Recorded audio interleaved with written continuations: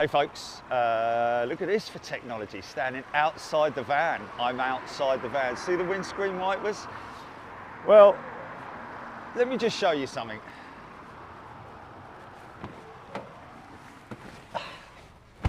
Okay, right. Doesn't look very breezy, but look at the speed of those clouds to start with. And you see the tree tops there. We're looking at around about 35 mile an hour winds at the moment. Look at those cloud tops being blown. How cool is that? So we are expecting winds to pick up. So I thought what I'd do is completely cameras resting on the.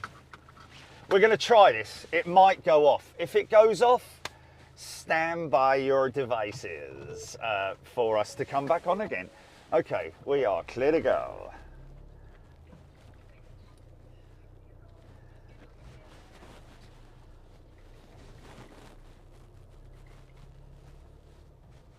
Oh, look at the little old lady. She's been to get the donuts for her son or for the grandkids or... Yes, yes. Right. So what we're going to do here, folks, is we're going to try this out and see if it works. I can't read your comments, obviously, because I'm driving and I need to be all eyes on the road. London Control, Sierra Hotel, Juliet, requesting routing to London Heathrow. Sierra Hotel, Juliet, you're clear for Heathrow.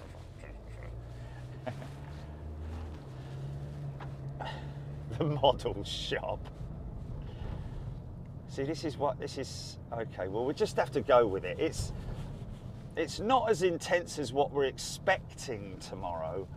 But how's that audio, Gilly? It's not because the Velia's right up next to me, my esophagus or whatever you call it. So if I swallow heavily, it's going to be a big.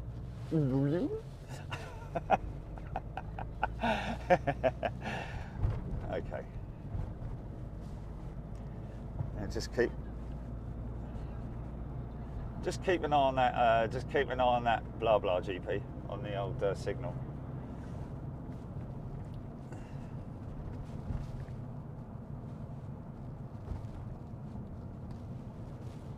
How you doing, folks? What is it? Tuesday, isn't it? Still Tuesday. It was so this is kind of like a dry run for tomorrow, and we've had we've interestingly enough had a couple of celebrities actually messaging us and requesting, asking if we're going to be filming the on Wednesday. So that's quite funny, really. Obviously, those guys keep an eye on what's going on, have lives outside of their TOWIE lives or BBC lives or presenter lives, you know, like everybody does, you know. They're not robots, so they have lives and they have interests and they have hobbies. And these guys obviously appreciate the aviation. Oh, look at this geezer parked here. He's messing everything up for everyone. Look. Oh, that was nicely negotiated. We're good there, we're good there. Welcome to Staines.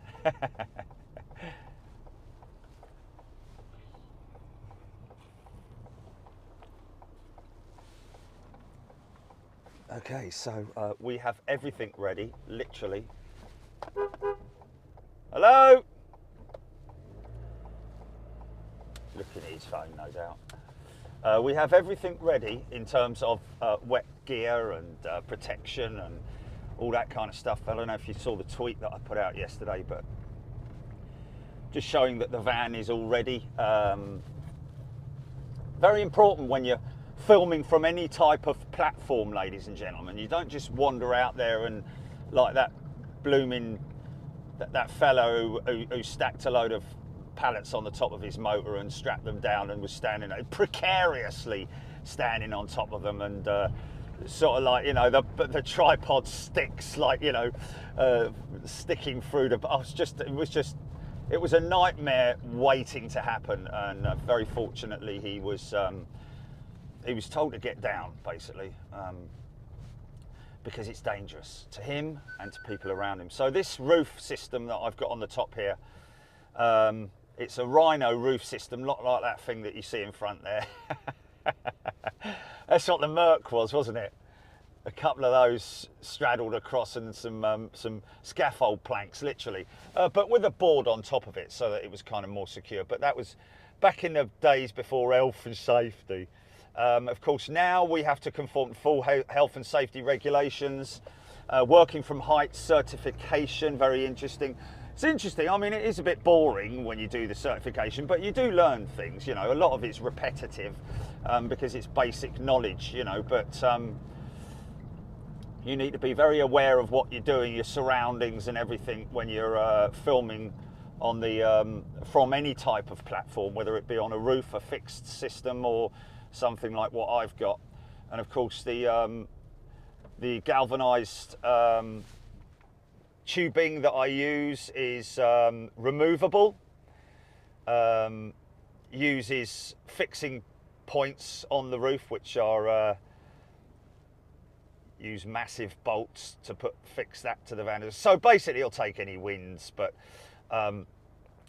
so those rails obviously are for securing, for safety, and also of course for lashing down as well, which we might have to do tomorrow. I'm not seeing anything extensive at this stage in terms of like the van sort of like rocking from side to side. That's what we want to see.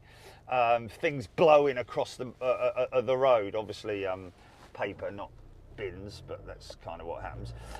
Anyway, so this is kind of just a little, but what we need to appreciate here, folks, and a lot of meteorologists will probably agree with me, it's a bit of a cheeky move, this. Watch this.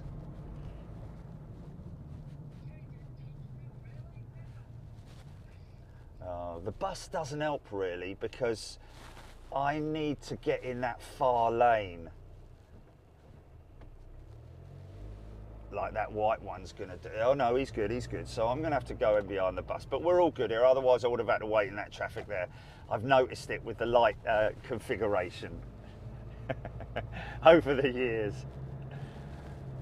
Anyway, so yeah, what we need to appreciate is that, you know, down on the ground, when you're down on the ground, look at these flags up here. Here's a good idea. We've got leaves blowing across the street. These trees are looking pretty tasty. Now look at this wind here. Look at the flags. They're fully getting it. Proper flag activity. And that gives us an idea of the wind direction, which looks like a sort of southwesterly. Yeah, look at this one up here. That's probably getting it. It's actually, so you need to bear in mind that on the ground it may be less windy, but you go through different layers. Oh look, he's torn in half, that one.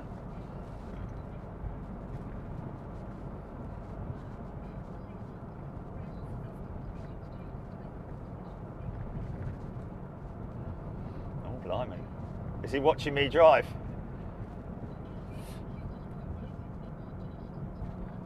Oh my God. Was that police car that came towards me then, possibly? Chief Constable. What was his name? What's his, yeah, but, oh, okay. Superintendent.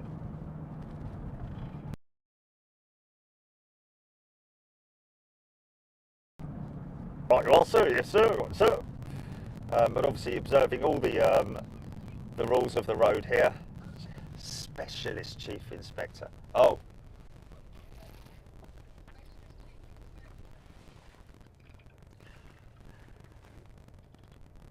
Am I coming out like Metal Mickey?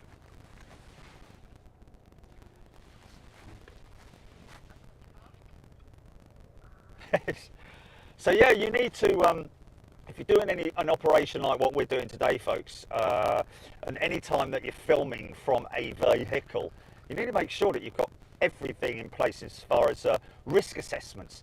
Risk assessments are very, very important in anything that you do. When we go airside, we have to provide risk assessments, or the client has to provide risk assessments. I have to provide my working at height certification. Liability insurance is something that are just sprouting up in parking lots. You know, they need to be aware, if they're filming anywhere above normal height, that they are liable for potentially damaging vehicles, damaging equipment, injuring themselves or people around them, you know. And that's why we've got £10 million liability insurance. Don't get any smart ideas, someone come and stand at the bottom of the van, just throw a brick up in the air and... Anyway, it had to be there. So yeah, you have to be very careful and observant of the rules and regulations when it comes to doing something like this. It's fine if you're a hobbyist. If you're just doing it as a hobby, then it's absolutely fine. But if you're doing it in any way commercially, whereby you are getting paid by Google or YouTube or whomever it may be in terms of your oh, the dog doesn't like that. Baby's crying, the dog's.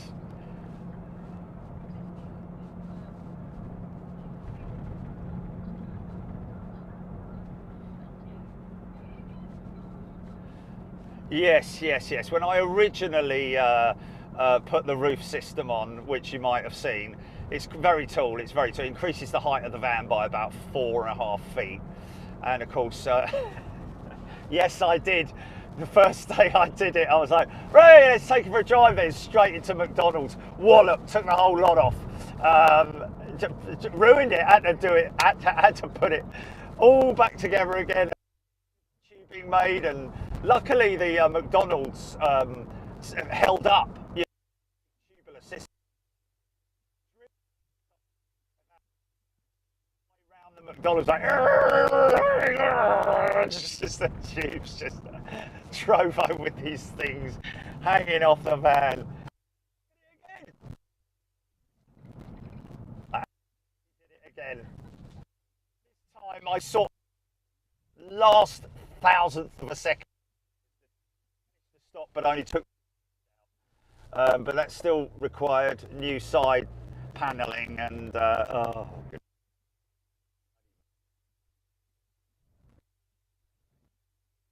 Expected.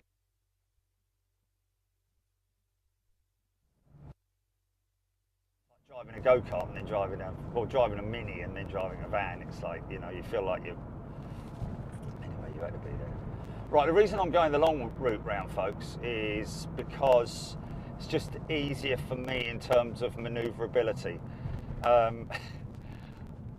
have absolutely no. I have a good idea of what's going to happen with the horses because I know what they're like. There was a couple of them there last time where I parted their hair over their ears because it was all hanging down in front of their eyes. They were like, "Oh, what's that?" No, only joking. So that's quite interesting. That's still a southwesterly. Is it southwesterly?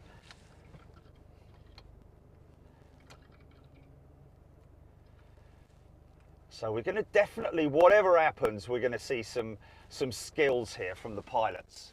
And of course, it is literally the last. What did that guy say? Sort of like 10, even depending on the intensity and deep.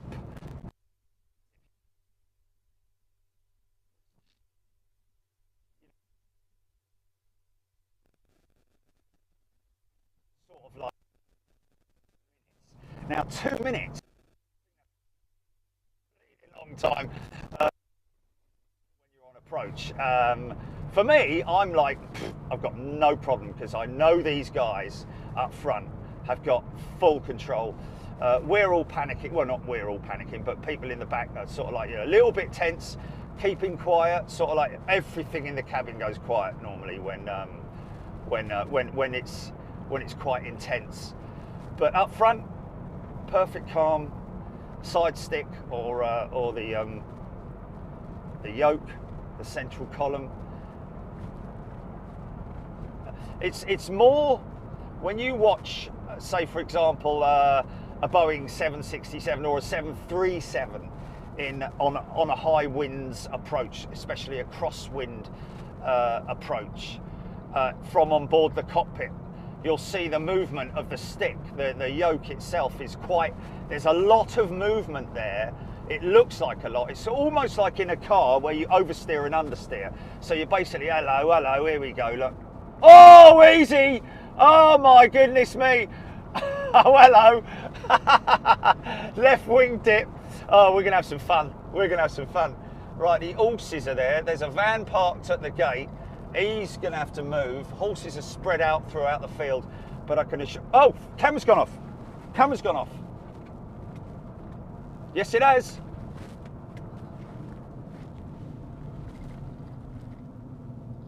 Oh, stand by, stand by, stand by. Can they still hear me? I can't touch anything yet because I need to wait till I'm stopped. Right, I'm stopped. Camera going back on. Oh, power turned off by economy mode. Oh, no, okay. Well, we'll have to wait till we're there so I can. Why would it? Oh, it's because I'm not recording in it. That's why.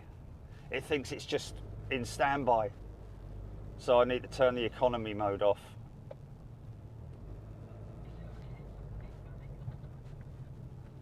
Did they see that plane? They would have seen that plane, wouldn't they?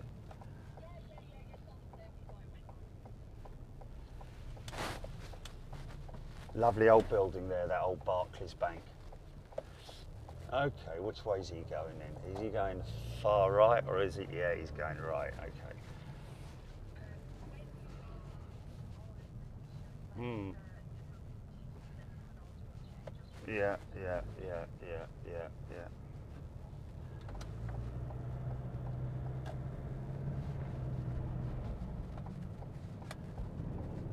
Oh, there we go.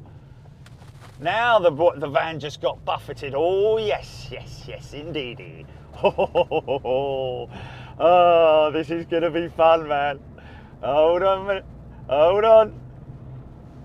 Oh, now I've got to open my dodgy window, haven't I?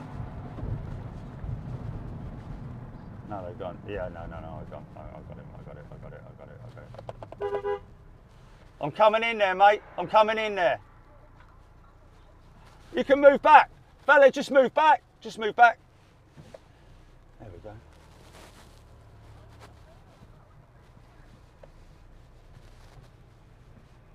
No, they can't hear you. You are on the headset. Oh, I don't know, whatever. Oh, it's because of the lavalier. Right, I'm going to put the... Right, okay, here we go. Right, now let me just change the audio quickly on this before I do anything else. I need more haste, less speed here, yeah?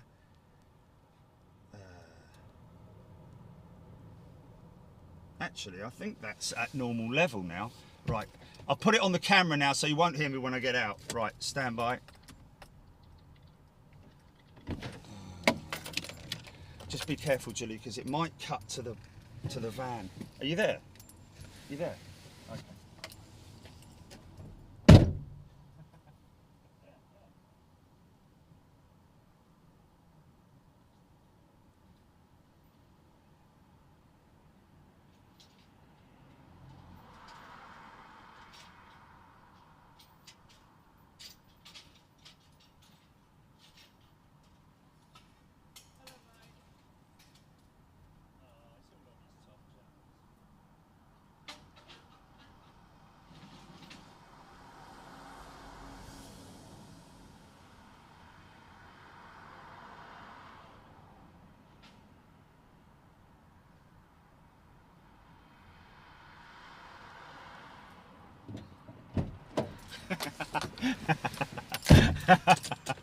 Here they come, look, here they come. Well, look, actually, oh, hold on a minute. I think there's a, if I keep it quiet, oh no, here they go, here they go. This is it, this is it. Stand by, GP. Shush, shush.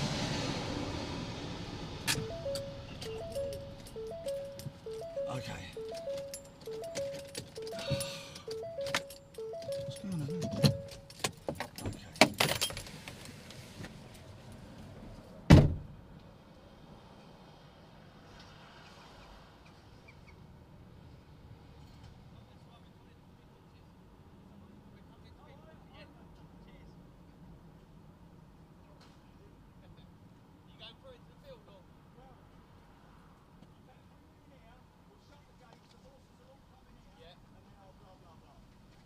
Okay.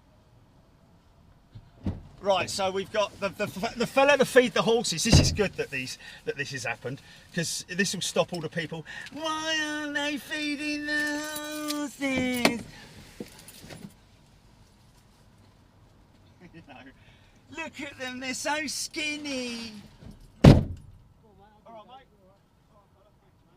I'll let them all get in first, because otherwise they'll all come here, won't they?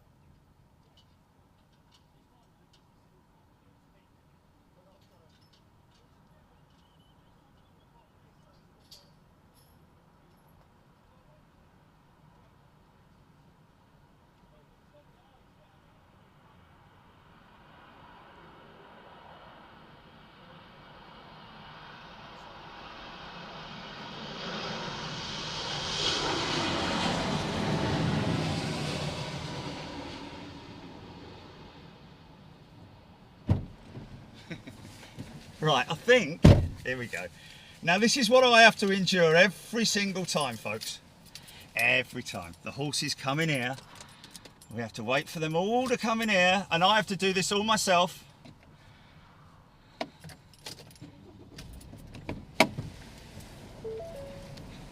You see, normally I let them all come in, but because these two fellas are here, okay, here we go. Careful, mate. All right, okay, here we go, here we go, here we go. Nice and steady. It's all right, it's all right, it's okay, it's okay. This is what I have to do. That's what I have to do. And there's three of them. Two of them, obviously. Look at the little one.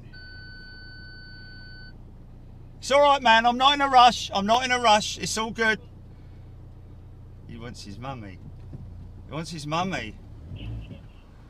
Okay. Right, there we go. Thanks, fellas. No worries, mate. Now, normally I'd have to stop here and then go in the corral, get all the horses back into the field, and trust me, that can be... There was some bloke standing there laughing his head off once, and I was not happy. Do you remember that? Hold on, Jelly. Hold on, hold on. You're on the wrong thing, Fong. Hold on a minute. He's standing there laughing. It's like something out of flipping, you know. It was something out, yeah, and I was not a happy bunny, man. And yeah. Oh my God, yes. And yeah. No, it wasn't the best day. Otherwise I would have, it was like bleeding Benny Hill or something, you know, with, it was... Yeah, but it was hilarious for him, man.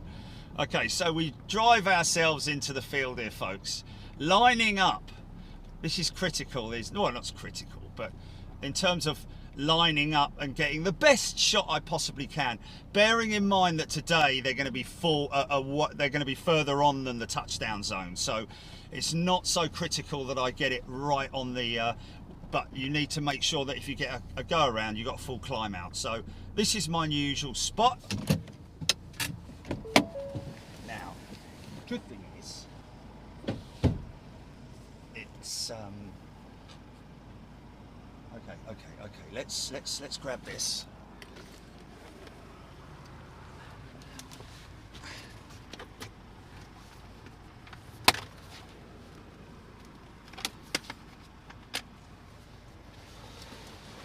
Faster than a ray of light.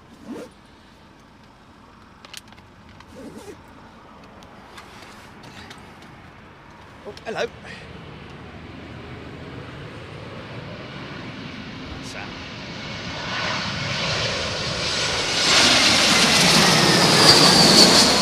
He's all right. Now it's about there also, isn't it? Okay, now, do this quite carefully. That there, and then... Whoa! Because the two things are attached via umbilicals. What happened?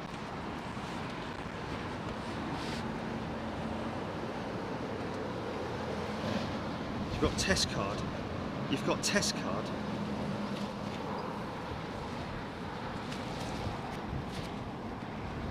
Tell me it should come back on. Okay, there we go. Check it.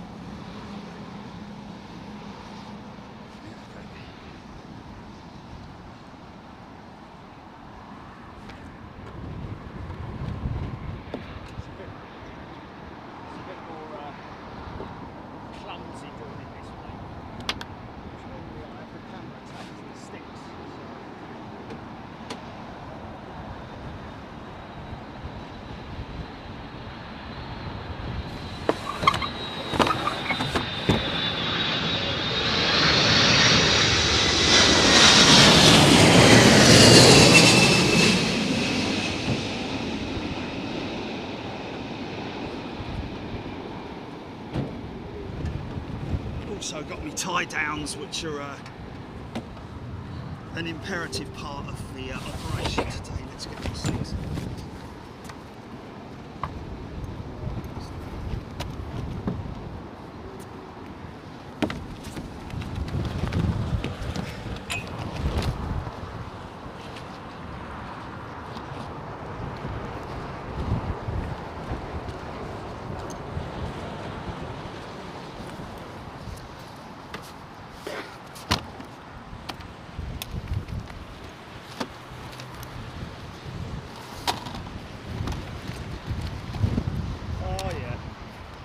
We got crabs.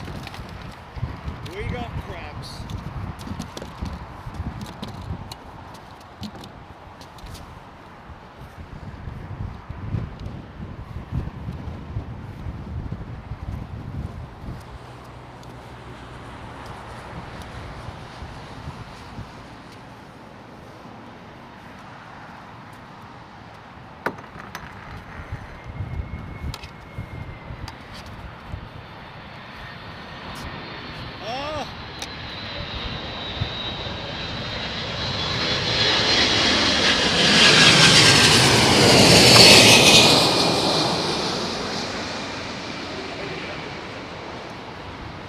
Trousers by Future.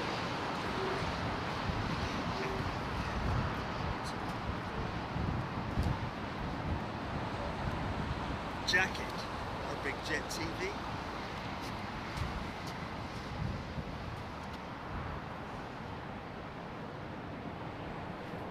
Is that what you can see?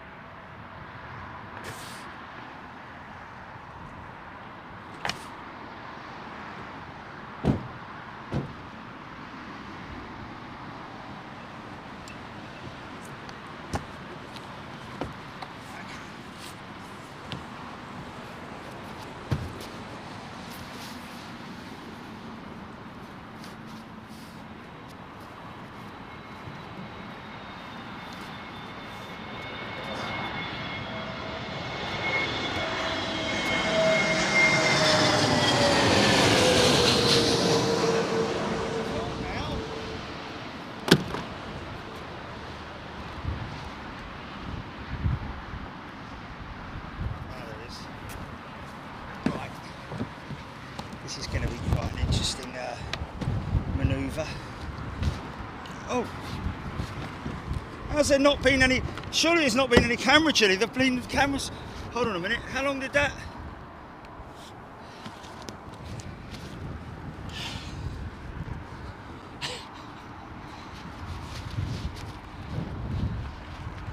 You there? Hello?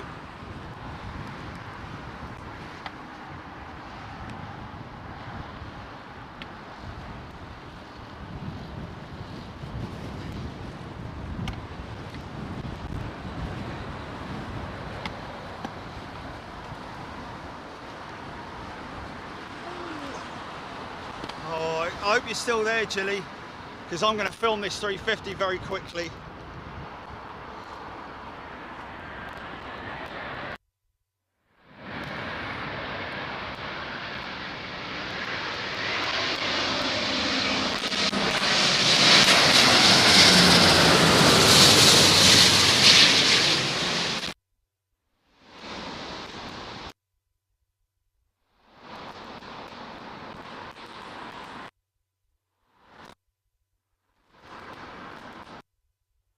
Yeah, that's quite heavy.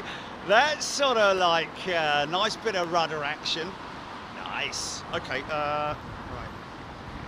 Let's just check everything's running, because might not be got around, don't you?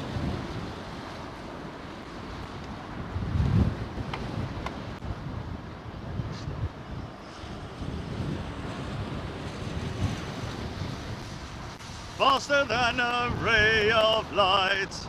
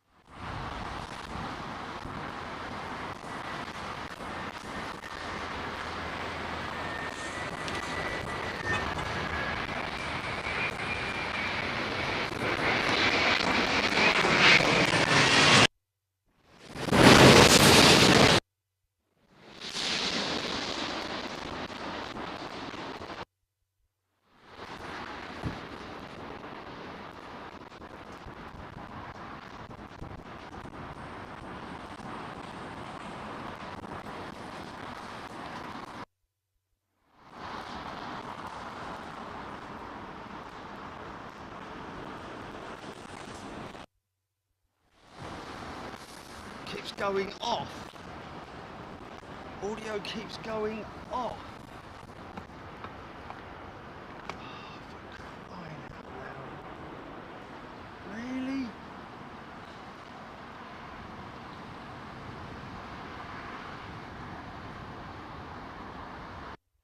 Check, check, 1, 2, check, check, 1, 2.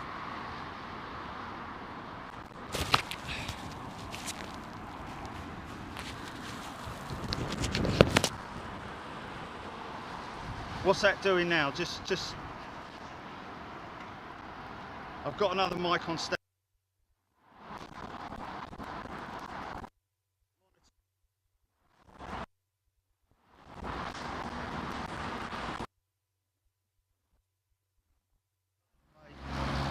Okay, I'm going to try the other mic. Check, check, check, check.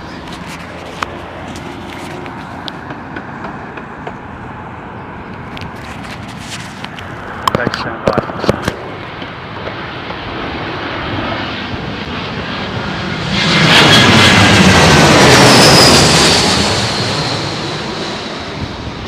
Sorry folks, been out of focus for all that time. You patient lot, you. Aren't you amazing, you guys?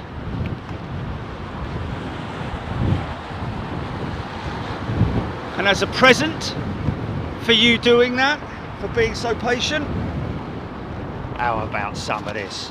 Now listen to this. You see the little plumes of smoke coming out of the engines there. That is the auto systems. Jelly, can you cut my audio? Because I can hear me. So, or is...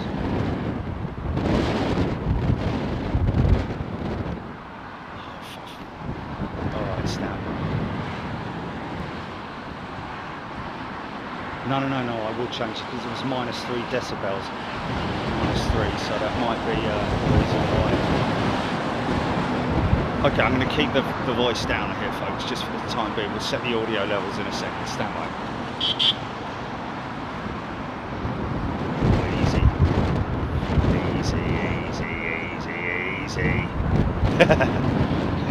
Yeah, just spotted us, has he? Or she?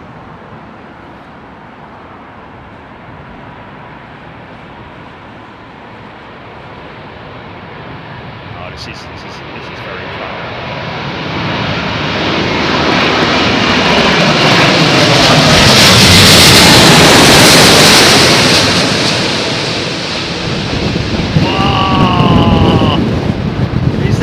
Downwash, or is that just a sudden gust of wind? Easy, son, easy, go on, get it down. Oh, that was late, man. That was late, I gotta say. Probably gonna be standing on the reversers. Yeah, nice crosswind component now. This is good. Okay. Rigged up.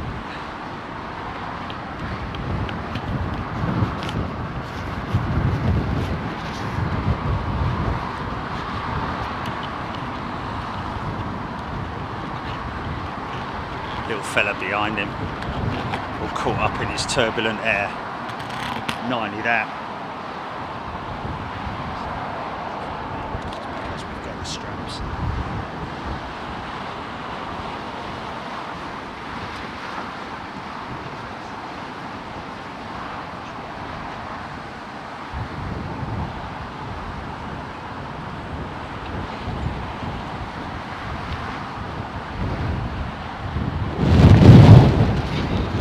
Sorry. Okay.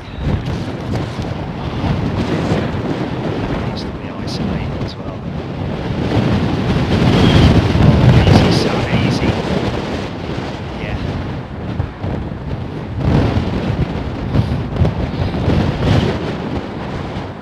Yeah, really picking up now. Really picking up now.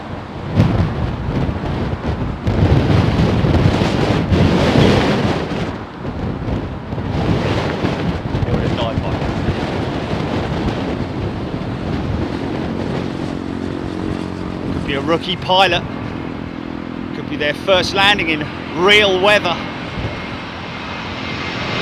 could be a seasoned pilot.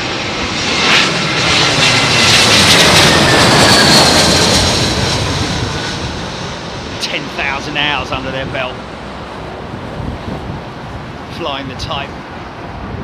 Can go straight from this to a 380, you know, easy.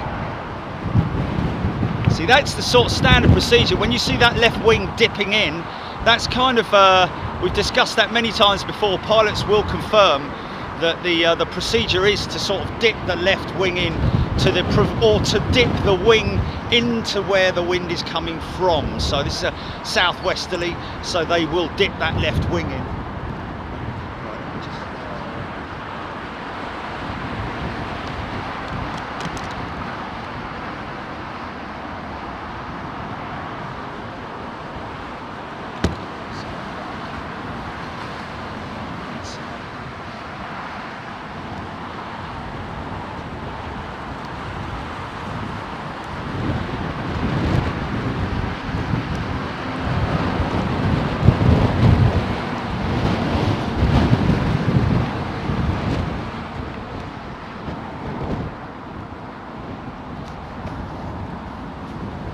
Coming to your comments in a second, folks.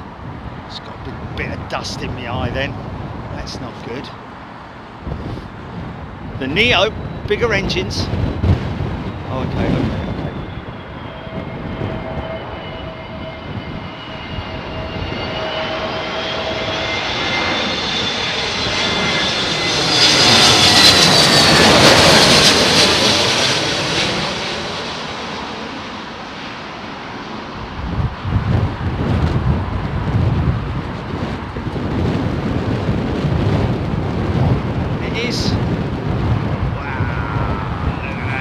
literally that last sort of 30, 40 feet, maybe even less than that,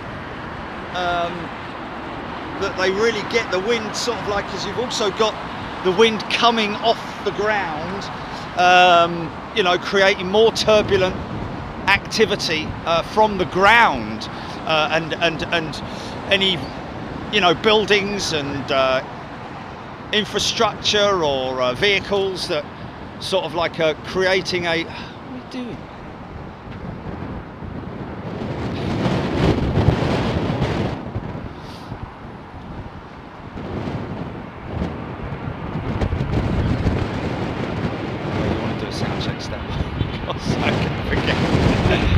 Tell me, mate, tell me what after it's landed. Keep saying it, keep saying it. No, you asked me about...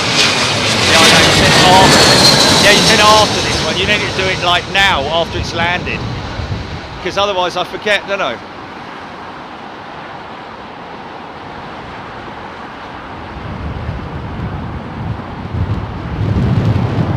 And of course, you've got to appreciate also that their decel, you know, the throttles come back. So they drop the aircraft and sort of like let it fly in. And that's a moment when it's kind of like quite susceptible. Right, stand by.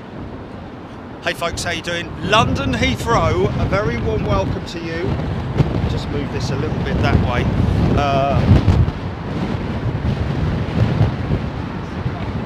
Got 737 inbound.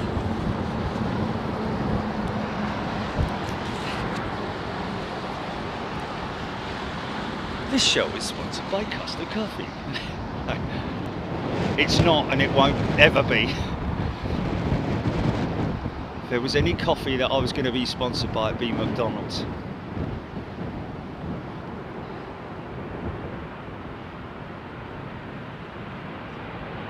And it will never happen. 737. Not bringing Aaron Brayer in today.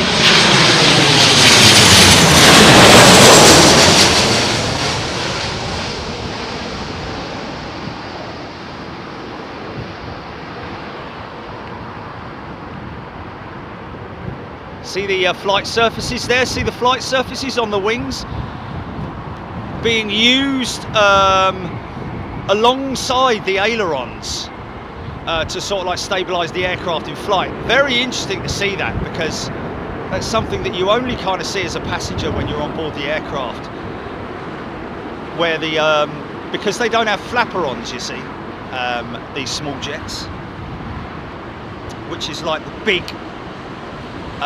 mid-section flap that you see on a 777 and the likes.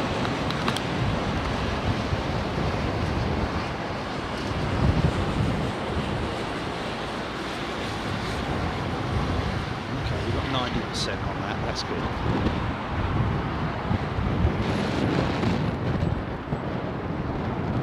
Another 380 inbound, folks.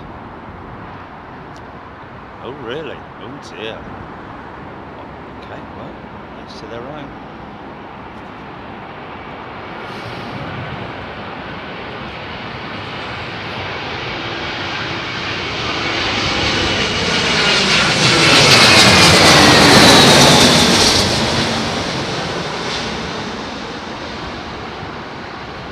See, even the little wings on the 319, 320, look at that flex.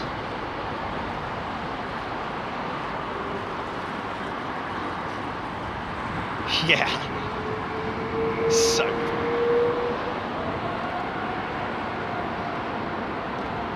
nice.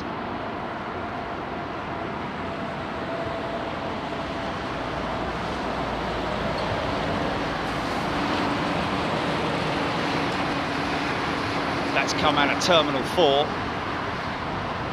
vectoring for the northern runway, 27 right, which these guys are going out of at the moment. Got quite a bumpy ride up there by the looks of it. Even from this distance, you can clearly see those wings flexing away, making adjustments with the flight surfaces. Yeah. So we wondered whether it was ever going to happen, folks. I mean, we have had pilots flying me who know me, like a pilot maybe. Well, actually, to be honest with you, I think we've had a couple where they both know us, but you know, where I've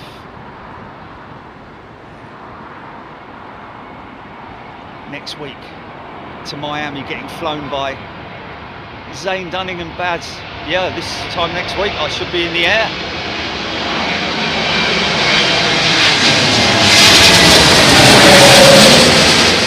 AGF 321 Neo.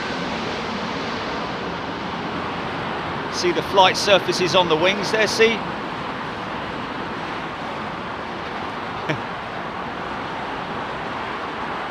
Oh! See, you can. Oh yeah, nice example of the heat matrix, or the vortex coming off the wing, mixing with the heat from the engines, and it creates a vortex that's normally you see as being like a water vapor vortex, but in this instance, heat vortex, which is pretty cool.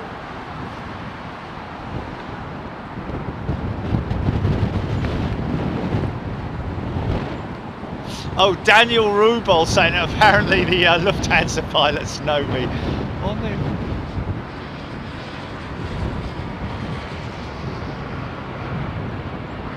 I have flown on Lufthansa a fair few times. Easy, Sam. It's coming in hot. A lot more aggressive being these IAEs.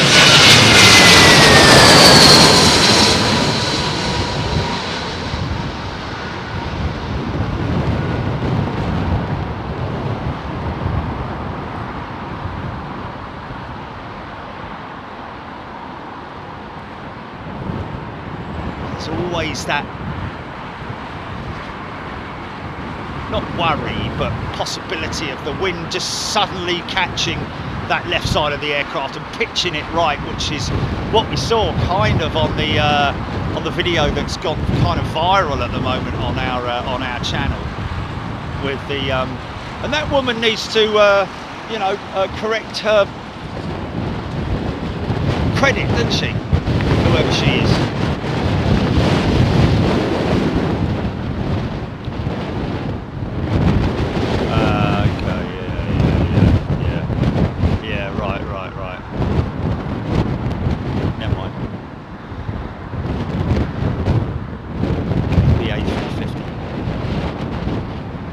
Dave.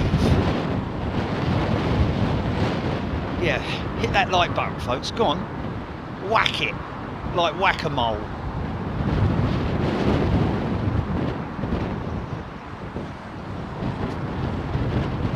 Big stiff wing on the 350. Still flexes, but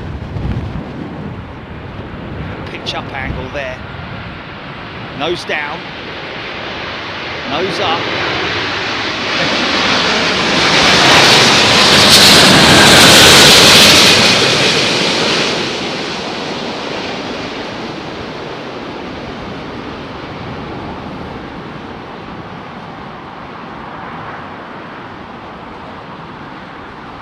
Nice. Still a lot of inertia there, man.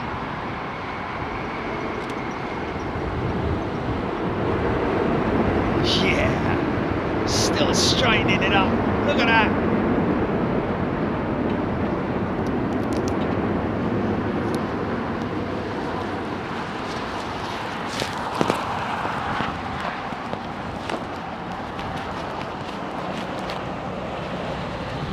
Nice. How you doing? How you doing? Tuesday. Just thought we'd come out, folks. Can't sort of like sit in the office looking out the window and the wind's blowing the trees, and you're like, well, what am I doing sitting here? John Paul White's skill, Sue Freeman's skill, Brian Stewart, do the varying winglets, wingtips help or hurt with these windy landings? Well, to be honest with you, Brian, it is really just the winglets are something that are more beneficial the faster the aircraft goes, if you see what I mean. they're not really aids in the in terms of windy conditions, approaches, and all that kind of thing. You have to appreciate that a big sail on the end of the wing, you would think, but she's travelling forward, so I don't think they have any, the different types or variants of wings have any bearing on how choppy it is. I don't think so anyway, I wouldn't have thought so. I think more so the vertical stabiliser, of course. The undercarriage is a very draggy part, which you know, some pilots call it dirty configuration. You dirty configuration. And of course, you know, other parts of the aircraft, depends on the size of the aircraft, etc, etc. But a lot of the time it's mainly just down to skills. Your winglets are too high! Interesting, actually, you mentioned that Airbus are actually experimenting with a folding wingtip, much like the 777, but on a smaller aircraft. Capitalism.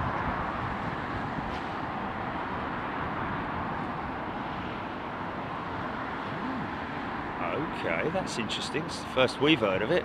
Brussels Airlines in financial difficulty, ceasing operations soon. John P. BA Super 4 out.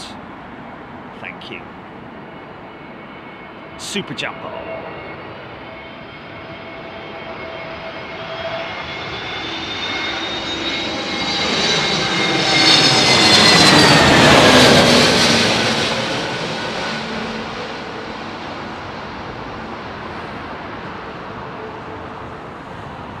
Of course, this is just a bonus show, folks. Oh, easy, son. They would have felt that go up and then waited for it to come back down again. Definitely, definitely.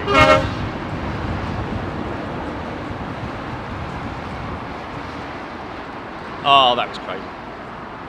Oh, Paul Clifford, Jerry, your favourite Icelandair 757, inbound 30 minutes.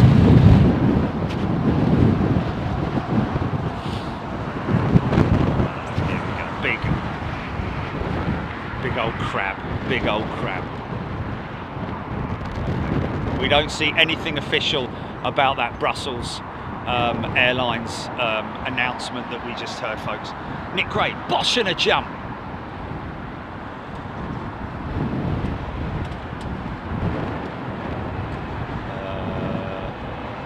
Early birdie saying the app failed to update on the Android.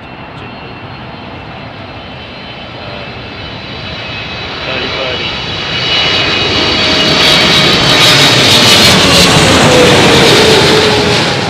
New version of the app on Android, folks. I would delete the old one and oh, look at the wings flexing, man. Delete the one that you've got on your device. Oh, ha ha ha! Wow, look at the swing on that. He ain't worth a thing if you ain't got that swing. Ah, do up, do up, do up. Right, just have a quick look here. Nick Gray, plane looks crooked. Well, actually, you're not far wrong. It is. It is crooked.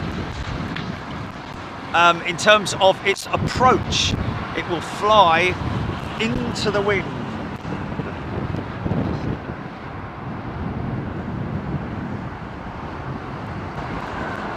Oh, Air Belgium.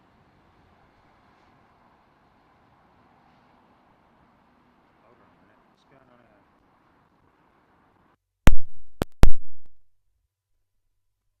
Sorry.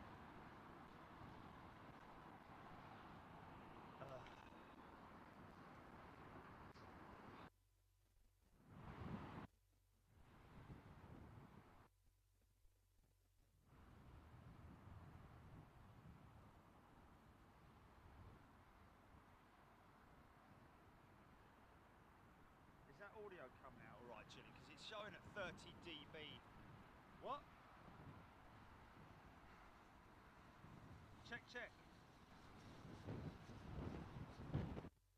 Check. I just heard me say it.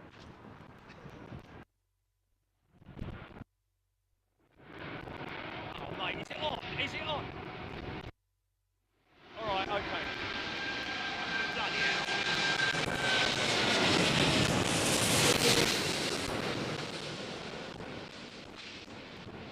What's it doing now? Okay, I still need to fiddle with it, okay. Wow, man, that's nuts!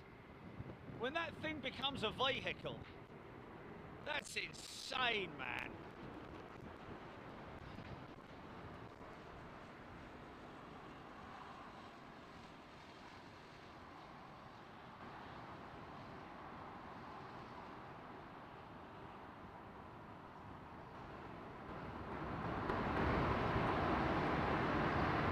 Okay, that should be a little bit better, that audio now, GP.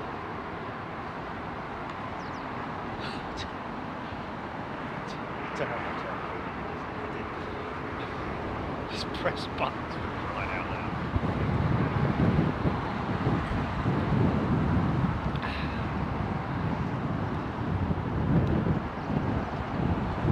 Kelly, I know you have lots of great filming locations, but this is still my favourite.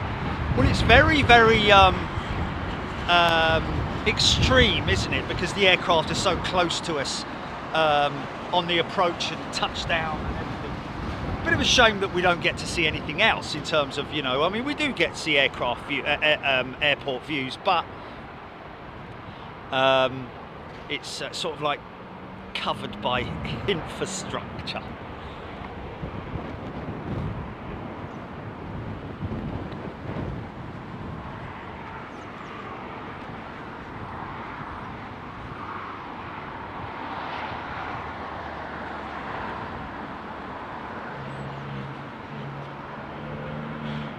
Jimmy G.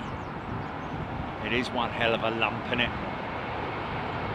Especially when you lose all that lift. Drop the throttles.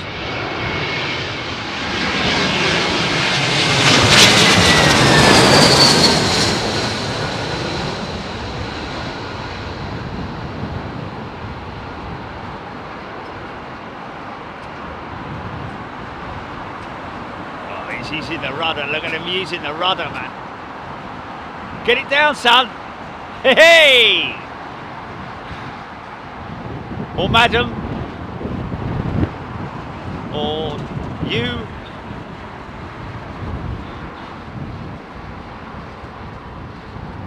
Yes.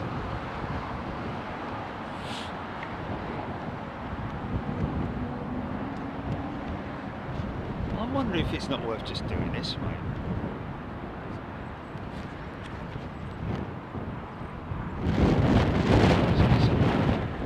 Oh, what's with the sportsman thing?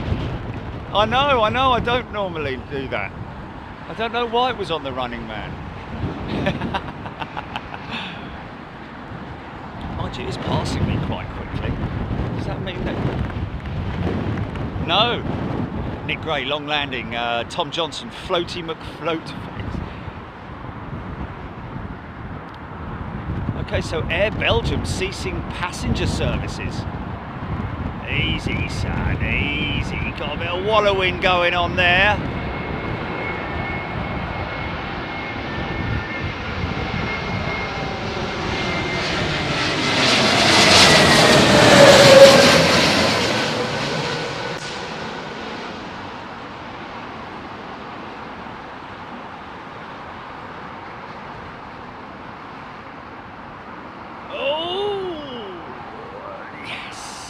Okay, so that's a little bit poppy, that focus. I'm not happy with that. I'm not happy with that. I'm going to try that Running Man again. Hold on. It's going to go running off down the road. Let's have a little look and see what... Nah, it's poppy, innit?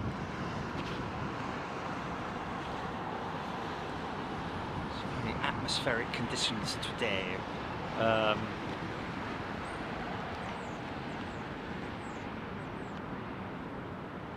Sideways McNally. Come on. Thomas Cleary, good morning.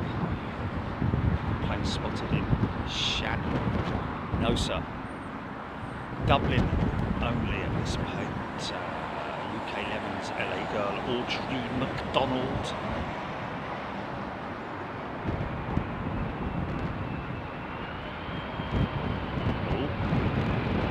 Now you watch these wings, see how flexed up they are. Watch them when they land.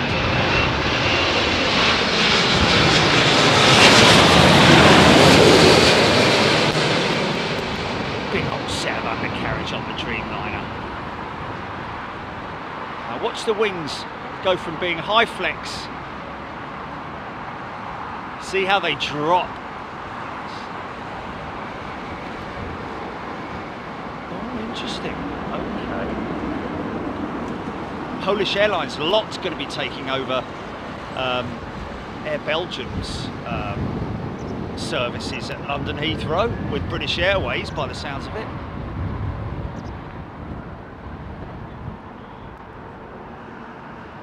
Charlie Deary watching from the Canaries, watching Picture TV instead of enjoying himself.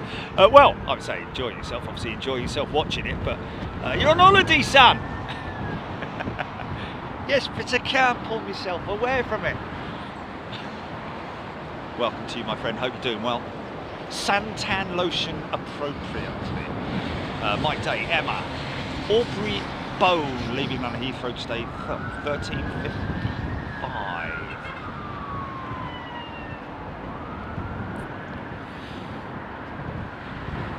Nick Gray, that Air Canada jet from Calgary. Thank you, Nick. Chris Gossman gifted a membership, new member for 2 months and 21 days in being join the experience and perks. Chris Gossman, that means he was gifted a membership and continued his membership. Thank you, Chris. A very warm welcome. And yeah, of course you get, there are perks. And if you're first class, you're going to be joining us, or super class, you're going to be joining us in Miami next week.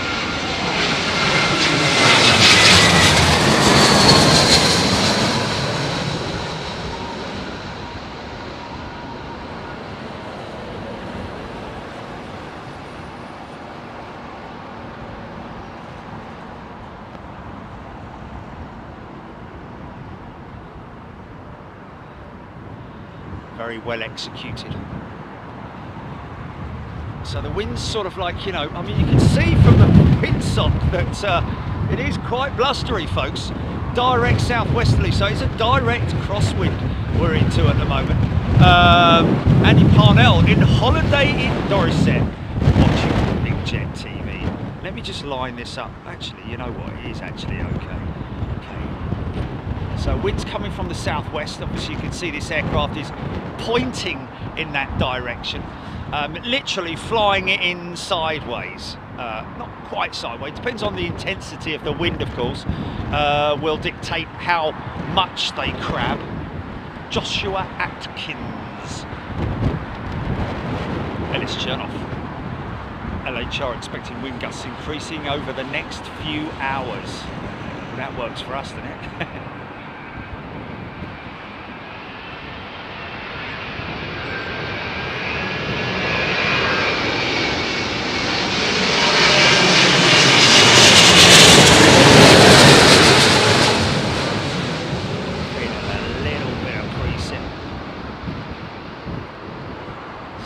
Surfaces also being used there. Speed brakes. Ooh. I think he was like, sort of like, right, you know what, I've had enough of getting this thing on the ground. Stop all the faffing around. Mad Matt UK. Asking for the flight number. VS, what is it, GP? VS5 next week. Ray Rowson, we fly to Fuerteventura tomorrow morning at 6 from Stansted. We'll still watch your shows out there. Lots of people watching the show whilst they're on holiday. Fantastic. Big Al's plane. So off those planes, they must be looking at runway 27 right. Well, this is 27 left. Yeah, I guess you, well, first officer will be looking at the fields, but they obviously could then. Yeah, I see what you're saying. Roxy Simmons, 4:30 a.m. in Denver. Husband snoring woke me up. Isn't it?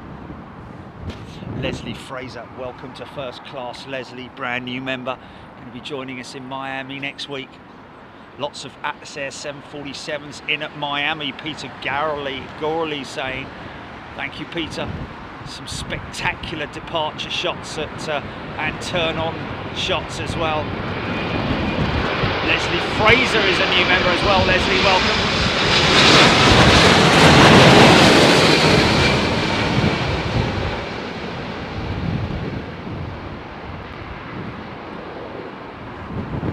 Air India.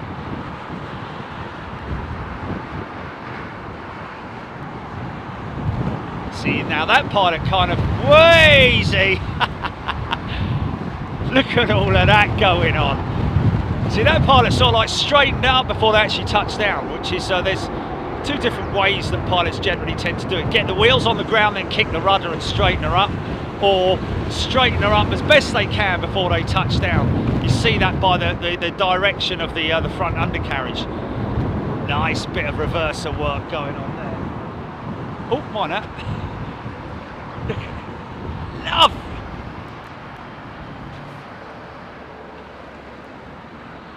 Oh, what's going on in here?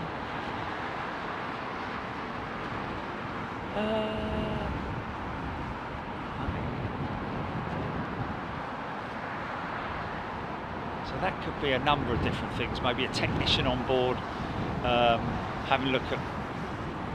A lot of the time, it is onboard flight entertainment stuff, or maybe a toilet's gone unserviceable, or you know, it's a number of different parameters that can go wrong on these things. Chester Jaws, hopefully see the DC-8 at Miami. Yeah, we saw her on the ground last time, didn't we? I think it's it's either I think it might be a 71 or something like that. It's a big long thing, isn't it?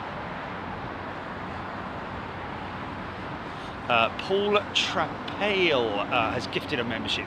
Thank you, Paul. A321 Neo, I think, or 320 Neo, possibly. Mark has gifted a membership. Thank you, Mark.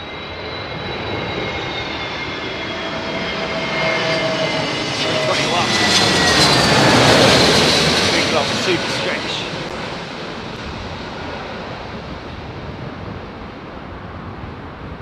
Really, the equivalent of the 757 in the Airbus family in terms of the replacement, or another option now that the 757 no longer in build.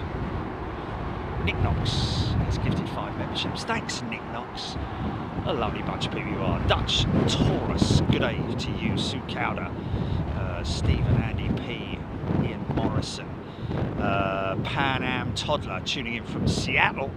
Can't sleep. A super happy Big Jet TV is live. There we go. Can't sleep. Oh well, maybe we'll send you off to sleep. Sing you a lullaby. That's the Festival of Creativity, isn't it?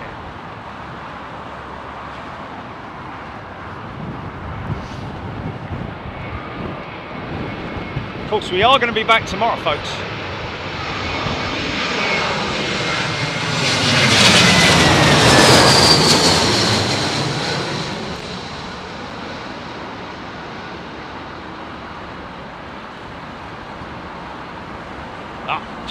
Truck, double truck.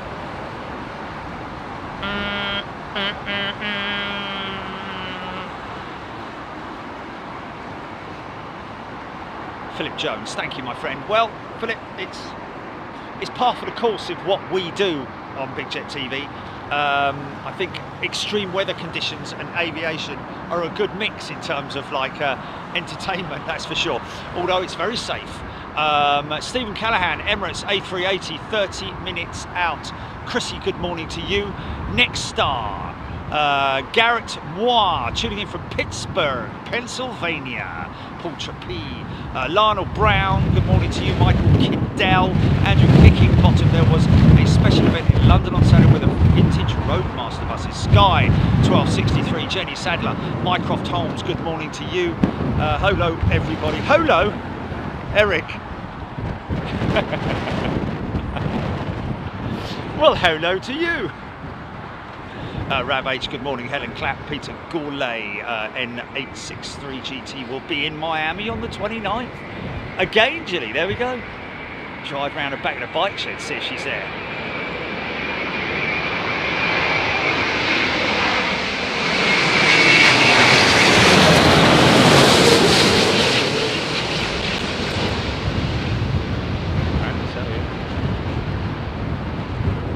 Oh, I'll be back. Yeah, I won't be there on the 29th.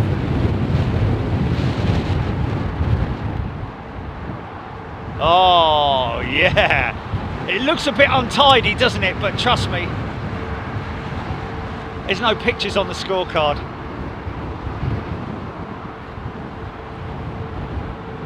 Steve Hughes on the south coast, very windy. Craig Hicks lurking at work. Sandy Humby, Norwegian Wi-Fi quite cheap too if you want the whole flight. You know, in the grand scheme of things, it's worth spending another 20 quid in it. But the worst thing is when you spend that 20 quid and you spend 7 hours of the 8 hours trying to get the Wi-Fi going. I got it going.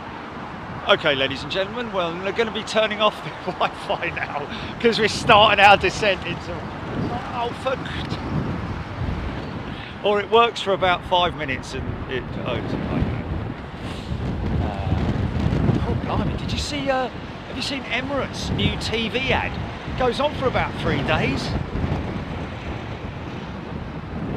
I dreamt last night, of course I had a dream about it, I dreamt, but it was in the first class of an Emirates 380, but it was all anaglyptic wallpaper. So, yes.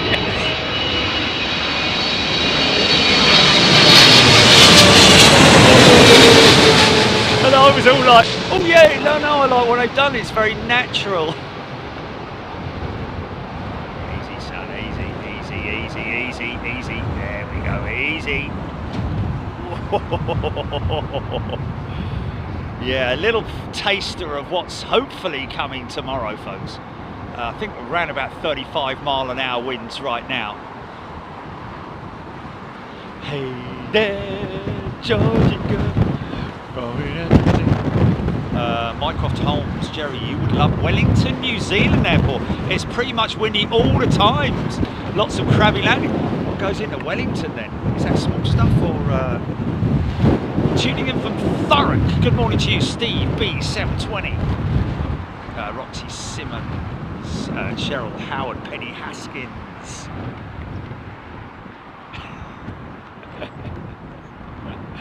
And for some, how it worked out, Ginny, still there? How it worked out, somehow I was getting off the plane, going around, doing some shopping, then coming and getting back on the plane when it was in flight. I just don't understand it. But that's what dreams are made of, isn't it? Atlas Air in Miami on 28th, 4th to last 747-8F. Peter Gourlay saying, okay, so N860 GT is there. Just noticed I have a star on my membership badge. Steve Hughes saying he's a starred member. Oh yeah, of course.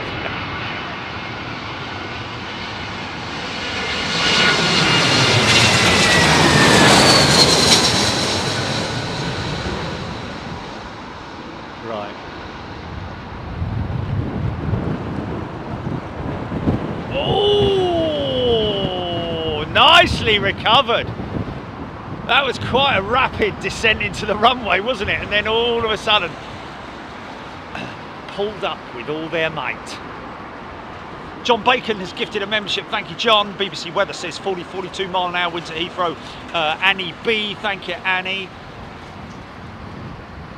Phil Sky, Penny Haskins.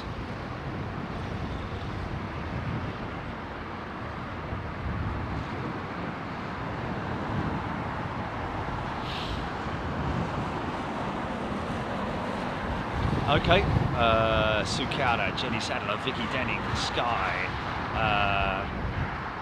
Eric. hope everybody's doing well. See Air Canada's Max lined up there amongst those single aisle jets.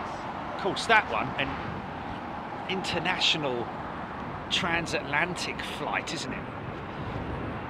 Tony Haynes, EK1, 27 minutes out. Joe Thompson saying, come on son, bring it in, bring it in.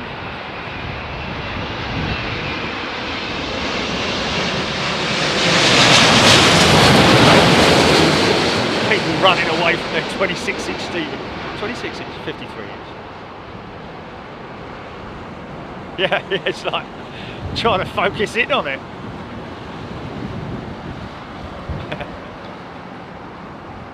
Yeah. See that little elevator movement there, folks? Just manipulating the elevators to sort of like try and smooth out the whole touchdown process. Mate Red tuning in and saying good morning to all new members. Paul Brown, what I want to know, what is the biggest 747 jumbo cargo or the Emirates 380 in size and weight? Ooh, tricky one that, because I think the 747 freighter, the Dash 8 freighter, it's a beautiful aeroplane. I would always favour it over a 380, but in terms of length, I think the 747-8 is like a couple of feet longer or something like that. Crazy small amount of difference. Of course, the A380's wing is longer, got a bigger wingspan than it has length.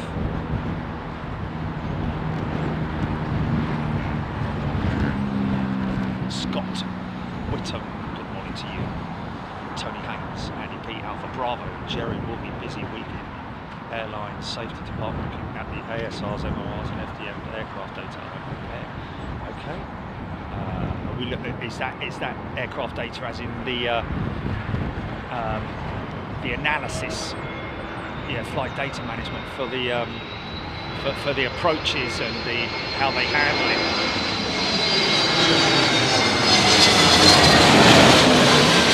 Something, to be honest with you, I don't really think that the pilots actually get to see that. Oh, easy. Oh, yeah, drove that one in on the left. Yeah, it's not like a Formula 1 driver where he sort of like goes back, has a debrief with the team and sort of like looks at the data and how he can get around turn 1 and turn 4 faster. You know, this is more like it's more like for the technical teams to look at in terms of if there's any discrepancies with what they should normally be. I think. Kathy Williams, Etihad 380 due in about 1 hour. Thank you, Ed. Kathy. What's that? Yeah.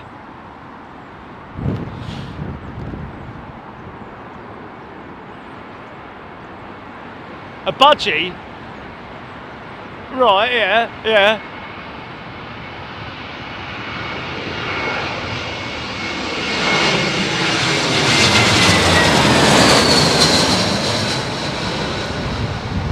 No way!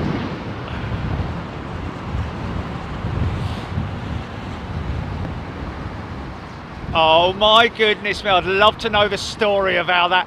Whereabouts at Heathrow? Whereabouts at Heathrow? It must have been... Oh my God, you've got to get more information on that though. I mean, found at Heathrow. Was that outside Heathrow? Was that a worker at Heathrow? Was it somebody in the cargo section? Maybe it was flying around in the cargo. That's crazy, man. We're just hearing, folks, of a budgie that went missing in Staines. And it's been found after 2.5 days in Heathrow. So there we go. Rescued by someone at Heathrow. Got to find out, mate. Got to find out. Back away from the telly. Jenny Sadler, Mark White. What time are you streaming until? Not sure, Mark. Virgin 339, Space Oddity joining the back of the stack from Tampa today. Nick Gray, thank you, Nick. Gareth Fowler. Okay. Okay, I think people are liking that in-your-face shot Nap Time is a new member. Welcome, Nap Time. Don't you make me want to fall asleep with a biscuit and a cup of tea. Paul Jones has gifted a membership. Thank you, Paul. Etihad 380 EY9 EY19 1 hour out over Frankfurt. Awesome. Thank you for that, Alan. Well, we will definitely get that.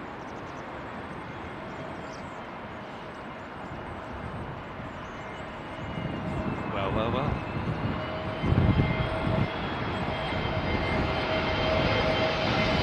Yeah, the 346 was the longest until the 747-8 came along. I think the 346 is actually a very slightly longer than the 380, I think.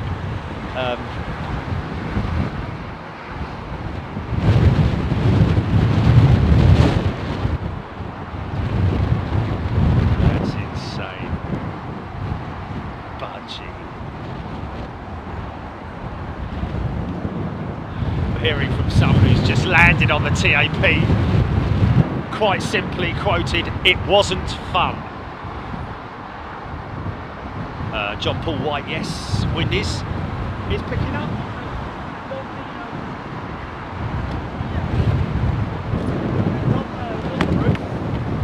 Because I think it's worthy now. Get behind me, Tom.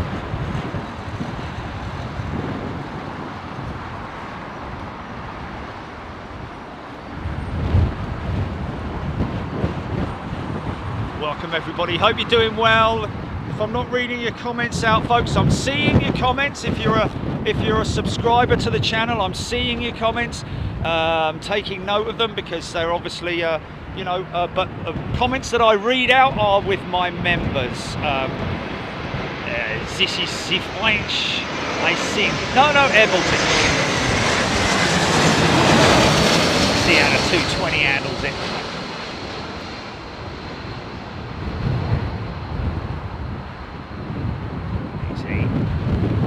Easy. Yeah, lovely bit of manipulation there on those elevators, man. Because that's what's basically there's two elements to it. Obviously speed and also using those elevators. Dazzle H has gifted a membership. Zombie Todd, good day to you. Paul Jones, welcome everybody. So this is, yes, where the pilot skills are at their optimum, would you say?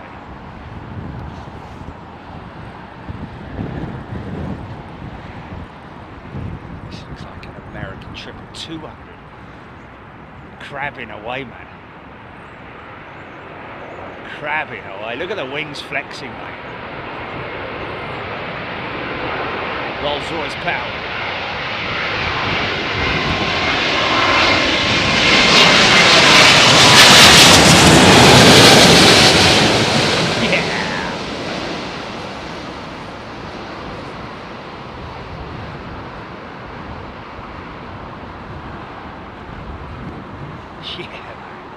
Heavy. Crazy. The commentator. So there's also one on each tip.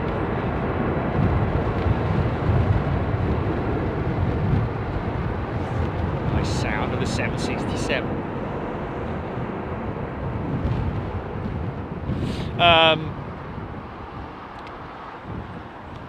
There's a slinger going out.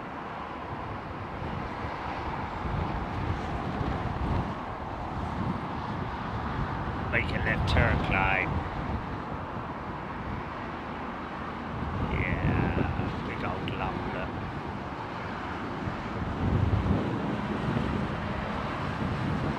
Current wind speeds around about 35 miles an hour, folks. See from the windsock. Sometimes it's interesting, like I say, you don't feel it on the ground, but certainly at these heights you do. About the last 2 minutes of approach, which is kind of where it starts getting really unstable.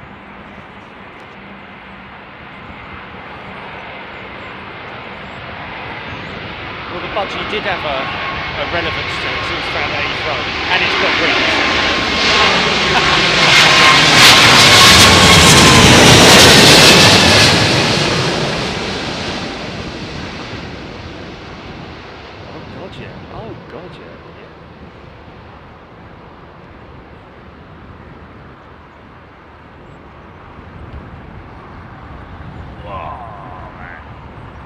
You know, there is a certain point at which they have to say, right, okay, we need to get this thing on the ground because we're kind of running out of runway. It's a 2-mile long runway, but, you know, when you're talking about an aircraft that's travelling at around about 120 knots, 140 knots, anything from to... oh wow, Ty gifted 50 Big Jet TV memberships. Ty, thank you so much, you are a gentleman, sir. Roxy Simmons has also gifted a membership.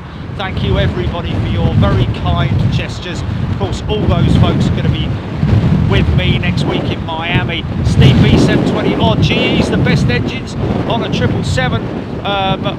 Well, to be honest with you, in this particular, there obviously were the options of the Pratt & Whitney PW4000s, the General Electrics, all these Rolls-Royce Trent 800s. I think the Rolls-Royce Trent 800 is actually around about the same. Easy!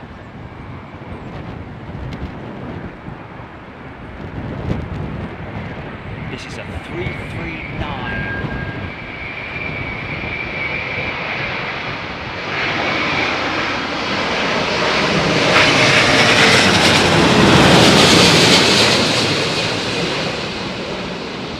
Very calm. Very calm.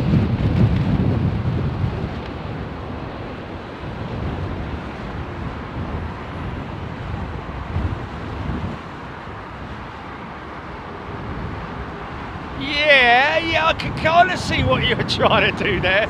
Sort of like just grease it, but that left wing just did not want to come down, was it? So it was a bit of a sort of like forced landing for the second attempt, so to speak. Sorry about that. Jeffrey Hart is a new member. Welcome, Jeffrey. Great to see everybody.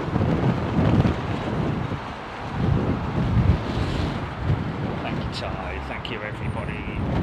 Horses have been fed, folks. If you were with me earlier on, I was followed in by the chaps who look after the horses here, and they are very content now, because if it wasn't for that, they would probably be surrounding the van, kicking it and gnawing at it. Philip Perry. First time I've been called a member and never felt insulted. Very funny. Ian Morrison. Hi. Him, he, me. Good morning to you. Aviation Dog. Big Al's playing. Mark White. Does anyone know what squawk code the budge used? Okay. Gaz M has gifted a membership. Thanks, Gaz. Great to see you all here, folks. Kaz M, sorry. Sorry, Kaz. Paul Jones. Kisa and the Moo Moos. If you've been gifted a membership, folks, please come in and just say thank you to your giftee. Very much appreciated. That's them going out of their way to allow you to come and watch the show in Miami with us. And as we had just now, somebody who's gifted a membership, been with us for 2.5 months now. That is just a fantastic thing to hear. Yeah, that basically shows that the model is working.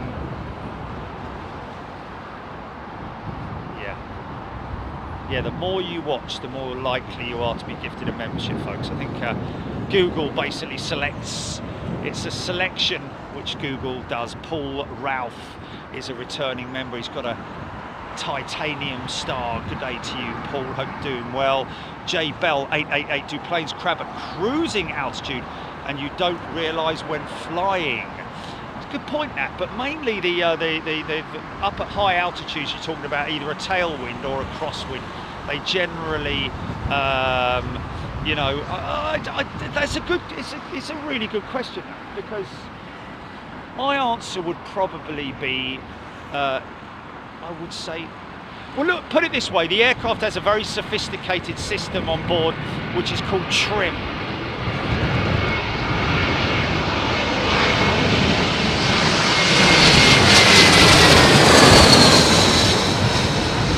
So the aircraft has a very sophisticated system which is called trim. And during flight, the autopilot will trim the aircraft out. So if there is a slight crosswind element in their cruise, the auto systems will very slightly trim out the aircraft to make sure that it obviously continues to fly in a straight line. In terms of crabbing, you're normally flying with a strong headwind or with a strong tailwind. But yeah, I mean, I don't know. There are winds at high altitude, there ain't no doubt about that.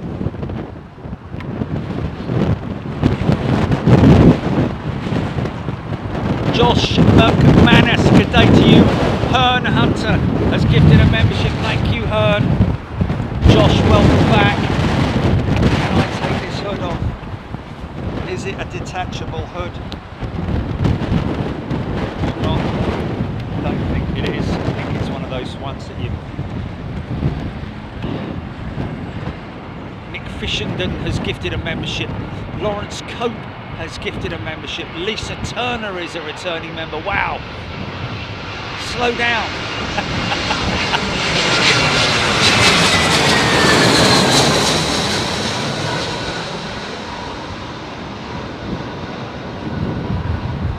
Expecting the winds to hopefully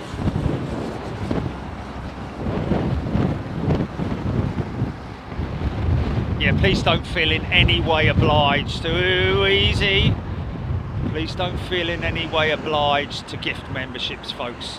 Nobody, just enjoy, sit back, enjoy, watch the show. Some people are able to do it, some people are not. It really does not matter. You just sit back, enjoy the show. Ian Morrison, Phil Sky, chat is going at the speed of nonsense. Jack loves Minecraft. It's not described as crabbing at altitude, but there is often a difference between the direction the nose is pointing, magnetic heading, and the course over the ground it is flying. There we go. And that is why I do know that back in the old days with in Bomber Command, where they had navigators had a drift. They had they had to calculate for wind speeds, crosswinds, and drift potential.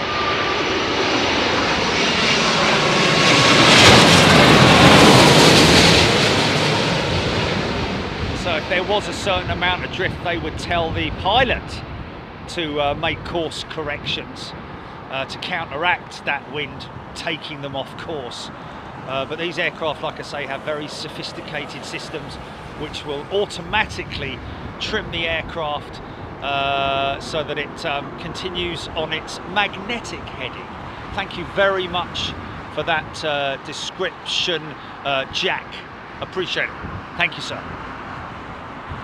Josh McManus, we got you, my friend. And Lisa Turner is another returning member. The Groovy Gang Theatre Group.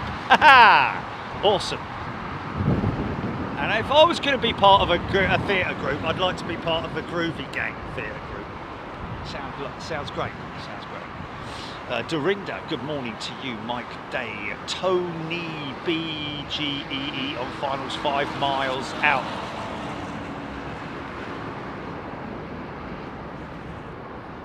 Well, you can tell by the way I use my walk, I'm a woman's man, no time to talk.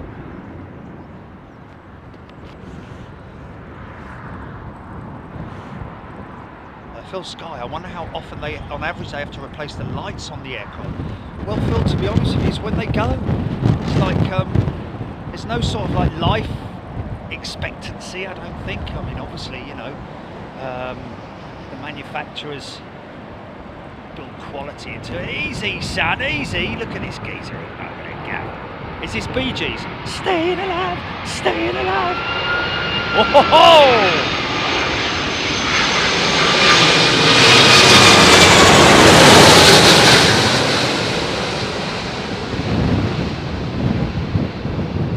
James Doig, gifted 10 memberships. Thanks, James.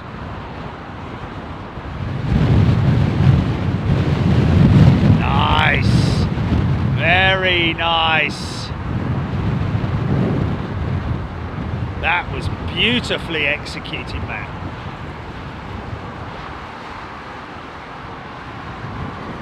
Lawrence Cope. Maybe he's down.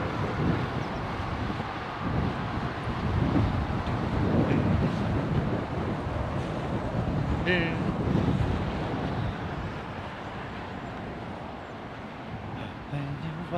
the rising sun, I've been waiting in the pouring rain.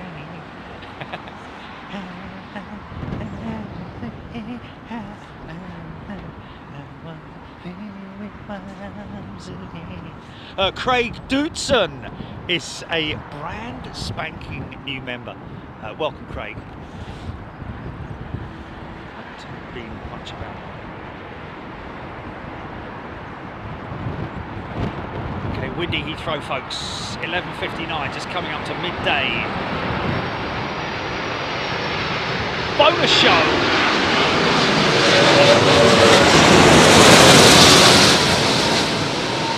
3:30 after 3:30. Who gets the prize? Who gets the prize? Ooh, I'd say the number one.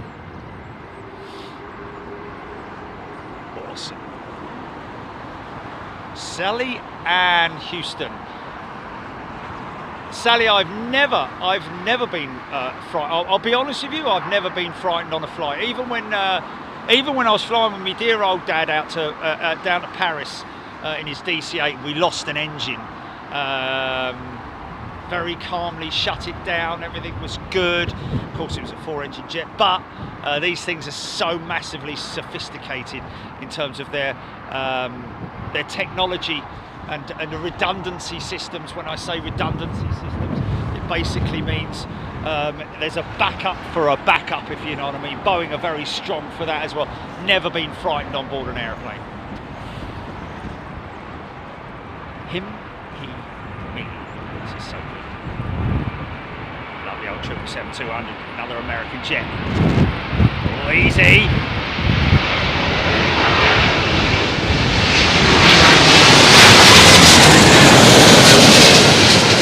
What you might see if there is a go around, folks, around about just while they're going past me, could be an unstable approach where the flying pilot is not happy with his or her line up with the runway.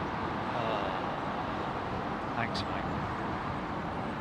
And they will then effect a go around. Some people call it a missed approach. I tend to call it a missed approach if it's quite far out, where they will be unstable and unhappy. We've got Craig Dootson as a new member. Welcome, Craig. Did I mention Sir James Doink gifting 10 memberships? Thank you very much indeed. And LCY will just watch that Virgin 330 land. Okay, what have we got long distance? Let's have a little look and see. I'm going to open my flight radar app now, folks. Stand by. And you come to me on a summer breeze. Sorry. Oh, 757 next in. Here we go, folks. This is a beautiful aeroplane. Now look, you see, from this distance, you could mistake it as being a 320 CEO, couldn't you? Quite easily. It's only when it approaches further and closer that it becomes a big spindly legged 757. Exceptionally long landing gear struts on the 757. Struggling a little bit here. See the plumes of smoke coming out there. Could be the pilot manipulating the throttles there, or it could be the auto systems. Oh, I thought that was going to be a missed approach then. RB211s, here we go. Don't point it at me, mate.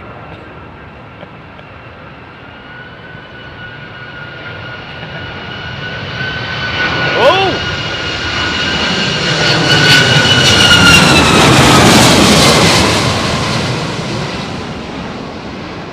Nice. Nice bit of Doppler effect going on there and all. Ah! Truck! Go on, quickly! It's a long landing. Oh, nice! Strong, rigid Boeing jet, man.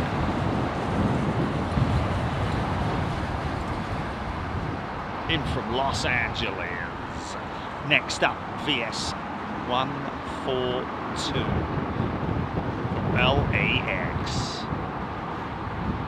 Rod Moyes is a brand new member. Rod, welcome.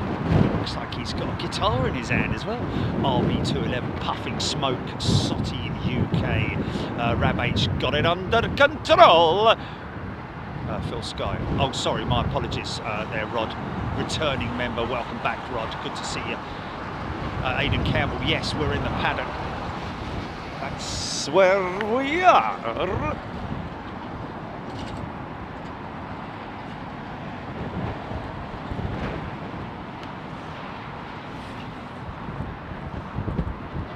Kim McKinsey.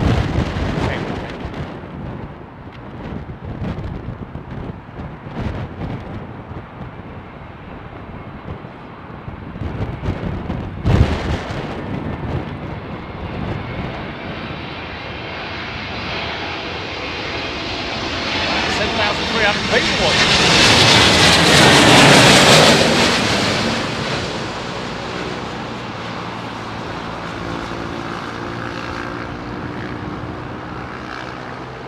Oh, easy. Caught a bit of a pocket there. You've got to pick a pocket or two. You've got to pick a pocket or two. Matthew Court liking the livery on the Iceland Air Jet. Oh, it's perfect in every way. The cheap line, the colour combination, you know, just everything about it is absolutely brilliant. The yellow mix of yellow, the yellow engine cowls, like I say, that very retro looking pinstripe or cheap line as they call it. Rock Dodger, wind has really picked up on the west coast, Jerry. Listen to these engines. I think that whistling noise is those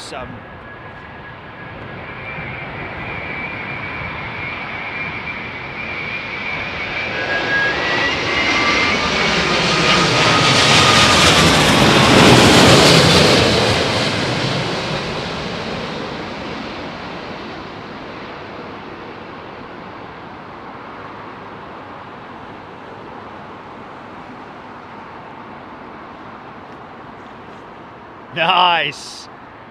So yeah, like I say, folks, next week I'm obviously flying on a Dreamliner, actually. Baz, who was furloughed during COVID with Virgin Atlantic, is returning to Virgin Atlantic, and his first flight back is with Zane Dunning, our friend Zane Dunning, and not only that, but his first flight is flying me across the Atlantic. How about that? How crazy is that? We knew it would happen one day, and it has finally happened, where we've got two. But there have been occasions where I've been greeted by one of the pilots. I've gone up the front afterwards, and then both of them know me and all that. No, you go back and do it. No, you go back and do it. 1898 Albert, welcome back, 1898 Albert. John P has gifted a membership. All rudder action that you see, folks, all the manipulation that you see. Speed brakes come up auto as well. I think they're auto once the wheels are on the ground. But the rudder is all manual by the pilot. Foot control.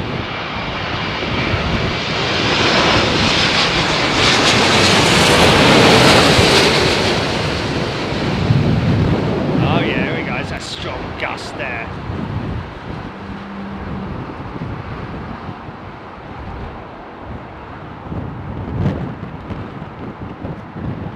Long landing. Long landing. Runway too short. Yeah, stand on those reversers.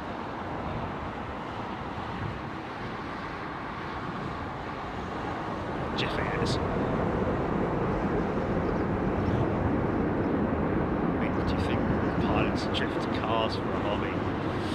Well, put it this way, probably very good at it in terms of controlling a vehicle. in wet and slippery. Brad 787 has the best wings in the business. Going to be honest with you, Brad, I tend to agree, because it is so amazingly exaggerated, the flex in the Dreamliner wing.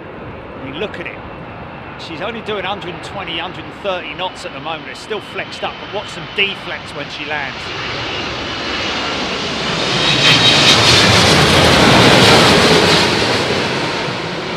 1898 AIRBUS.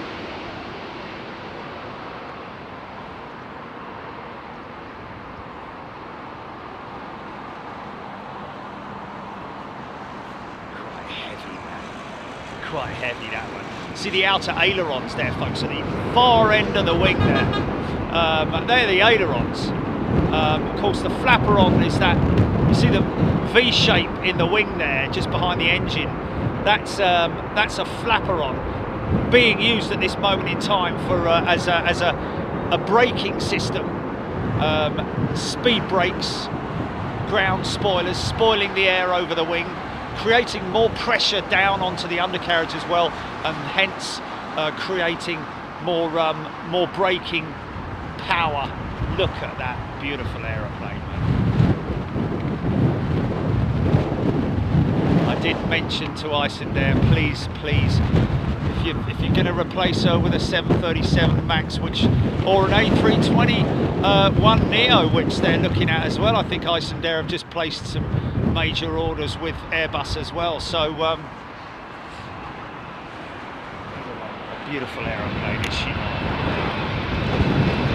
You've got to pick up.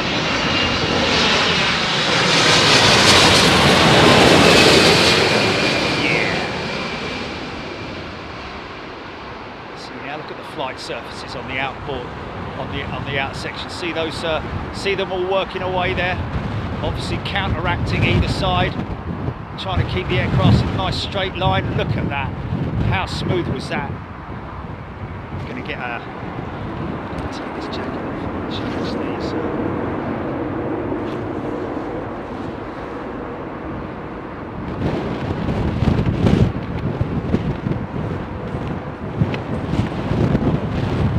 You got to pick up.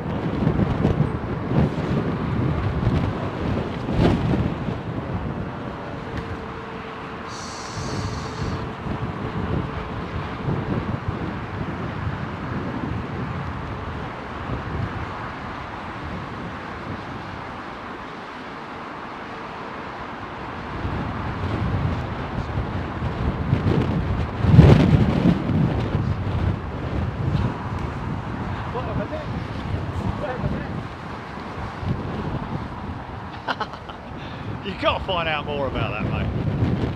Yeah, that's what you want. Yes.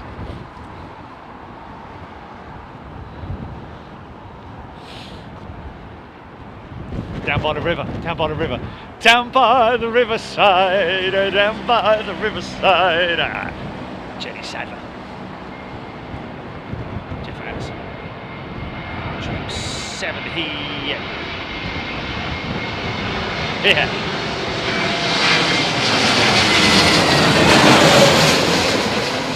Swiss jet. 321neo.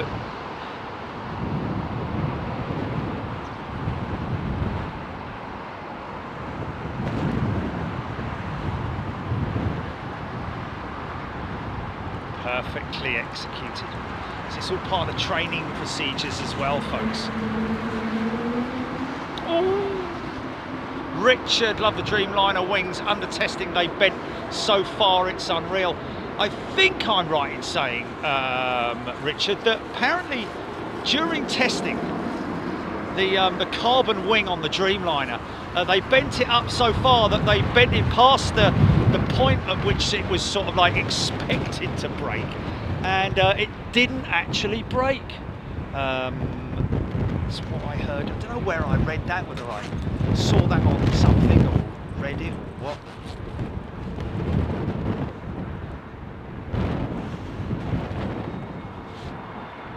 Oh, easy. Hey y'all!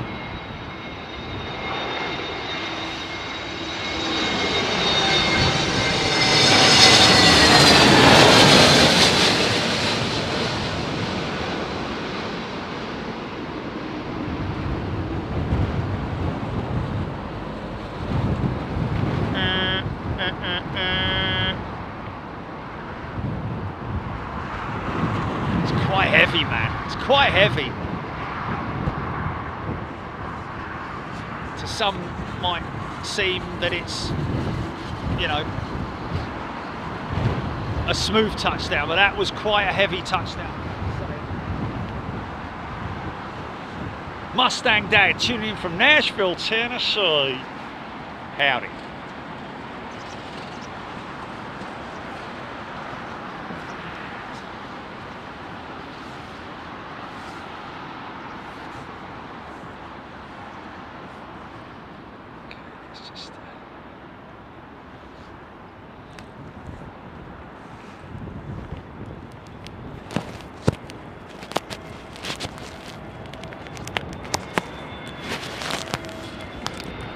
Sorry about that.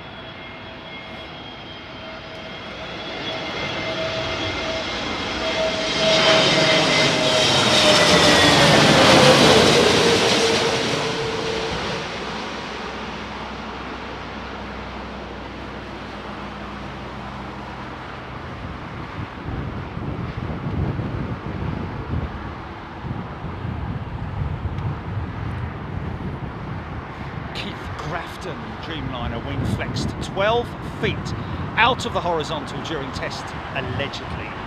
Wow. Well, I was on the understanding, or I am on the understanding, that the flex of the wing during normal flight for the 787 is around about 11 feet. Or is it 7 feet? It's either 7 or 11, one of the two. Etihad 380, 27 minutes out, Joe Thompson. Look for that on your flight radar, folks. Let me see if I can find her. If she's 27 minutes out, that still puts her over the... well, actually, hold on a minute. Is that her there? No, that's an Emirates 380 due soon, EK15.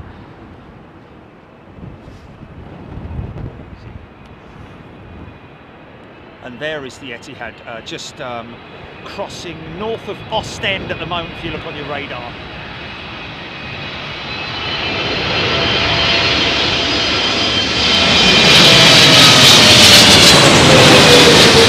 Yeah, big American triple, man.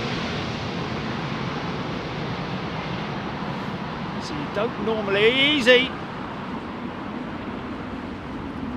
See, it's that flare point.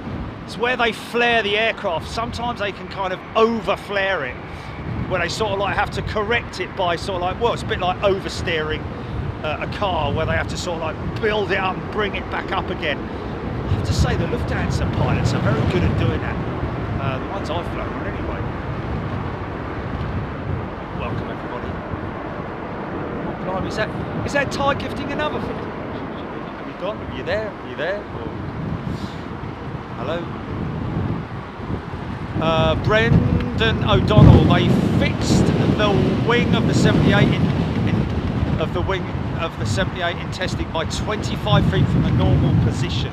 25 feet flexed, I think he means they're not fixed, but yes, I see what you're seeing there, Brent, saying, Brendan. Incredible. I mean, you know what? Why not? Let's just see how far it goes before it breaks. It's made for braking. This wing is made for braking, and that's just what it'll do.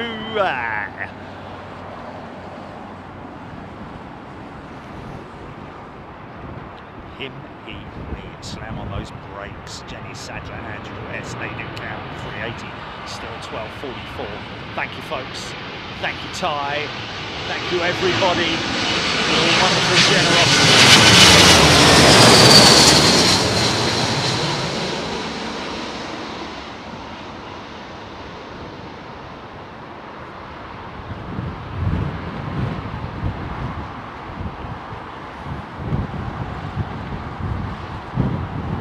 Flex all over you. Come on, wings. Do your flexing.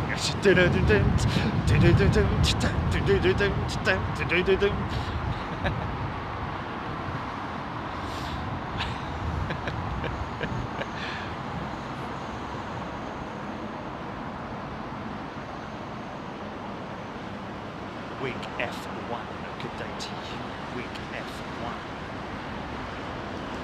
Warm welcome, everybody. This is a sort of precursor to tomorrow, folks. We're expecting the conditions to be a little bit worse tomorrow, which means a little bit better for us. Although it will be. Oh, that's what I need to do. I need to. Oh. Can you buy them anywhere? Proprietary stores or anything like that? Okay, where? Where? Should I go from here to PC World up the road? They won't have them there, will they? You'd have to go to one of those phone stores, won't you, really, I guess? What, for a phone? What? Ah, not Apple Store, man. It cost a fortune. Oh, Argos, yeah, there we go. Alpha Bravo, Meta EGLL 19 191050 Zulu Auto. I'm just reading out numbers here. I mean, I know it's wind direction, wind speed, etc., etc. Ross Shim KLM.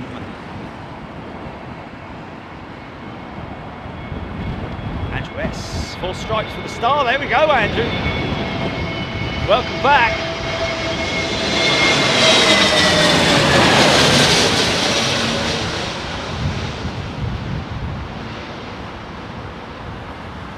Oh, preset.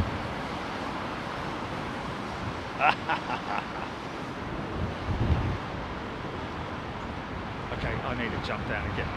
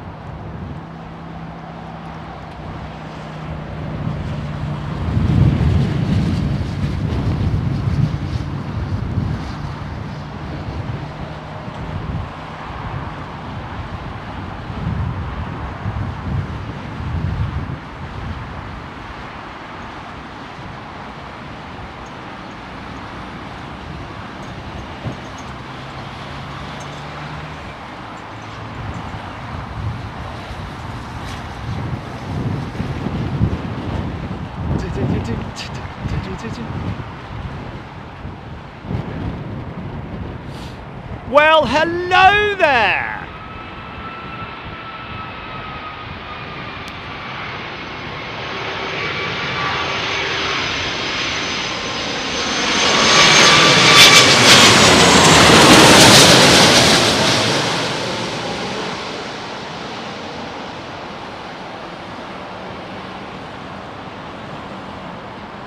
Ah!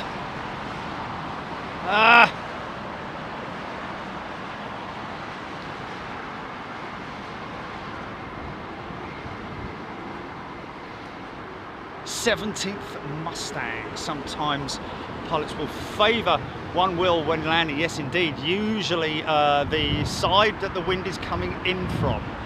So today you'll see them touching the left-hand side of the aircraft down first. Normally, depends on the skill of the pilot and how they feel about the conditions. Because the one thing is that if you are dipping that wing in, that means that you've got a wheel on the ground. That means that you're halfway through your braking phase. You can trust it, you know. Whereas if you're flying it in dead straight, like in normal conditions, there's a tendency for the wind to pick up and pitch the aircraft up on its right-hand side. If you think Caroline Teague has gifted 50 Big Jet TV memberships. Caroline, thank you so much. What a very wonderful, generous thing to do. Everybody who's gifted memberships today, there's just too many to read out. Thank you everybody who's doing it. We really appreciate it. Yeah, so in terms of what's coming in heavy, folks, that Etihad 380, which is EY19, just approaching safe end on sea right now. But to the south of the field, we do have an Emirates 380 EK15 from Dubai, which is sort of like looking like it might go into a holding pattern. I don't know if, but we do have, is that precip coming towards us? Let me look on my weather radar. Send me a picture of it, GP. That might be it, yeah. Okay. Yeah, it doesn't look like we've got any. Oh.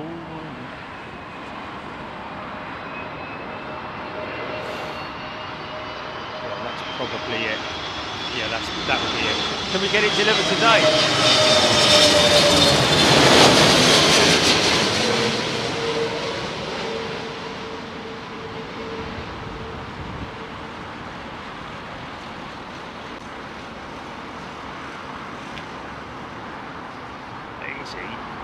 Easy. Little bit of adjustment going on there.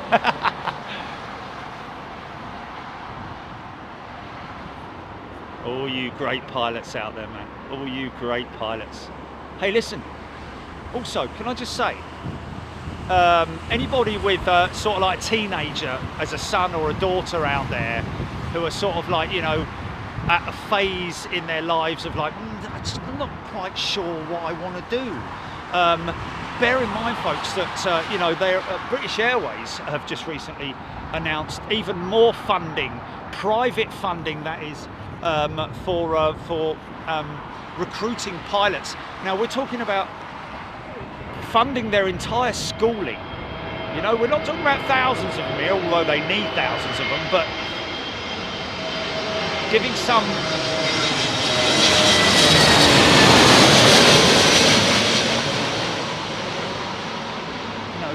promising youngsters the opportunity to look at flying as a career.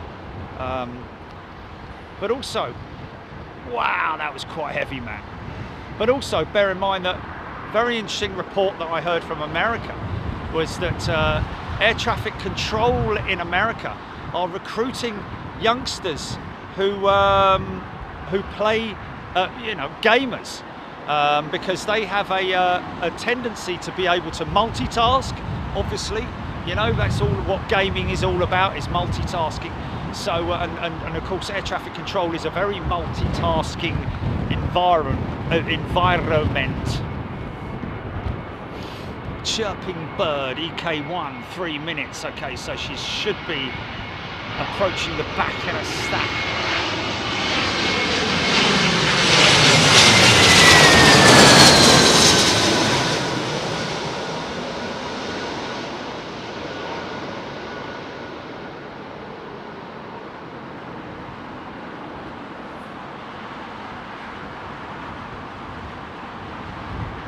In your own time.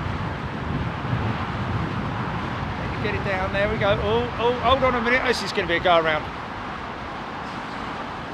Not happy with that. Not happy with that. Yeah.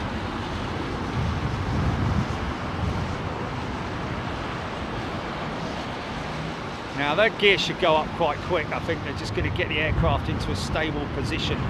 It wasn't a wind shear go around. Mind you, it might be a wind shear go around because they do get wind shear call-outs even when they've touched down.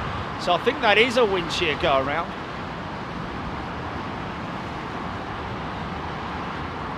Because the gear are remaining down, so now they're going up.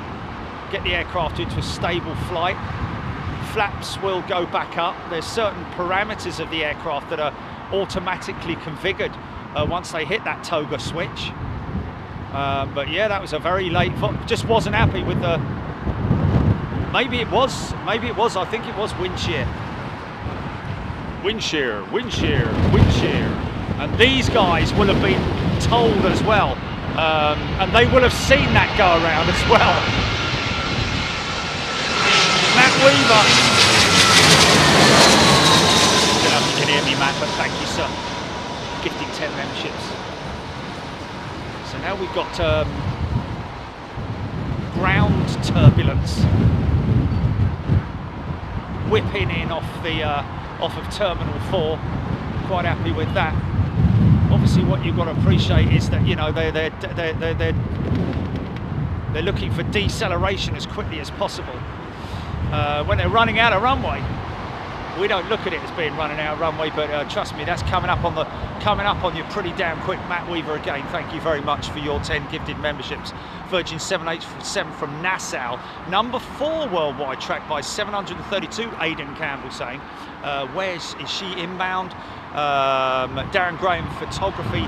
It was a wind shear go around, so as soon as the onboard systems call it wind shear, they'll hit that toga switch. Sometimes override it. I've heard them override it when they're actually on the runway and they're under braking conditions. You still get that with auto systems.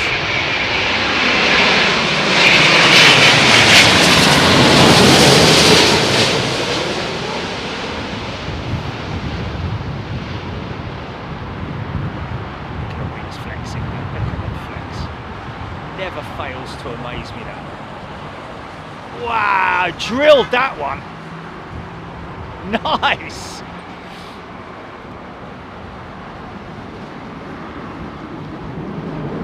Yeah. Oh yeah. Aidan Campbell, Etihad 389 minutes, 19 minutes out. Stewie's Travels, thanks for the gifted membership, much appreciated. Welcome, Stewie. Enjoy your time here. Laura O, looked like he could have landed that. Yes, potentially. And a very seasoned pilot would potentially, possibly override that. But anyway, this is Emirates 380, folks. Here we go. The big lad, the beast from the east. Laid-back developer going to South Korea tomorrow. Gonna be a long flight. Yeah, that is a long old flight. Look at the plumes of smoke coming out the back. We've got some big gusts with me now. Ha-ha!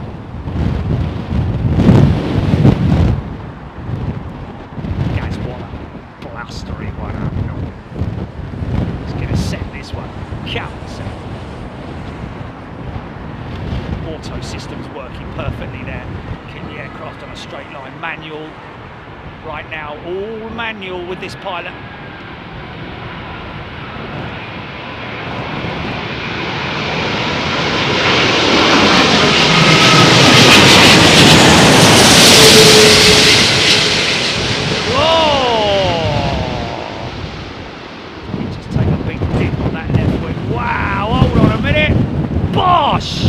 Flipping heck! Wow!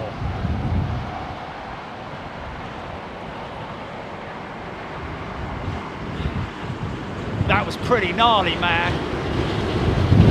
Jumping on the throttles. Phil Perry, I kicked it.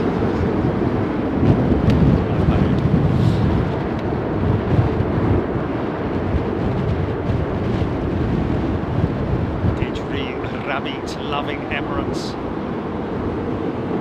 with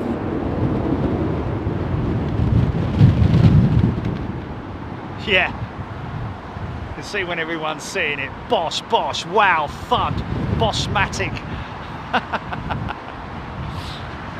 Proper Batman, isn't it? Do, do, do.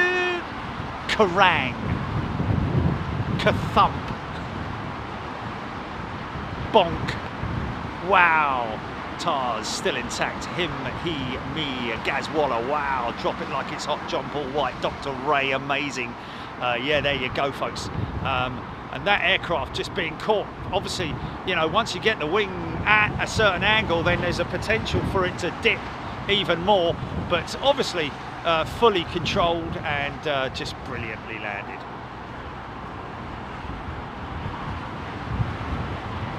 Sir James Doig been for the broken team. Cabin crew will be collecting unused cutlery, any trash that you've got, and maybe any teeth that we may have dislodged in the operation.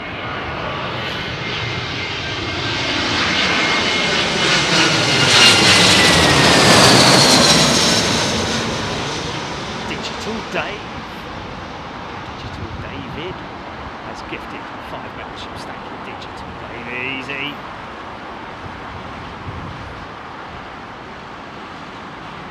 So then you get that sort of like calm moment where the wind is very calm here, but then when you look at the windsock, you can see it's quite a blustery runway to contend with out there.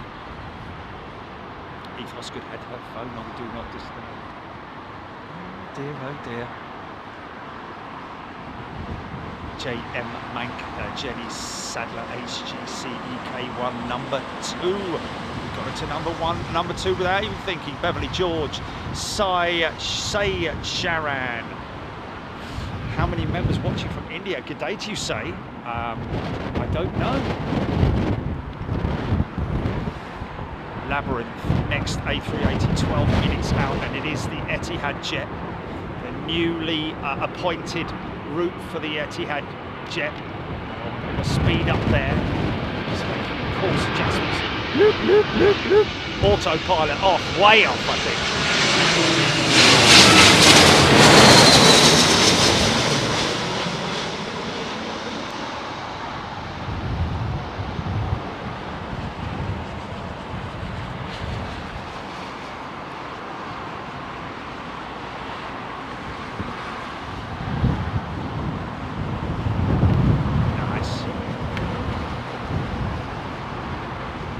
Arrow,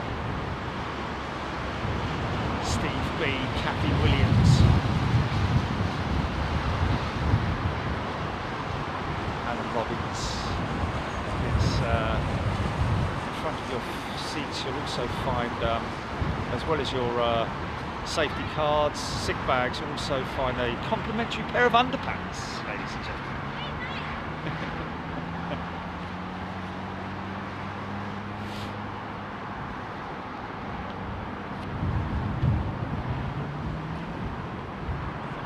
Chaos coordinator.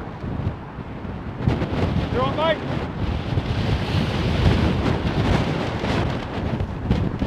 Laid back developer. 787. Oh, right, 315, 1 hour out. What's the significance of that jet? NEO. It's in the game. As it comes closer, as it comes closer.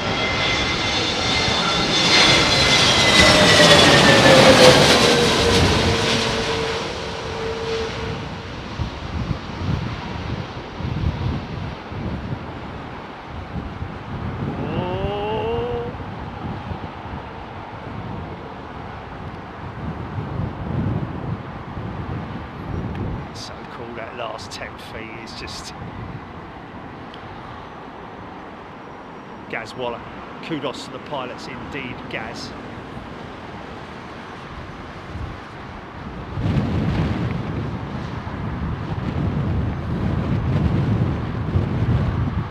Lord Deacon, did that BA Airbus approach a bit quicker than some others?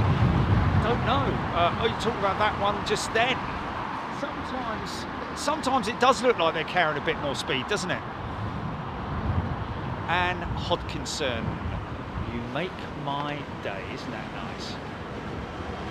Chris Gossman tuning in from Seattle, beautiful part of the world.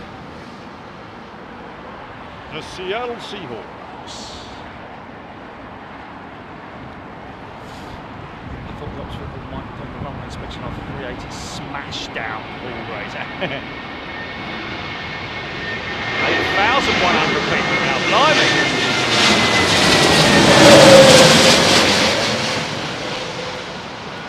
No one gonna work.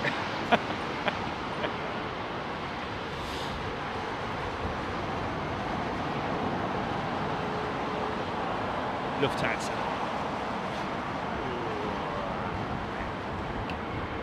Always looks a little bit sort of like, I'd say ugly, but sometimes it does look a little bit, but the bottom line is they're down. Stuart Watson, Tuesday surprise, gold star to boot. Stuart, congratulations. Warm welcome to you, Steve B. She was a sore underbelly at 380. Most definitely. We'll take a couple of Rennie, I'd imagine, or something like that. Deborah Davies.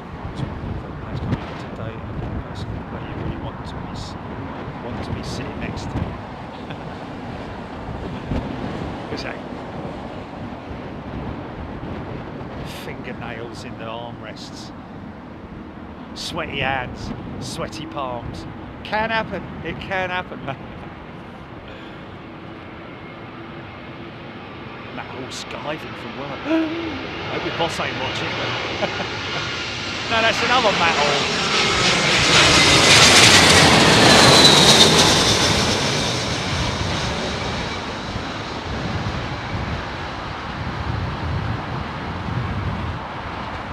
Is this the go around? Make sure at that time. No? Okay.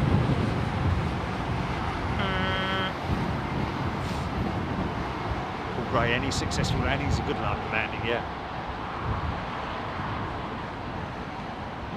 It's a big trim set to sit in their way.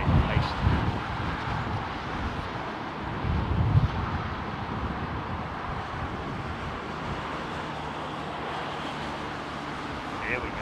Looks like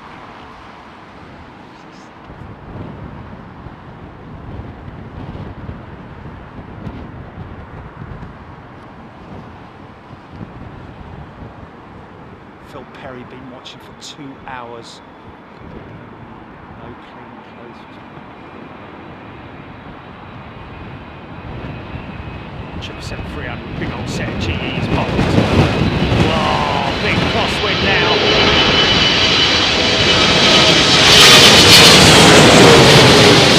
Come on, mate.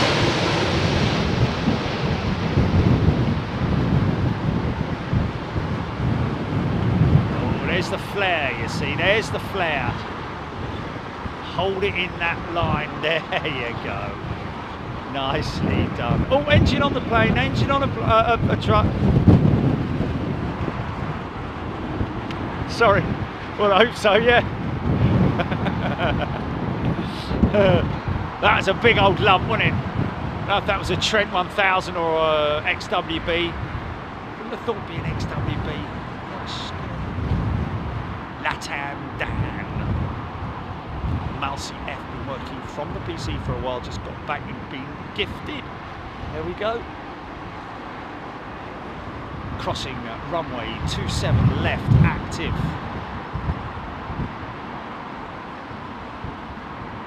Not sure on the next military show, Alan.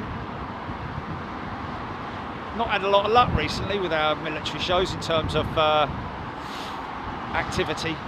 It's a long drive, and it's important to me, like with everything that we do, that you are entertained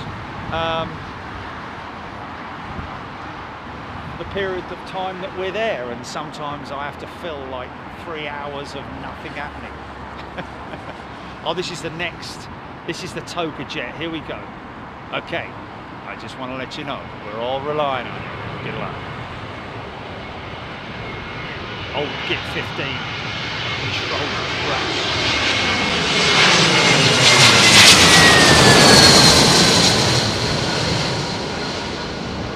Now, I'm guessing that the NFP would have said, right, we're going to give you another go. Might be the first officer, maybe a... Oh, it's long again. Go on, son, get it down. There we go. There. Yeah, okay. It's probably the most senior pilot of British Airways fleet flying now. I don't know. Alan Robbins, no Toulouse trips planned, Alan. We've had significant issues with connectivity in Toulouse. Last time we went, we actually flew all the way out there to do a test, and it failed abysmally.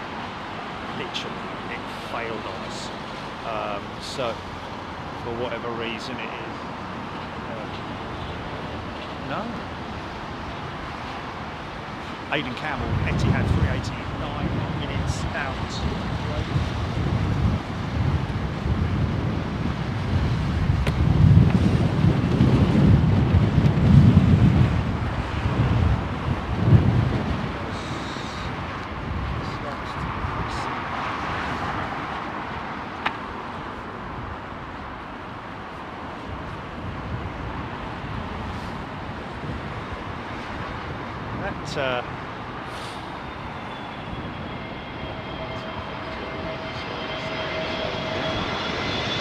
Julia gifted a membership.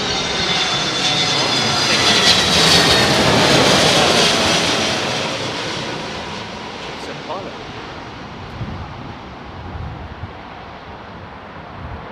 Because those stickers are quite rare. Bosh. Okay. If you look on my, if you look at the stickers on my case, look. See, it's on there.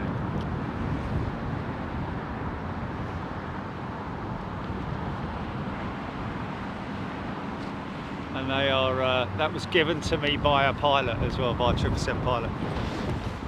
You're trucking! Welcoming Steve. G'day everybody, hope you're well. Steve B720 is upgraded to first class. Going to be joining us in Miami. Thanks, Steve.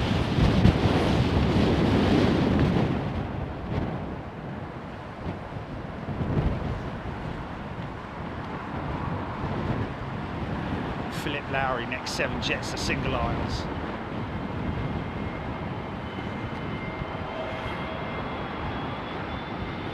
Lord Geeker. Anybody have wind, speed and direction of those of us late? Lord Geeker, from a basic standpoint, without reading out METAR, it's winds from the southwest, gusting up to 35 miles an hour, but it is random. Again, I have to say, folks, that this is just a precursor for tomorrow. Obviously, Tuesdays it's not normally a show day, but like I say, it's kind of difficult to sort of like to sit back at base and not do anything when there's this kind of thing.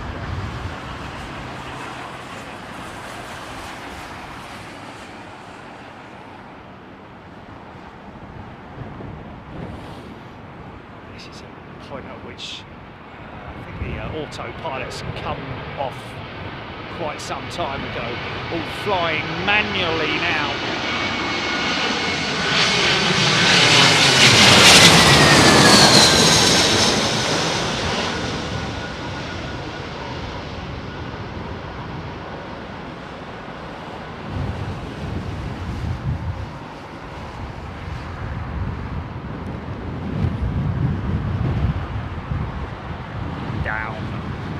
Down.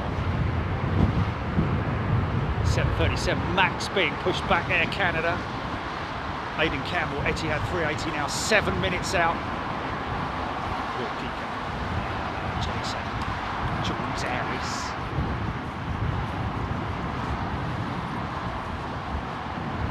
Eve Hosgood, tail end of Hurricane Lee. This is the back end of it.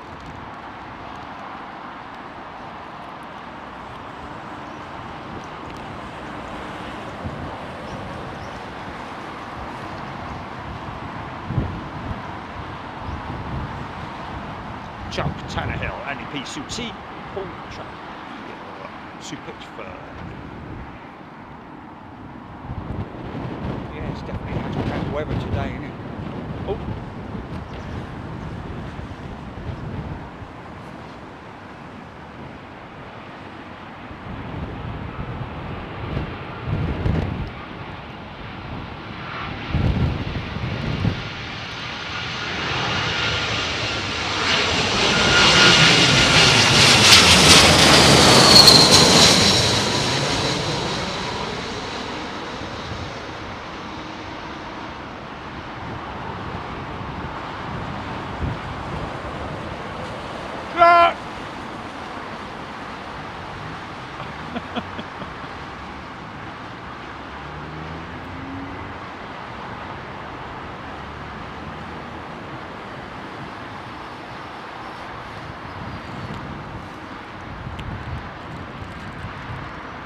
Idiot. Okay.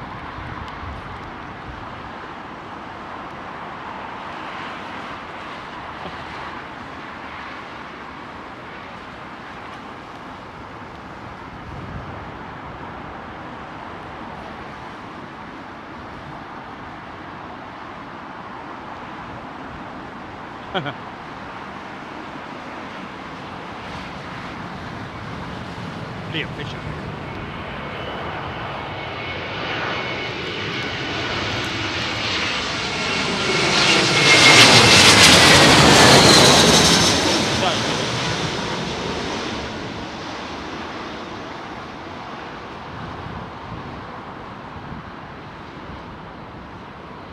Moaning how small this Willie is.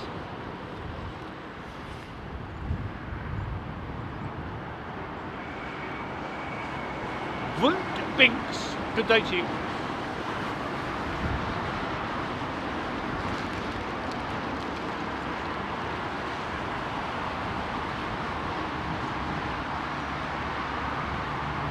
Oh, good for you, mate.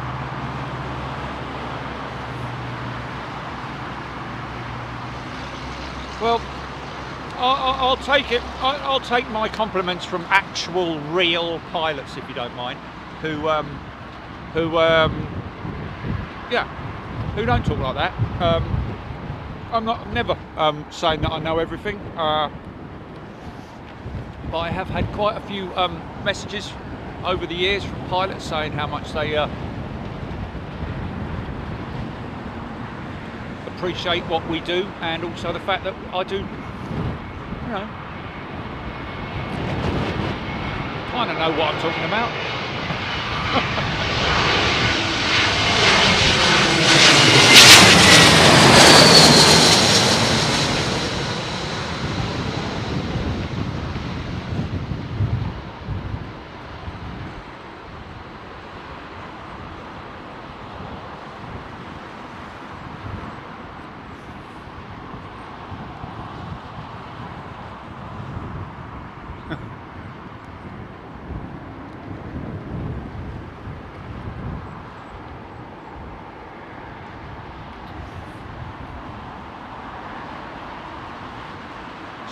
Fast as funk, good day to you. Vicky Denning, Deborah Davies.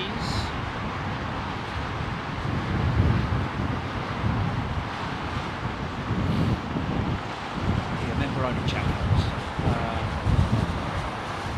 Oh, look like he's got a bump on his nose there, hasn't he? You right, mate?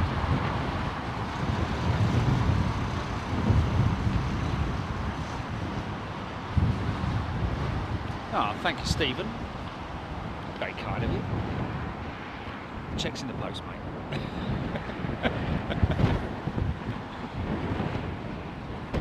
British Airways is offering, Bobby Fitzsimmons, this is a good one, this is what I was quoting earlier on, British Airways offering to cover the pilot training, the training for 60 pilots annually.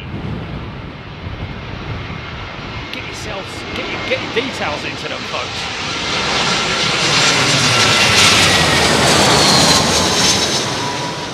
Ah, that's very kind of you, thank you. Beanbot, did you say? Boombox. Thank you, sir. I mean, my old man was a pilot. Let's make that one perfectly clear. So, kind of, yeah. And also, you know, you need to bear in mind that a lot of the stuff that goes on in terms of the physical element and aerodynamic element is all kind of stuff that you learn from non-aviation things, like, you know, how the wing works, aerodynamics, those sorts of things. Vapors, yes, there is always one who knows better.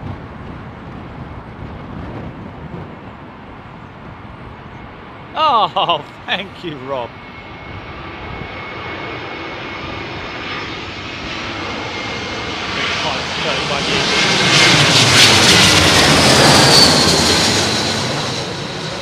I mean, I don't understand it if they're having to go, right, look at this thing, what is it?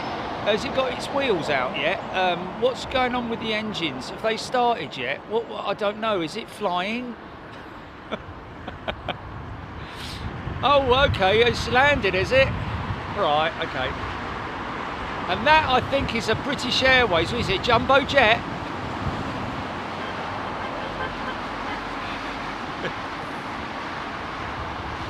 TriStar. Oh, someone's saying it's a TriStar.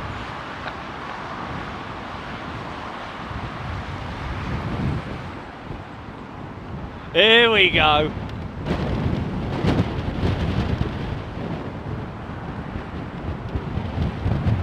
Chasing him down the glide slope. This 380. Sean Cooper, going to university. What was that? Since I started watching it, I've learned so much. Oh, I missed that. Sean going to university to study aviation, I think that is.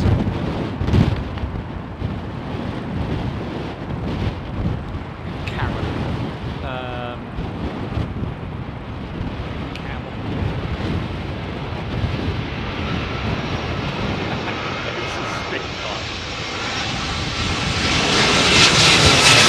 Oh yeah,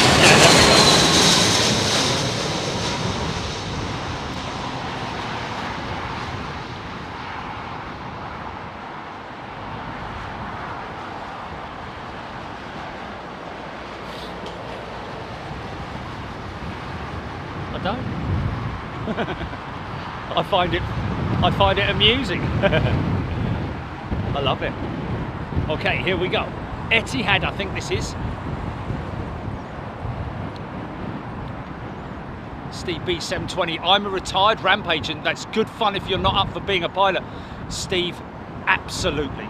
Thank you for bringing that on, because I've been saying, you know, if you want to get into aviation, if you're sitting there wondering what you can do as a job, they're crying out for people to work at the airport.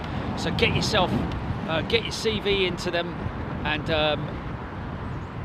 you know, put as a side note on there, you know, that you love aviation, and that you'll obviously be a very hard worker, because it's one of those jobs where you wake up in the morning, yeah, right, I'm going to do planes. That's it. Off to work. What are you early for, Smith? Oh, I don't know, just because there's an A380.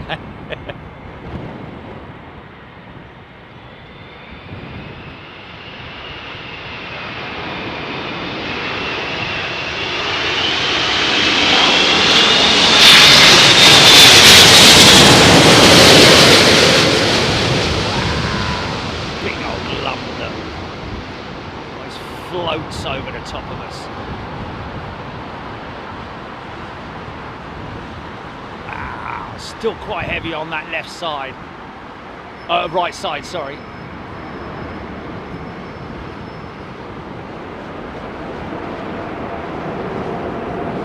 Yeah, look at that rudder action, man. Once that thing gets down to around about 60 knots, the tiller system will kick in. Obviously not yet, still heavily on the reversers. So the pilot will have the option to steer that aircraft using the tiller, much like a boat tiller, or their feet. Nigel Betts has gifted 10 memberships. Thank you, Nigel.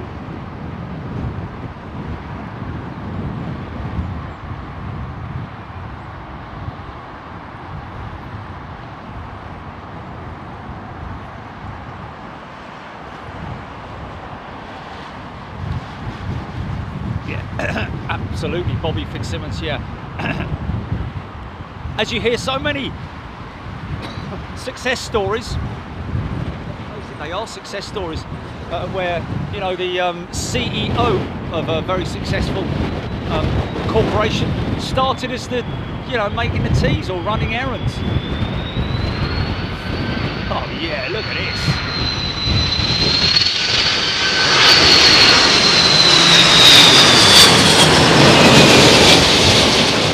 Set of CF6 engines on that 330, Airbus A330 CEO.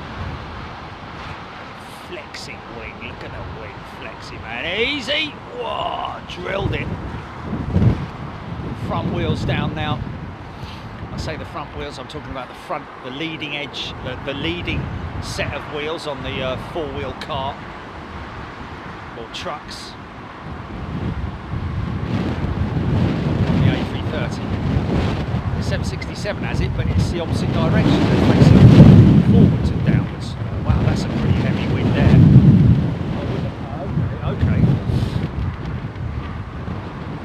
example, the impressive size of the building, including 17-metre high sliding doors in the ceiling height, fitting 24-metre high rudder of the AVIATION required a special class of electrical installation. Yeah. What you've got to appreciate as well, of course, folks, is when they build in the electrical systems for the outboard sections, mainly the lighting more than anything else, is that they have to allow a significant amount of flex in the leads, so that when the wing flexes up, it's obviously going to pull that. It's going to pull the electrical leads tight, isn't it? So they have to allow a certain amount of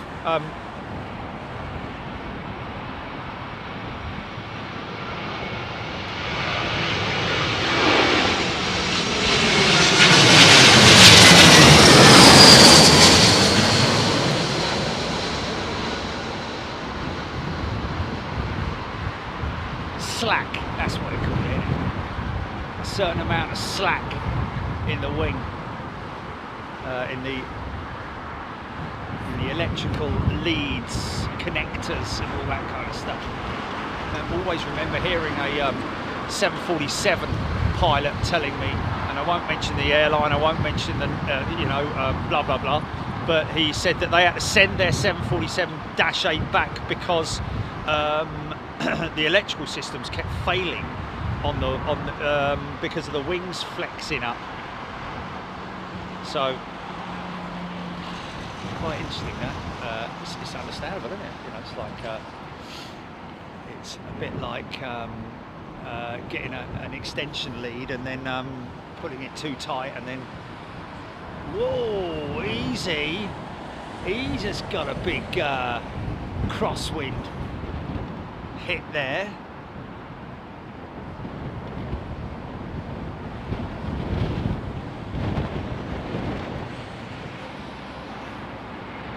Planespotting, two bikers from the pavement. Not so fast. Welcome back. Hold it right there, Oh, okay, there they are. Got their helmets. You can see them carrying their helmets.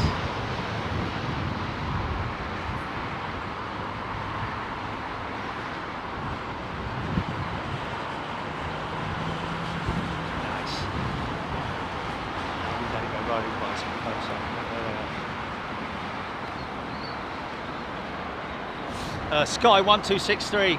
Look at your devices, ladies and gentlemen. Watch as they keep looking at your phone, mate. You need to look at your phone, son. Don't look at me and laugh. Otherwise you'll miss it. Planespotting. Good day to you, my friend. He's got coffee there.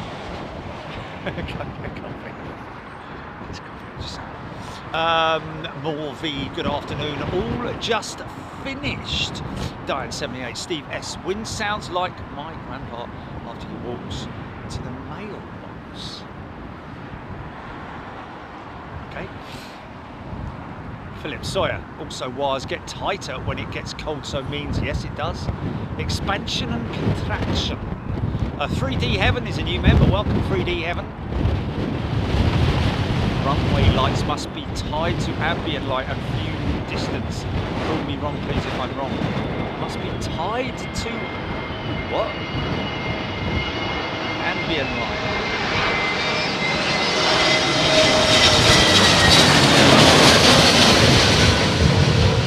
Oh yes. They are. They are. They're light sensitive. Yes. There will be sensors that will bring certain elements of the runway's lighting systems into operation. Perhaps not the complete runway lights. Certainly the ILS have fired up here. You can see the PAPIs that you can see there. Those 4 red lights are an indicator for the approaching aircraft height, too high, too low. In terms of the approach, so it will indicate whether the aircraft is too high above the glide slope or too low.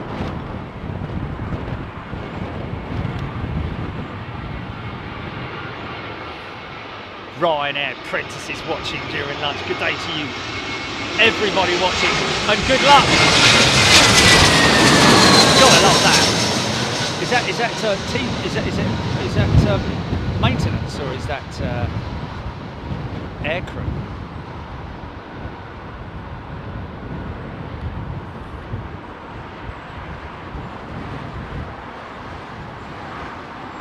There we go.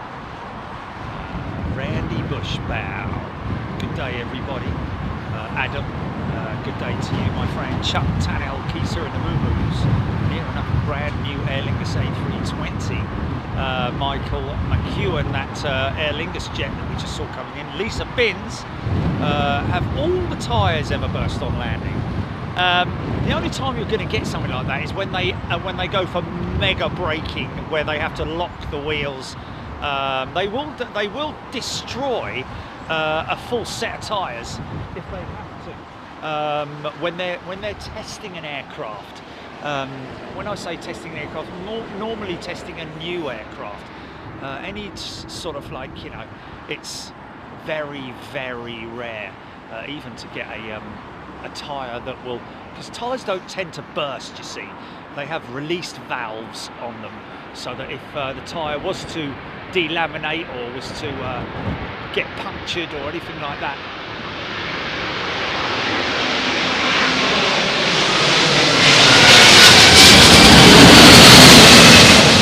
oh, I thought it was going to go around then, man.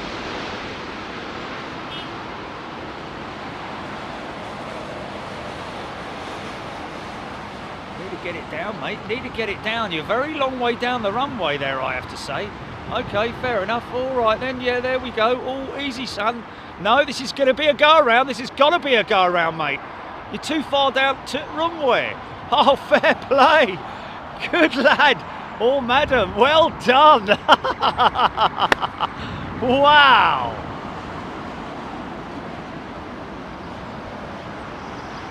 Stephen, do you have to be a paid member on Flight Radar to see the top jack flights?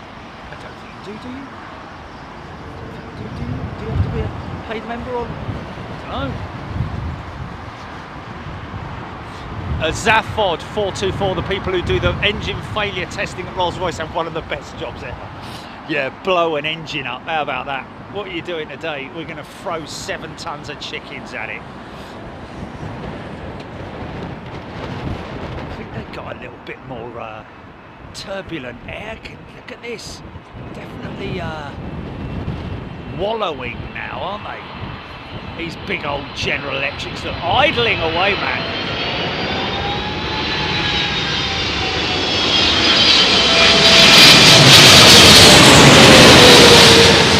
Wow!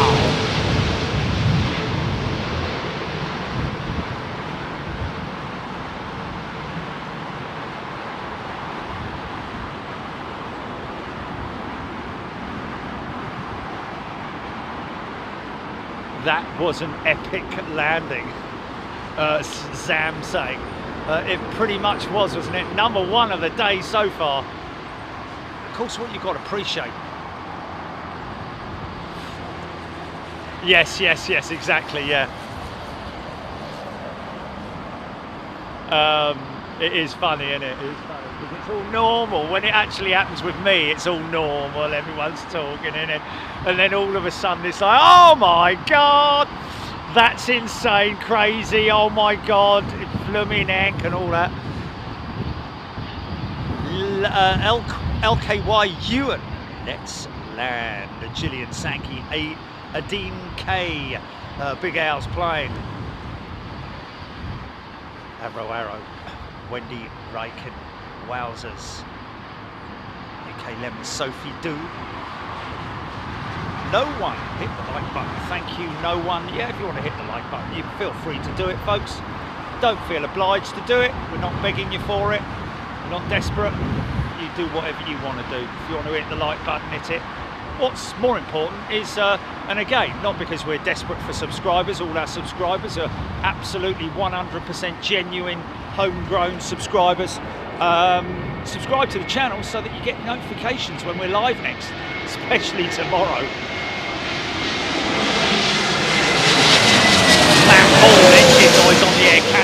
That was a big old power up, wasn't it, when he was about 100 yards away from me?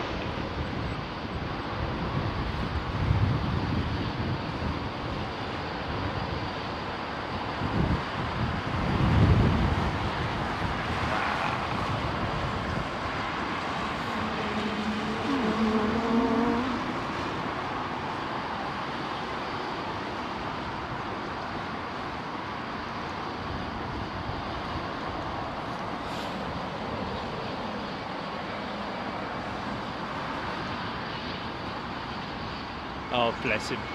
Yeah, when I'm in the right mood. Brilliant. And I'm a bit too much for people who are like, you know, fresh off a flight after 11 hours or something like that. Oh, mate, I can't deal with you now, mate. This bloke ever stop. Fair play. Thank you.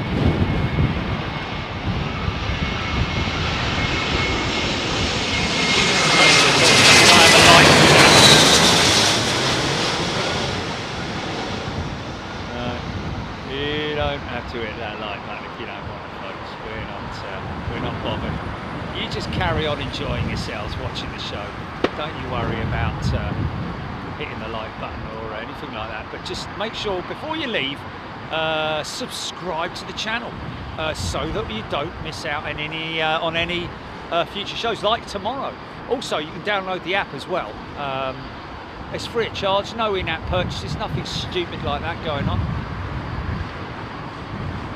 Little diddle 787-800. Look out! Oh, my thing funk's a little bit out of kill. Oh, wait a minute, let me do that.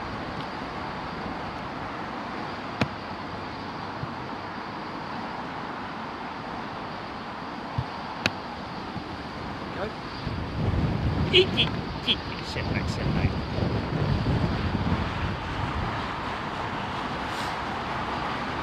787-8. Inigo Montoya. Hi from my French Civil Aviation office. Bonjour, absolutely love your work, thank you. Inigo, is it? Inigo Montoya, sorry. Inigo Montoya.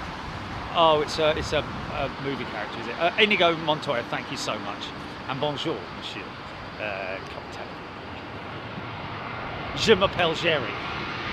Le Ballet Rouge.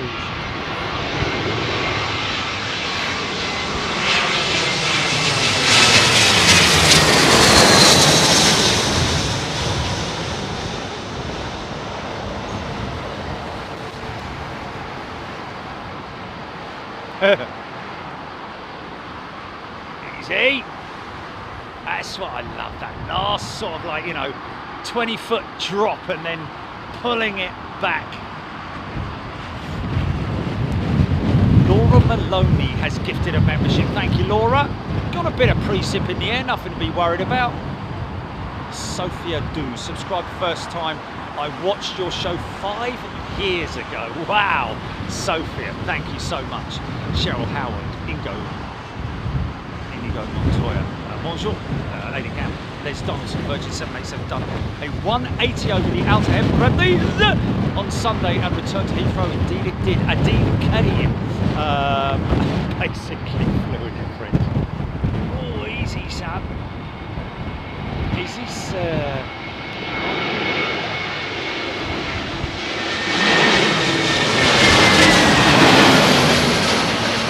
No doubt by the engine cows, really. Stupid boy. Could get a little bit of tasty precip possibly. Shot!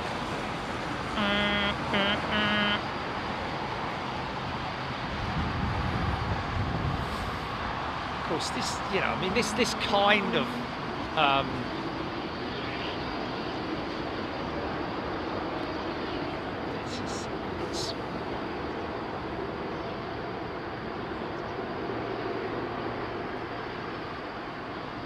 thank you, Darren.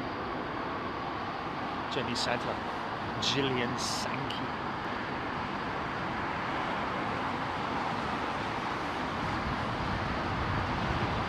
Here we go. Here we go. Dragging a load of moisture behind her. Oh yeah, look at this for a shot.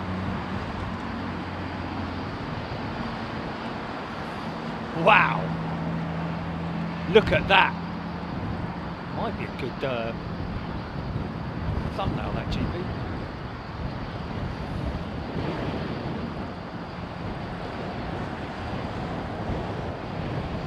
ATR 42 being chased down by Qatar's A380 from Doha, I believe.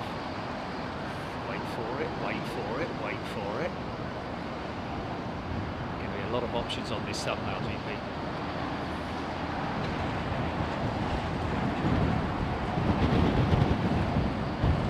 Oh!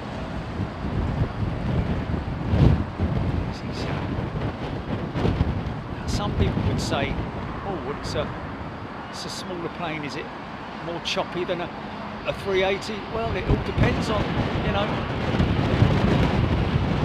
it's still, you know, got a lot of flight surfaces and squared off implements and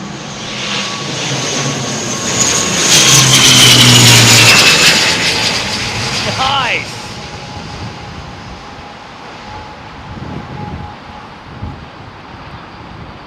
Struggling a little bit there, mate.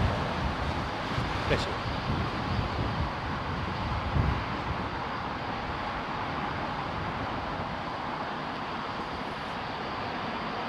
Straight on the reverse pitch.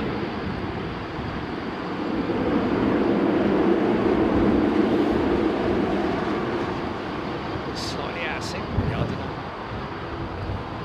Wow, that was a quick. Hey! He's off quick, isn't he?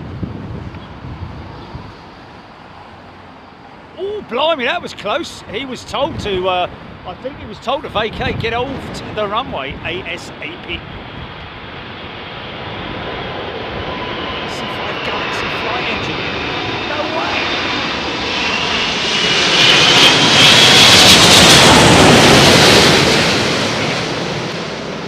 Big clean jet, man. She's a big clean jet.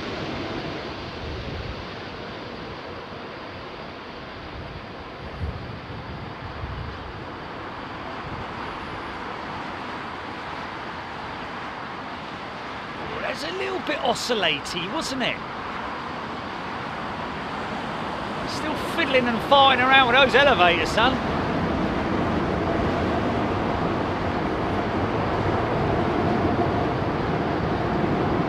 He keeps his plane nice and clean. It's a clean machine. Du, du, du, du, du, du, du.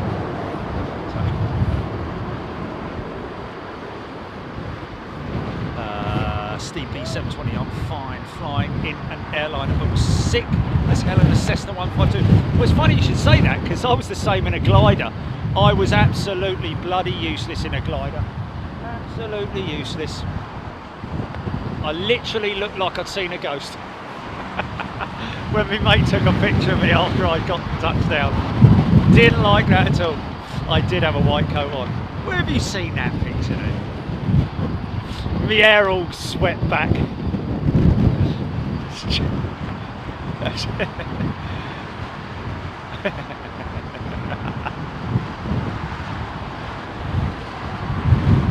David Bowie.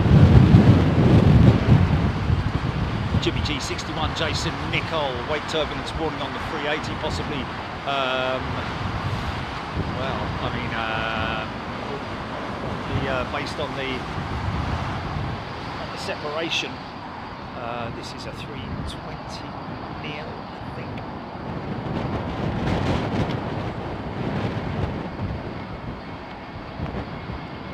Aidan Campbell, A330 from Salt Lake City, 2 minutes out. Thank you, Aidan. TAP.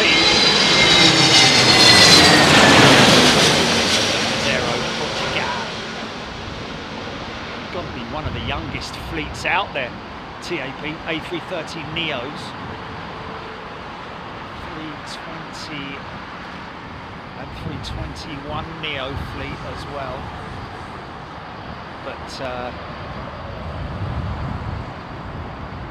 339s, very active on the 339 front. I think they're probably one of the largest operator of the A339. Are our friends at TAP.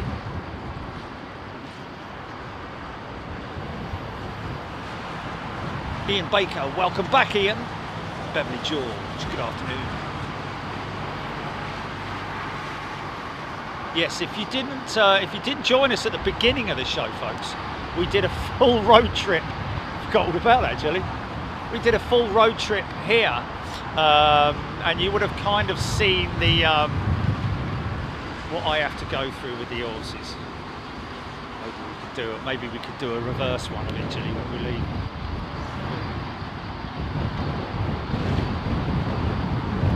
Because then I'll have to go through the full horse. No. I got a bit of it, but not all of it.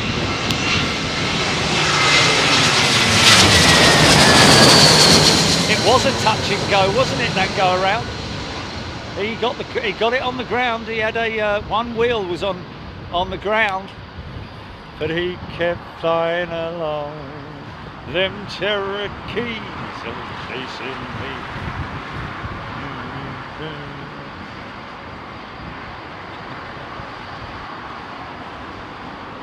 Andy P. 319 in retro BEA has been stored in Madrid since last year. Yes, it has. I can't see that coming back, to be honest with you. Why on earth would they keep it in Madrid? Whee! 747. That was a good road trip. Steve S. Take off, go around. Yes, Toga. DFGT is a new member. Welcome, DFGT. Hope you're doing well. Big Al's playing. Yeah. We have a great fella who runs the show here, that runs this field. Very fortunate. And here's a 339, talking of 339s, here's one now. Looks like a Delta jet.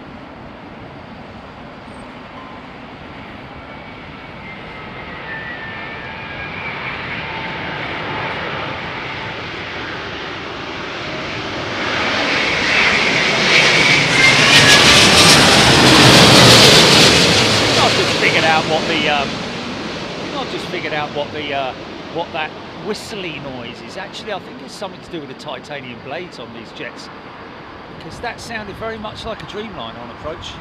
Nick Gray has gifted 20 memberships. Thanks, Nick. Appreciate it, my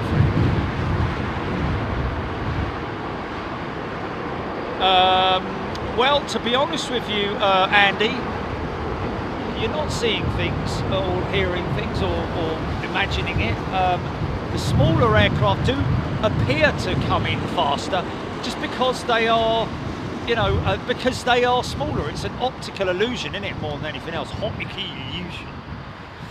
Airbus 330-941 from Salt Lake City, and Aidan Campbell telling us.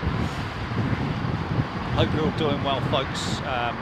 We are halfway through Tuesday.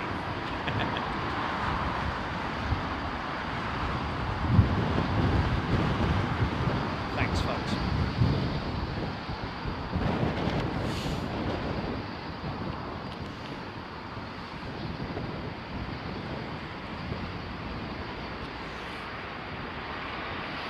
Sean Cooper.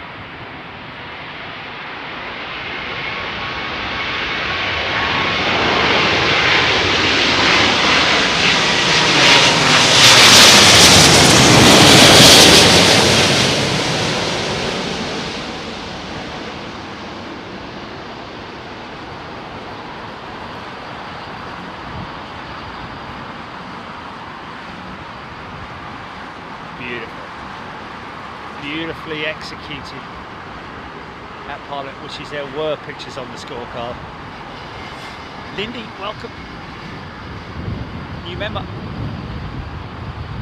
Hydrogen, Sean Cooper saying. What's that to do with it? Are we talking about the future of flight in terms of possible propulsion systems for the future? Most definitely looking at hydrogen. Hydrogen being mixed with air, creating electricity. How about that? And that's something I never knew was the case until I read about it at some point this year, or whenever it was. It's good to do your research, folks. That's how I found out about the future technology when people were talking about electrically powered aircraft. I was like, okay, that's interesting, because those batteries don't half weigh a lot, don't they? But then when it was explained clearly that the fuel would be hydrogen. Obviously, that needs to be stored under under stringent conditions, but the hydrogen mixes with the air and that creates electricity.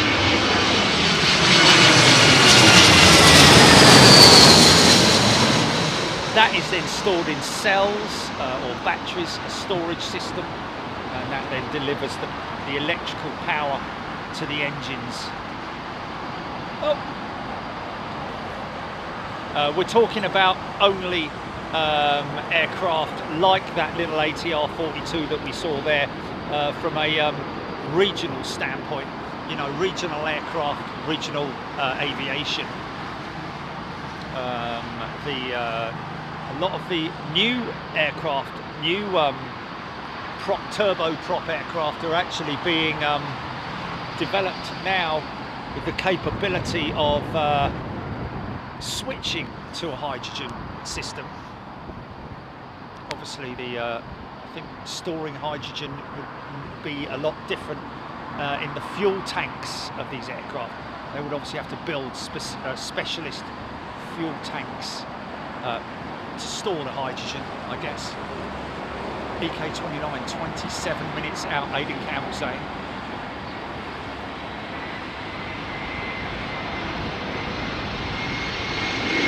Cashier number 4 has upgraded to first class.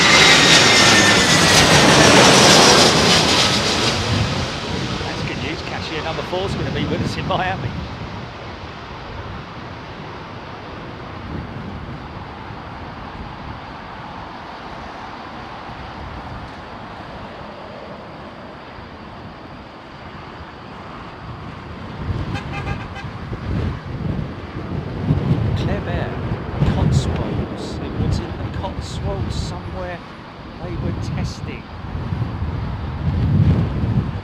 Zaphod 424, aviation will almost certainly be the last major industry to decarbonise.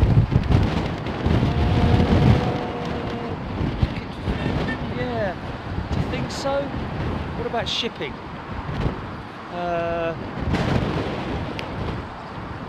Difficult one, really. I mean, they're doing everything they can, let's be honest. If they weren't, I would have something to say about it, but I can assure you that they are. Not so much, I mean, obviously the airlines are putting pressure on the engine manufacturers, because it really, at the end of the day, it's propulsion, isn't it? It's not the design of the aircraft, it's more aimed at the propulsion, you know, the engines, the fuel that they use. Of course, sustainable aviation fuel is, you know, is a very difficult thing in terms of its availability. If it was in abundance, obviously they would use 100% SAF.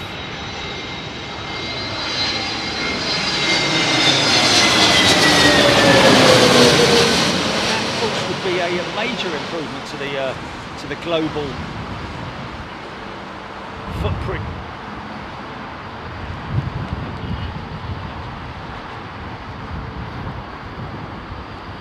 But yeah, sustainable aviation fuel is almost like a crop. You know, I mean, obviously you know, there are different systems that are being used now in terms of materials and what they use. You know, a recent deal that British Airways have signed, I think it is, to use an American supplier. Was it British Airways? I made an announcement about it last week anyway. Tim Johnson. Put your headphones on, son. Richard, do they inspect the runway more often in windy conditions with more chance of debris flying about the place? Well, to be honest,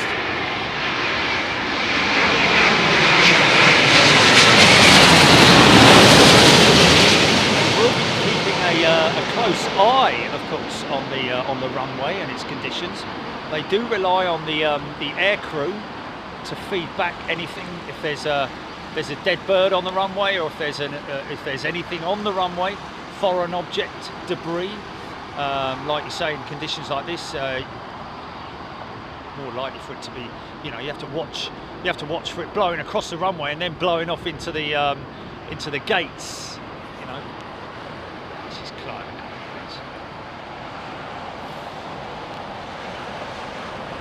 When I say the gates, I mean where the aircraft are parking stands.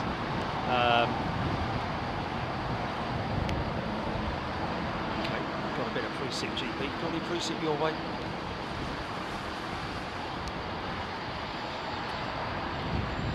Hello. Copy.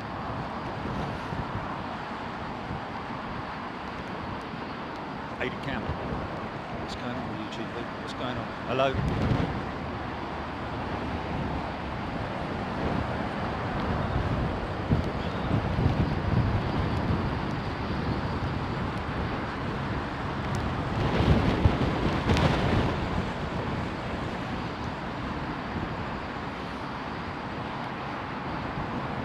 Yeah.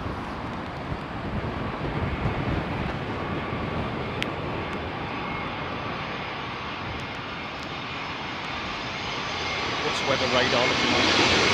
Maybe can. Yeah, I can see the rain. I can see the rain coming towards me.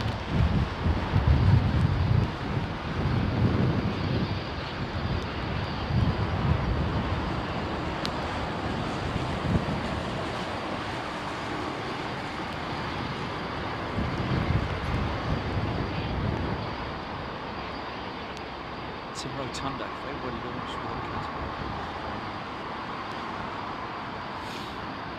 The only catapult systems were used on the V1s, weren't they?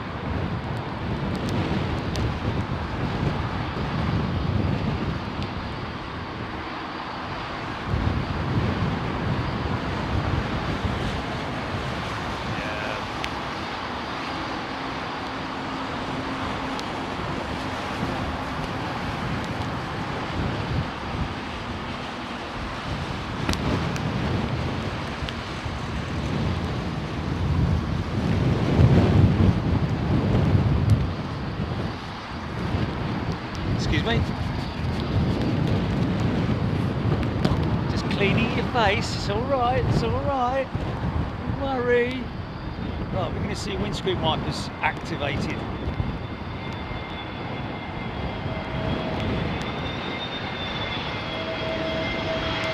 Yeah. Both of them on. Hello. Looking in the window.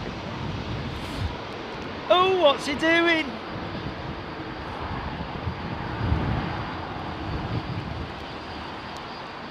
Nice.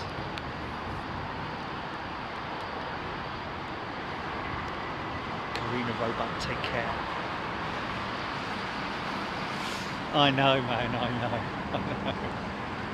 For God's sake.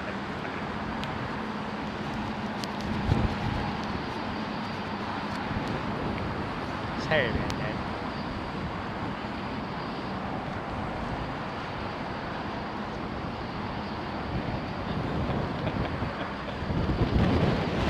Windscreen wiper.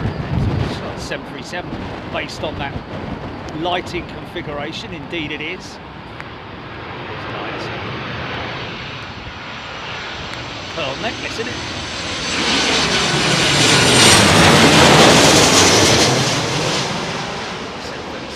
7 or 800, one of the two. CFM 56 engines. Might get a bit of runway, wet runway action now. Bosh, there she goes. Yeah, I love all that load being transferred onto the mains, man.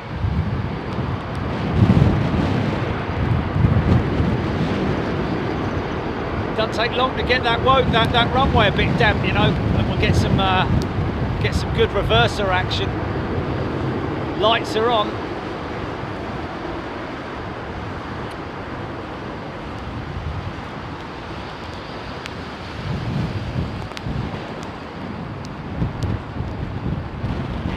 want windscreen wipers on a camera, man. I think people would get a bit peeved with that eventually. The odd wipe from time to time with blue towel from Halfords. Your blue towel is supplied by Halfords Auto Shop.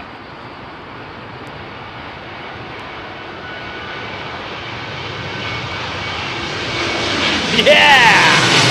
Love that, man. Let's get a big heavy and look at him like right in his windscreen. Cockpit canopy, if you want to be correct. Easy. There's that last second.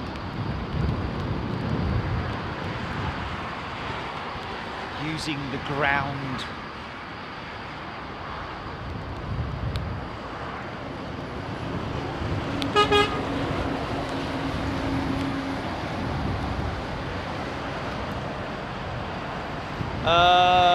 Raymond. Well, we discussed that earlier, Raymond. I believe it is light sensitive. The runway lighting system is a light sensitive system. Where did that stay up?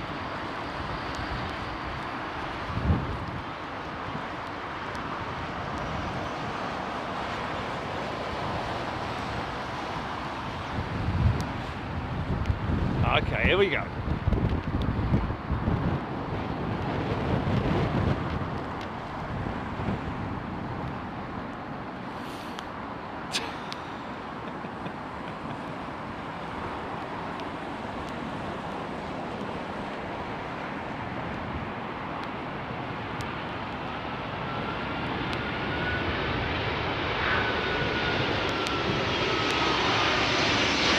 Yeah!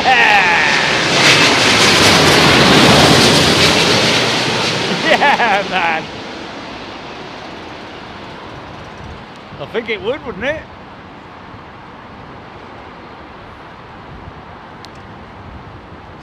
Especially if I can get an A380 doing that.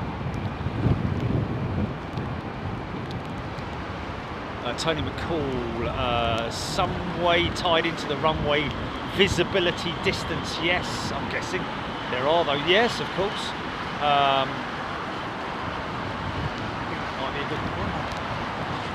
Have to ask the folks at ATC.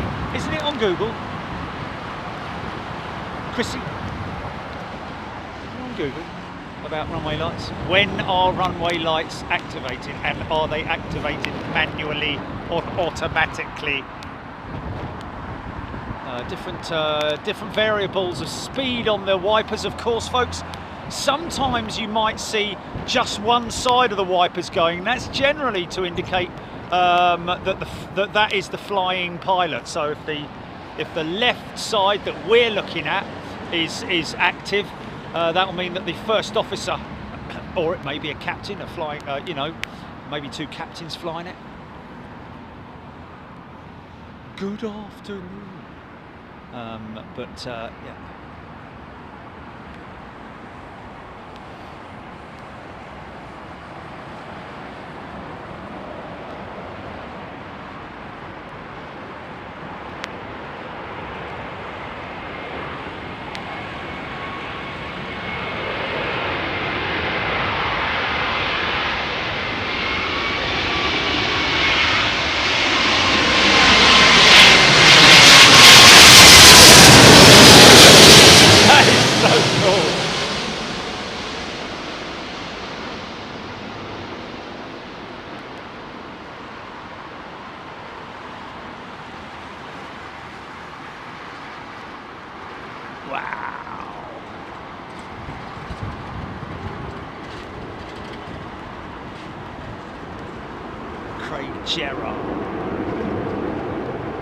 Aidan Campbell, the runway turn-off lights are usually found on the nose landing gear and are at angles of 45 degrees. They help to view the runway and the taxiways during turn manoeuvres. Turn-off lights. Thank you for that, Aidan. Total cool. Runway lights can either be dimmed for smaller planes so as not to blind the pilots who are closer to the ground. Blow! by the light, wrapped up like a dude, you know, the roller in the night. Still don't know the lyrics to that properly. 6YJK, BA9 triple X numbers are for test positioning flights typically. Oh, okay. Talking about positioning flight numbers. Okay.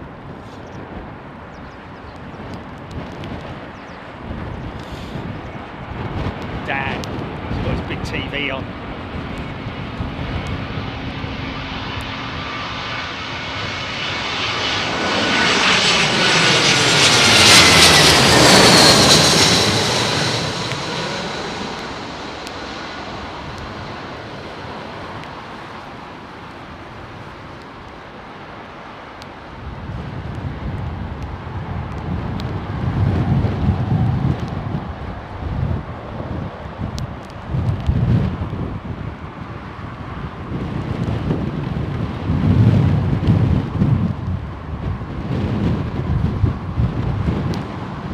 Yeah, he's right.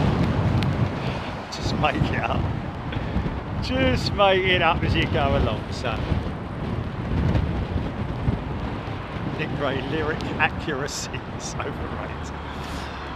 When pilot has to take over the controls, Brian Stewart saying, especially in an emergency situation, does it happen automatically or is there a button switch that needs to be engaged?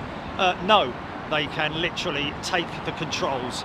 If you're talking about the control column, if it's all of a sudden and it needs because that control column is not, you know, locked out to the flying pilot. The non-flying pilot can very easily grab hold of it and take control immediately.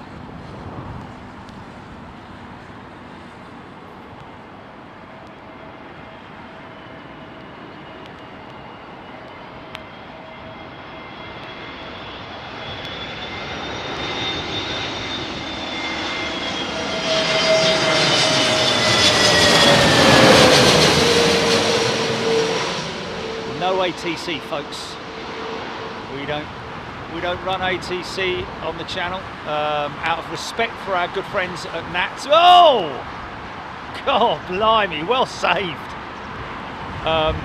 Yeah, we regardless of what people say, we do not run any radio on the channel. We could do, and nothing would probably happen in terms of, you know, but you just would lose all respect that you have if you started running ATC when the ATC have clearly said that they would prefer not to have you broadcasting it live. It's a little bit different when you're playing out a video and you're doing it, you know, as a post-production piece, but in terms of live, you know, they've asked us not to. They prefer people not to, and that's what we do in terms of.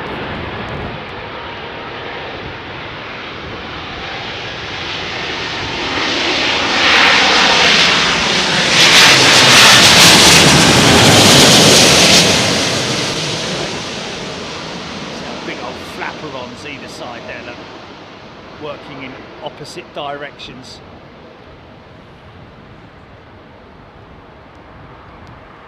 Nice. Nicely done, man. Beautifully executed. Using all the flight surfaces and everything there. Very nice indeed.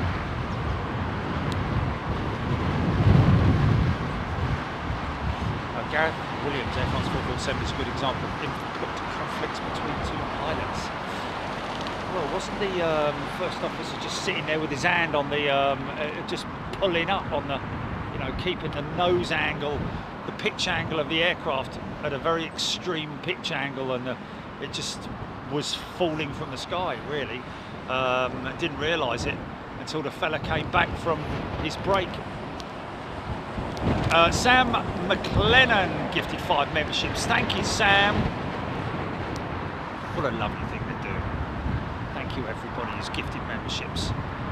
What have we got? 144. Switching to northern operations in 1 hour 15 minutes. And underforced law is no less true.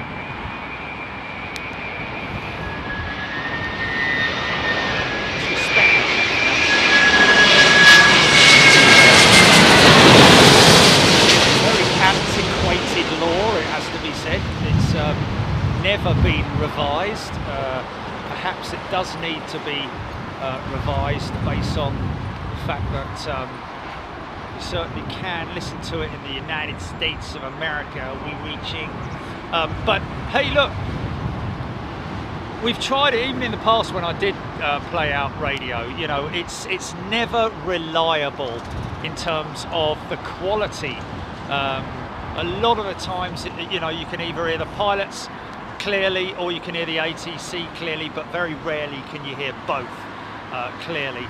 And not only that, because we are a talkative channel, because we do talk amongst each other, and we have found that you know, ATC interrupts the flow of what we do. So even if it was legal, I would probably only run it on special occasions, like when we have a special aircraft coming in or something like that.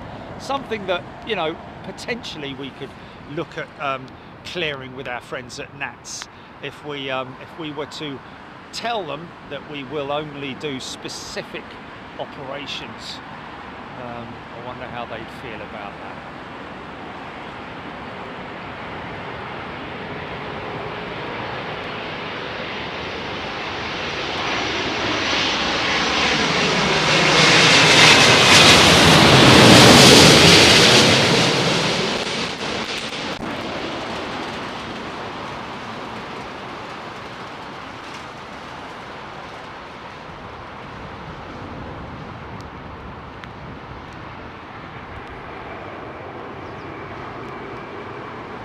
There we go. Awesome talk and chat. Thanks, Steve. I think having it on all the time is a little bit of a sort of like, you know, for some people it might fill for them because they've got nothing to talk about because they don't know too much about planes, you know. Yeah, apparently so. I was a little bit unsure about that when I read it. 2 Qatar 380s.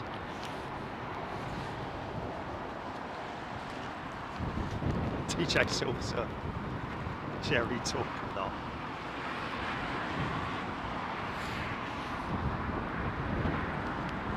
Still, but that's what I just said. Yeah. Aidan Campbell, number 5 worldwide, track Boeing by 708, 8 minutes away.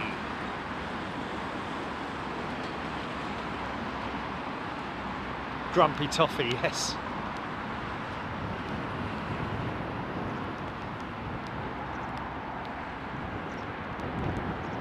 See, quite burny these 350 engines, the XWBs.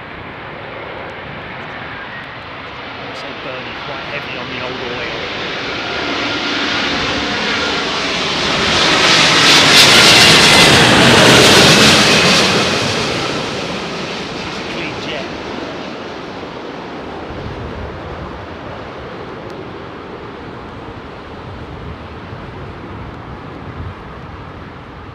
Oh yeah, very nice.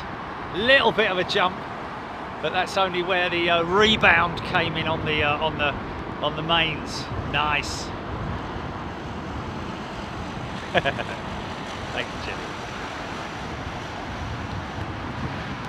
Sing, sing, sing. Oh, I'm a lumberjack and I'm and I walk all day. I cut down trees, ate my lunch, I go to the lavatory. On Wednesdays I go shopping and have buttered scones for tea. He cuts down trees, he eats his lunch, he goes to the lavatory. Wednesdays These eagles shot it.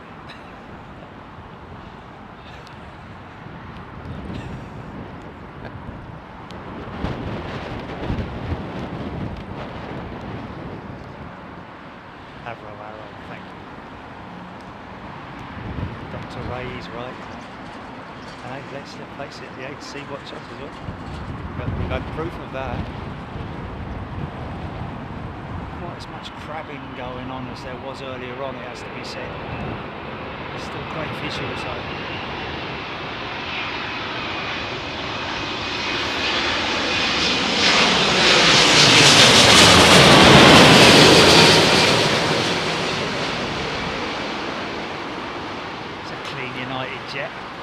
United now got a maintenance shed here at London Heathrow, mainly offering, dive that really on the left, nicely done. Mainly taking care of the 767 fleet. Around about 10 miles out, if not further, they can see these runway lights, folks. Very, very high intensity.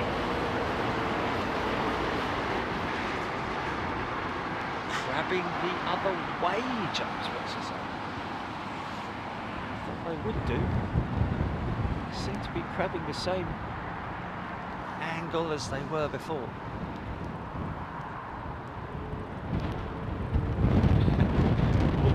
ATC-free. Nick Ray, nicely done. Tony McCall. The whole radio policy looks back to when there wasn't encryption. Oh, sorry about that.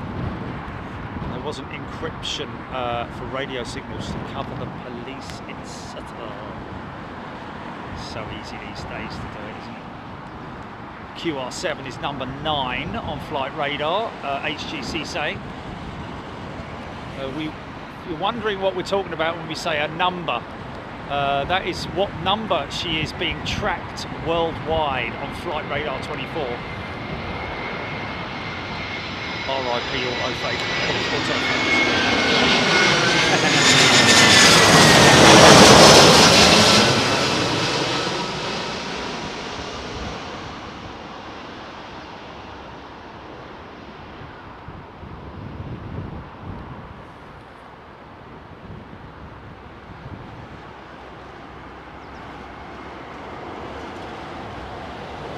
Breeze 1470. Yeah, it does interfere. I think that it's like if someone's standing next to you just going, oh yeah, Roger, clear, going to turn clear, take off, taxiway 204, exit 77, shut up!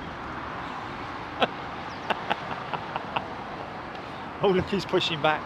Are they pushing back? Laid-back developer LL7872 minutes out, Qatar. Emirates number 4, Qatar number 6, Brian Stewart, Aidan Campbell, Gareth Williams, Air France 447 when one pilot pushes stick. Oh, okay. Oh, okay. Sorry, apologies, Gareth. That might have been the wrong one.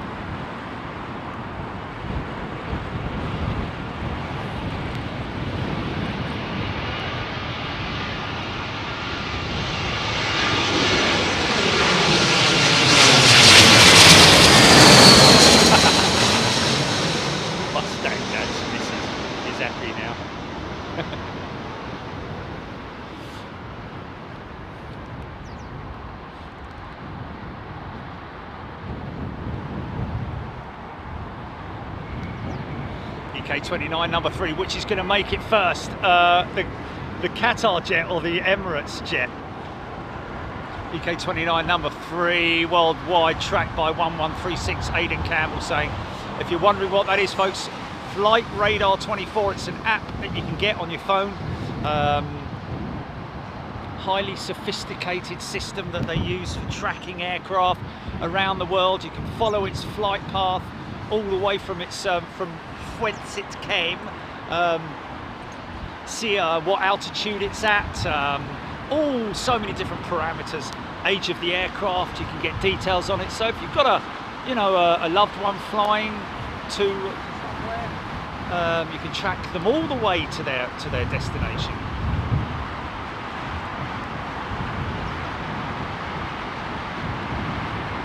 grab age, you don't need a scanner really, do you? You've got flight radars on the floor.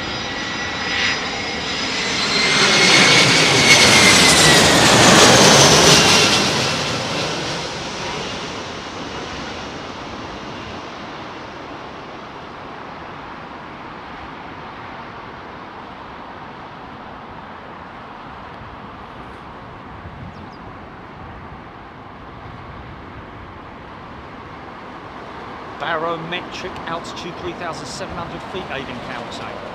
Is that the height that we're at? It can't be 3,700 feet above sea level. What's the barometric pressure? No, it's a, something that is inputted into the flight management computer, I believe. Chirpy bird, Qatar still in the holding pattern. Something firing up over there.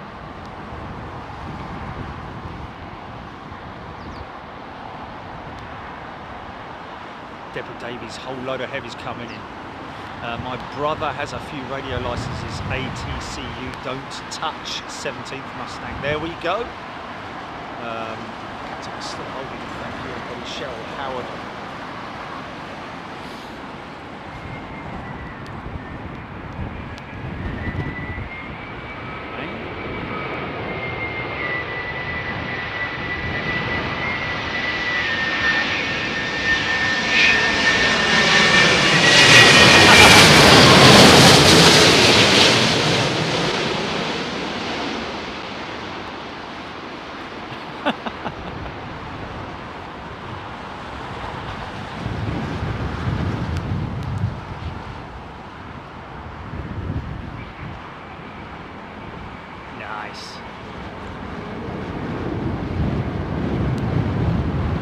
Zaphod.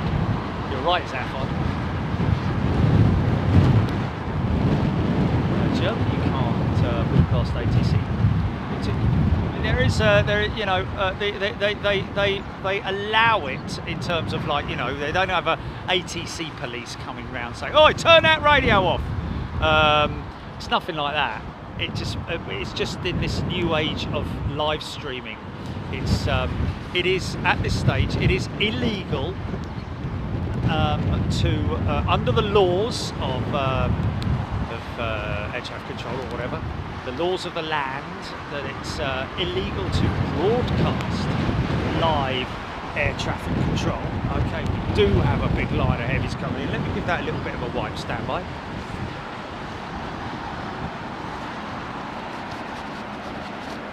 Wow, really?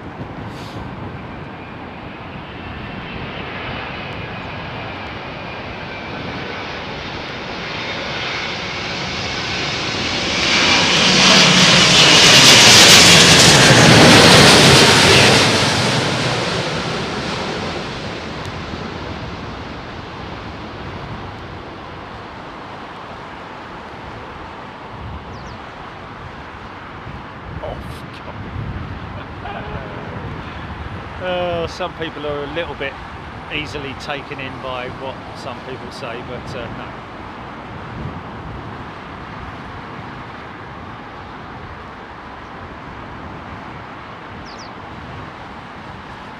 Ofcom's to do with the flipping the regulations and regulatory body of broadcasting and television. It's television. Ofcom's got nothing to do with air traffic and.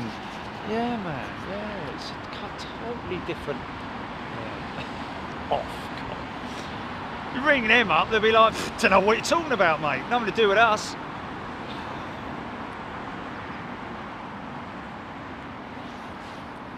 Anyway, we're not going to do it. It's as simple as that. So there we go. Which attitude do they disengage? Altitude do they disengage autopilot for landing Lewis Aviation? Well, normally it can be as close as now on the smaller birds, but in conditions like these, pilots like to have manual control, probably around about 2 miles out, maybe a little bit, maybe a bit less than that, or more than that. Sorry, 10 miles.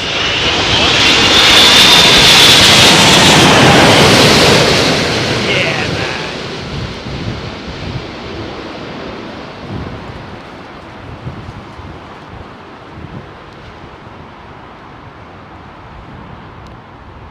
very calm and collected.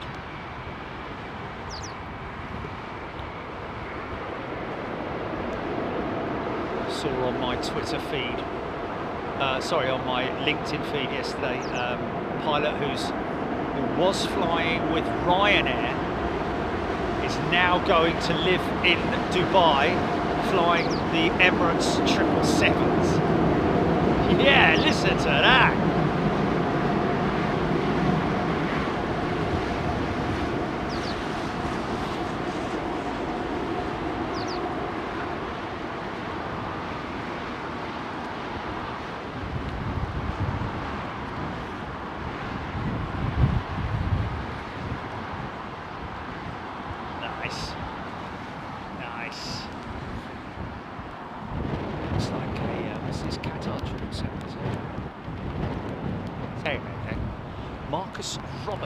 Is a new member. Welcome, Marcus. 2 p.m. here in the UK. Hope you're all doing well. This looks like Saudi Arabian Airlines, possibly. David Rowe giving a shout out to whomever gifted. Welcome, David. Good to see you here. Hope you will enjoy your time aboard. Maybe stay for longer than that if you like.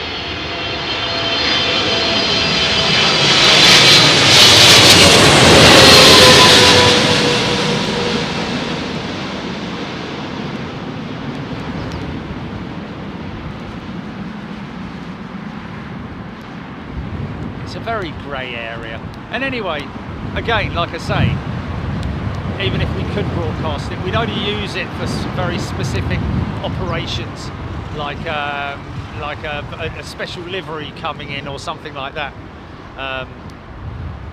But we have asked air traffic control, NATS here in the UK. Marcus Roberts, welcome to Premium, my friend. Good to see you here. We have asked NATS, the official folks at NATS here in the UK, and when presented with the options, their reply was, we would rather you didn't. We can't do anything to stop you doing it, but we would rather you didn't. And of course, you know, we want to maintain good relationships with the airports, with the air traffic controllers, with the people who work within the airports. If you start going against their wishes, you're going to lose respect, aren't you? And that's why we're where we are, and others are sort of like, you know, still sort of like, yeah, can't use that word, Jilly.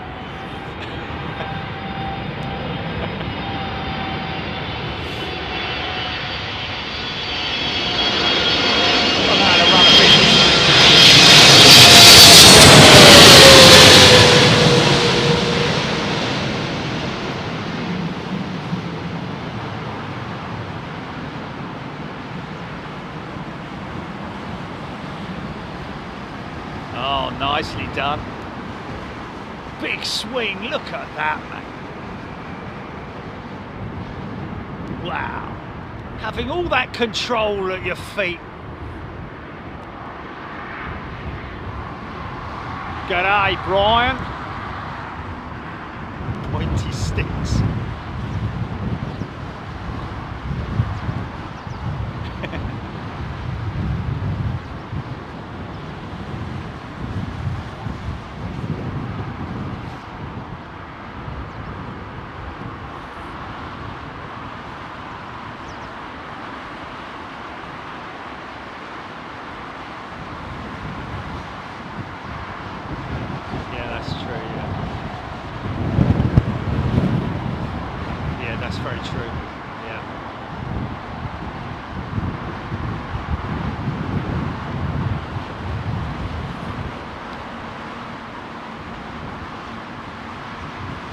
Quite simple, folks. If it was legal in the UK, Live ATC, which is a website that you can go to listen to ATC, the ATC the options that you have on there are where it is legal to listen, and you will quite clearly see that the UK is not on there. Live ATC have been around for a long time, so you know, they know what they're talking about, and they don't do it because if they did, they'd have the old bill knocking on the door.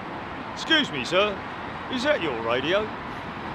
Taron 318 inbound, Nick Gray. Is this a digit, Taron? Digit.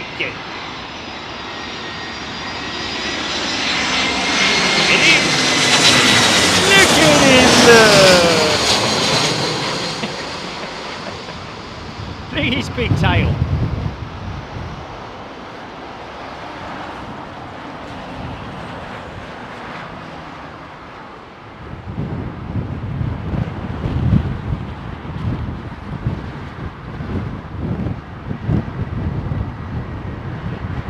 Does it ever not rain there?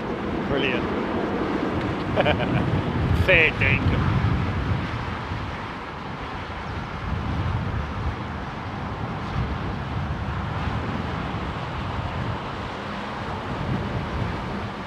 Flew to Heathrow from Delhi on the 8th exempt fan. Same day world leaders landed in Delhi for the G20. This is Flufitch 5 aircraft on the approach glide path at the moment.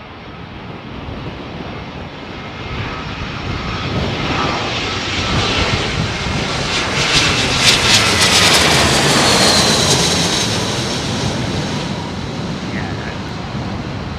Draw a line underneath it, mate. Draw a line underneath it. Yeah. Some people will spoon feed other people absolute garbage and make them believe it. Depends on how gullible you are, really, or how much you accept believing what people who have got absolutely no clue whatsoever are talking about. Qatar 338 4th in the stack. Thank you, Mrs. Flufitch. There's beautiful 777. Love those. I love those long field shots, man. It's just brilliant, isn't it? Qatar QR7 is number 1. Chirpy Bird. QR7 is number 1. Thank you. Oh, not interested. Just take. Put.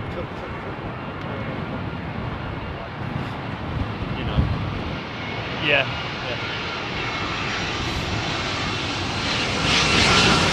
Close to the dome.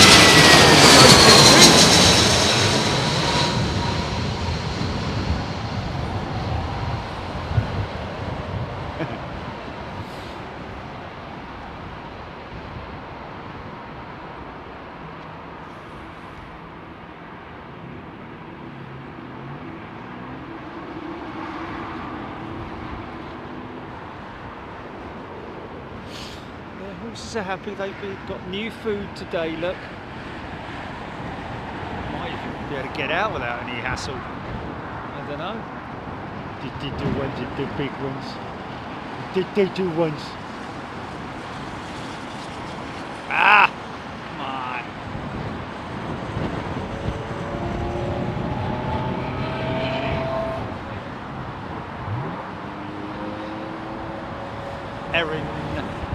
Erin McNugget. Qatar 382 minutes out at Swiss 220 right behind her. Thank you, Jenny Sadler.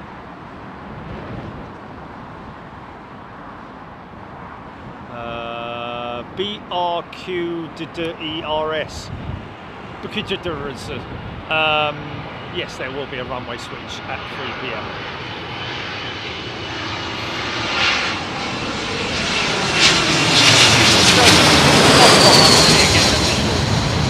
Quote from them, and then we'll put the whole thing to bed.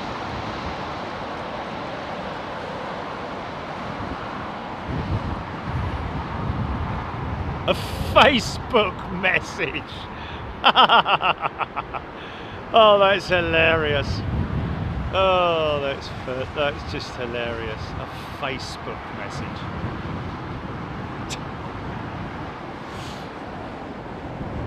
Yes. Here we go. Novice.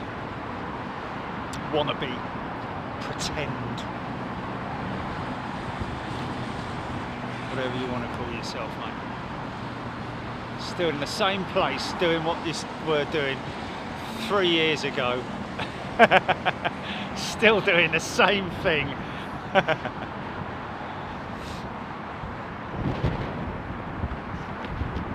Yeah, exactly. Yeah, because they are all in the same place doing the same thing throughout. It is funny, isn't it?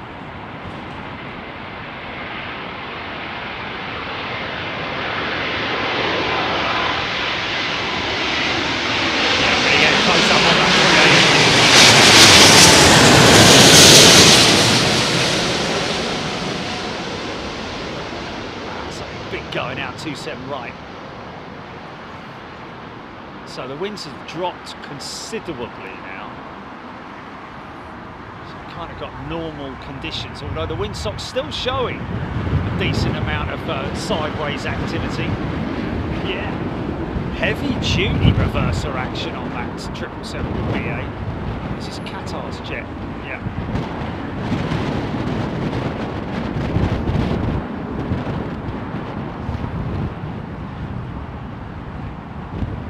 Crabbing still.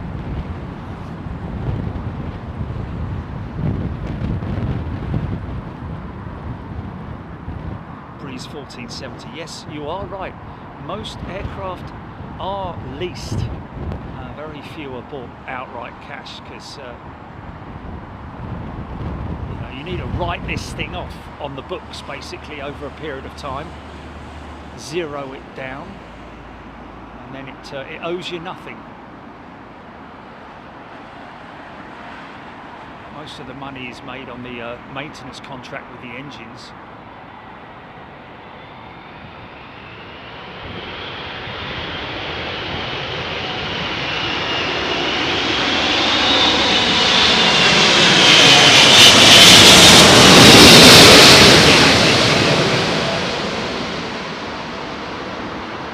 Big clean aeroplane.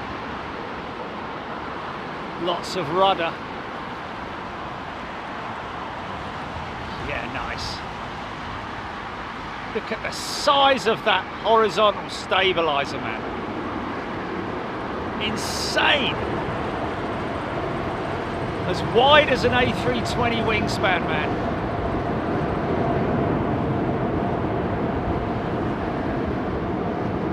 Rohit Parkal. Ooh, I'd love to join you, mate. I'd love to join you myself.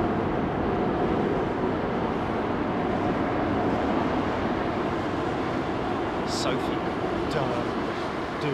so spacious, 380. Well, if you were in my dream last night, you would have seen that the upper deck of a 380 is clad in wood chip wallpaper and old coffee tables and all.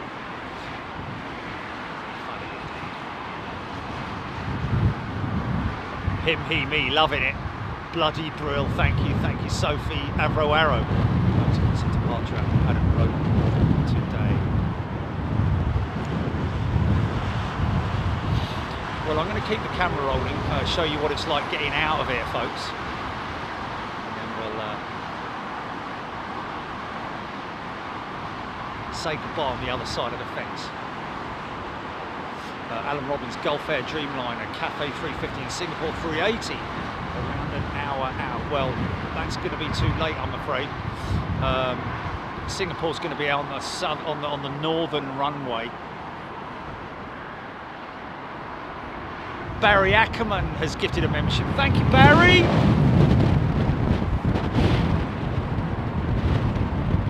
This is a Swiss 220. Dutch Taurus, heading off to Terminal 4, Dutch Taurus, that Qatar jet.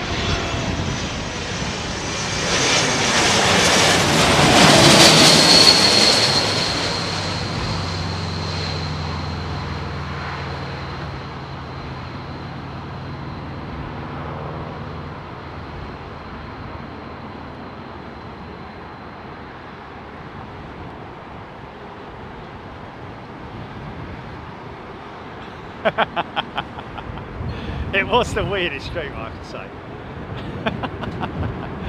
But the crazy thing was that Obviously someone asked me and I was all being polite and everything, and I was like, oh yeah, it looks really good. I quite like it, it's quite homely, isn't it? It's wood chip, mate.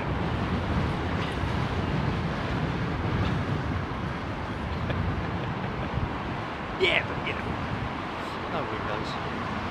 Vapors, thank you very much indeed. Good day to Yorkshire Homemaker. I had planned to do so much today. Well, don't worry, Yorkshire Homemaker. Give it another 45 minutes and you'll be fine. You'll be able to assume normal service.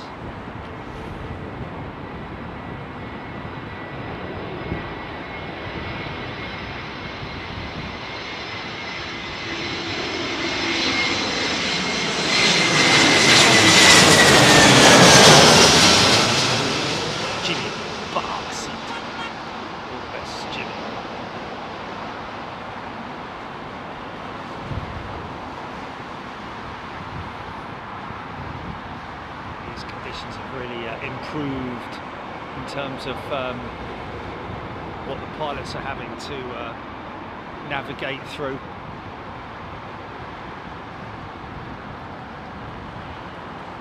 See, the wind has really dropped now.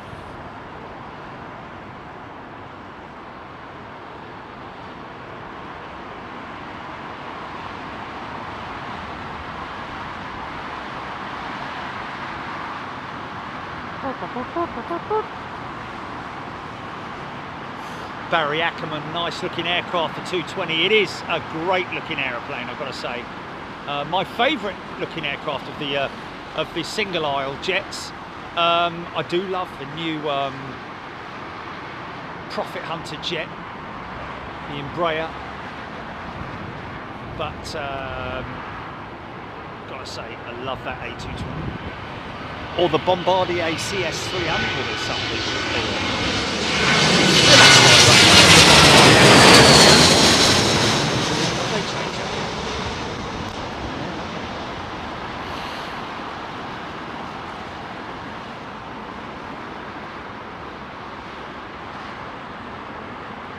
Easy, son, easy.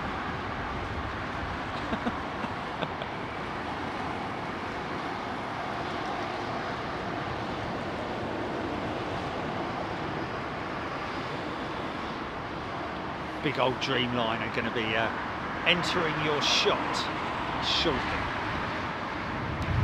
Steve Gladstone saying thank you to Barry for the membership gift. L'esprit de Canada. Oui.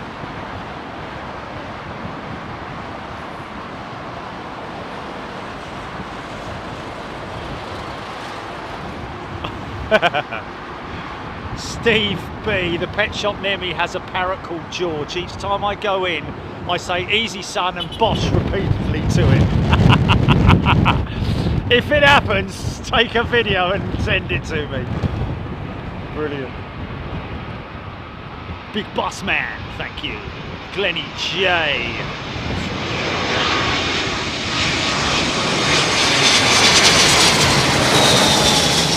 Oh my God's sake, Glennie. Oh, you're what? You and whose army?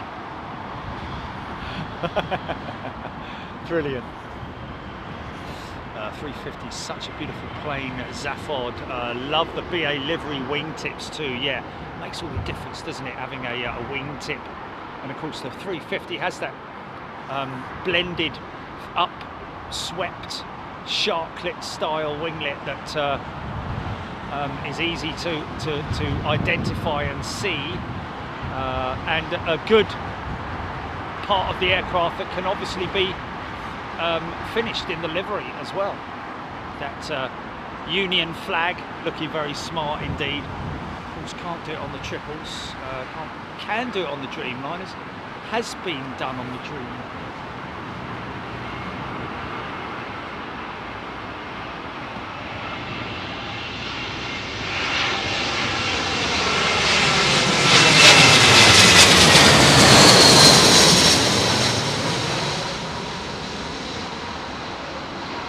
I do hope that meeting with the border control goes well.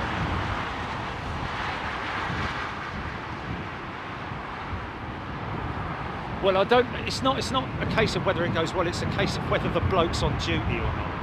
Oh, sorry, the offices are closed today. You can come back next week. Well, I'm not going to be here next week, mate. I booked this specifically so that I could kill two birds with one stone. I'm sorry, sir, you can't say that in this airport. Oh, sorry. I mean, a deal with two things at once. God's sake. He's got a gun, he's got a gun! I haven't got a gun. I'm just killing. I'm not doing anything. Deal with two birds at one point or something, I don't know.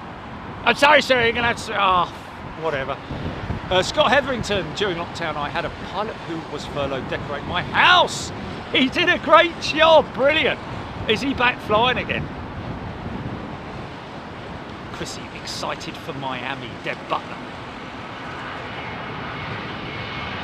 Don't get the parrot on the rant. Isn't there that one recently?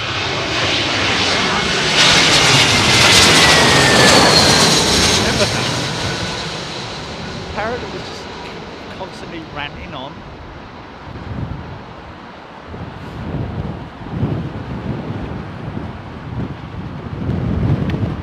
Get it down, mate. Get it down. Need to get it down. There we go. Hey. Arrow, you'll do great. Go over entry.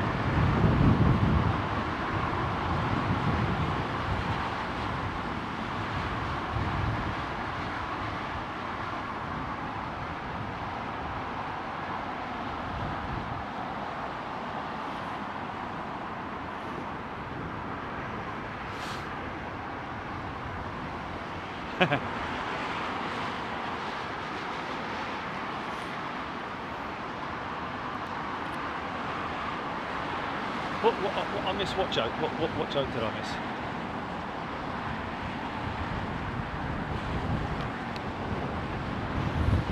Flight radar 24 for LHX shows that 8 planes on the ground. I can't count them all. LHX.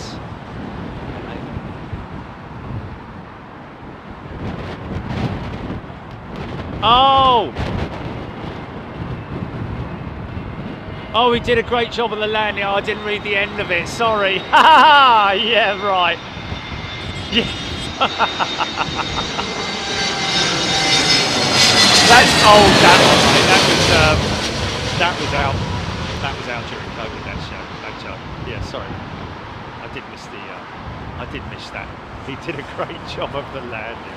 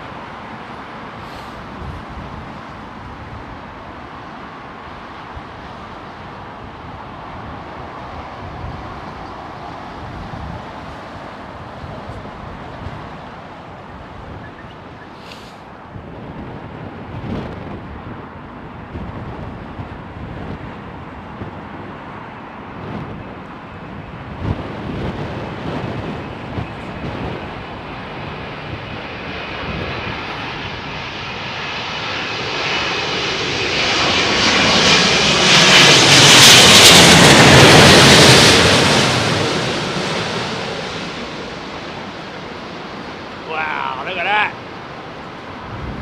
We've got hold of that left wing there. Wow.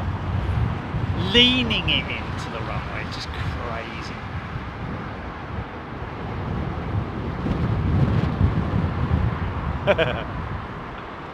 BA82 is number 6 HGC saying. Lewis Aviation, do they use nav lights in the daytime? Yes, they do, Lewis. Let's have a little look and see what we've got inbound that could be juicy for the last part of the show. Right, okay, we've got a Saudi Dreamliner that's been doing circles in the sand. We've got Kuwait's, interesting, 777-300. that is looks like it's turning back on itself, going into the hold as well.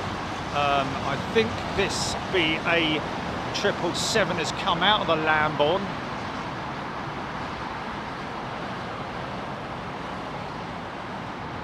Right, there's a BA 380 inbound from San Francisco, due in at 2:58.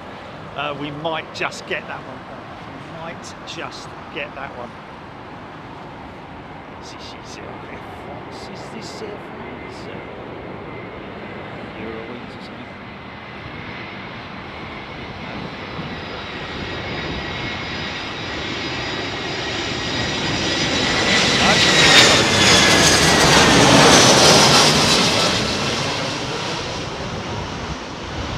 That's insane, mate. Is it? What, that one there?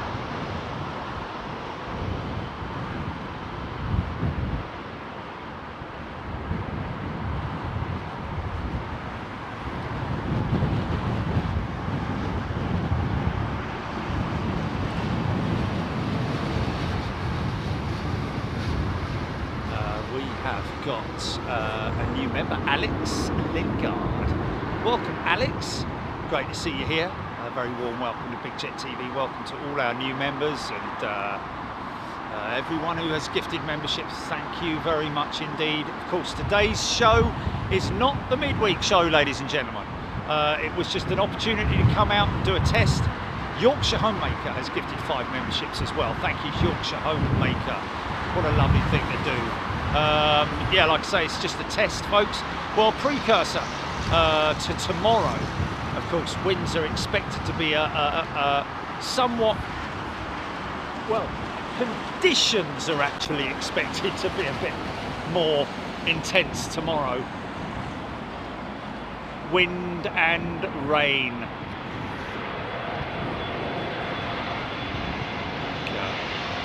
Go to Sports Direct.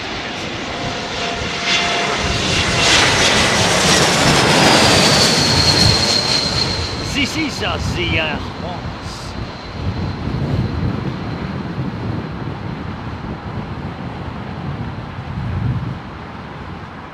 From CDG. Oh, sat down on those mains, man.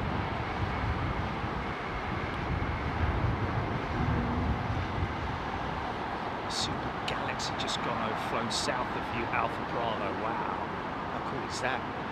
HGC Air France 224, 10 mile an hour gusts tomorrow, Deb Butler. We were expecting a little bit more than that, up to 42 we were hearing, wasn't it? Around H38 mile an hour gusts up north. Good afternoon to you, Robert Shepherd, thank you. Peter Makunda, tomorrow sounds great.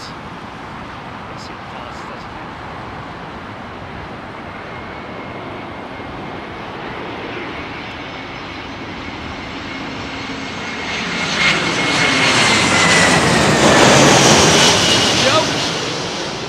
G'day Joel, a very warm welcome to you, new member to Big Jet TV. Make sure you download the app, folks, and also if you've been gifted a membership or if you're a new member, make sure you subscribe to the channel. And we're not saying that because we're desperate for subscribers, we're saying that because it means that you get your notifications when we go live. Follow us on Twitter as well. We're always putting out notifications on Twitter and other stuff as well that we find relatively relative to the subject matter. Yeah, follow us on Twitter.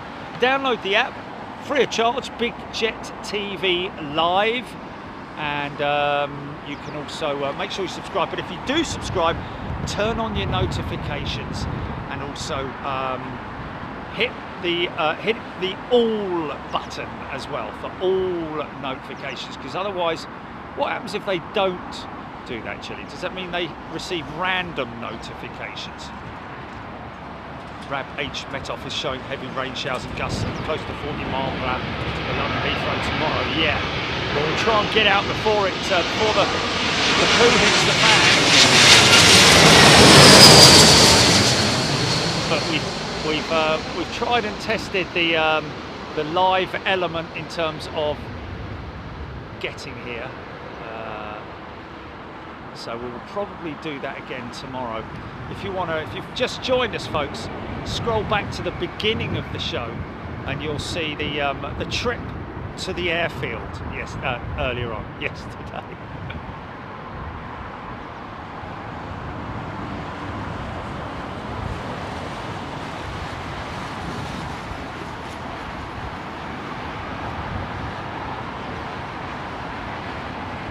Jorge, going to you. Phil Sky's gifted 5 memberships. Thanks, Phil. Appreciate that.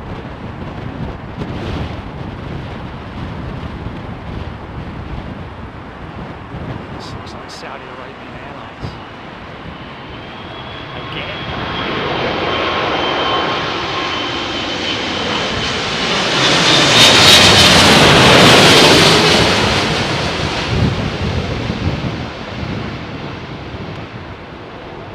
Does rain start?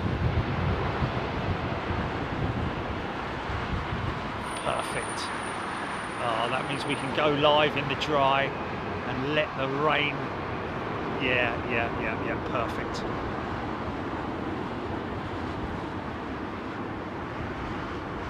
Dutch Tours, bendy wing on approach. Yeah, always flexing in these conditions because of the turbulence and the movement of the aircraft.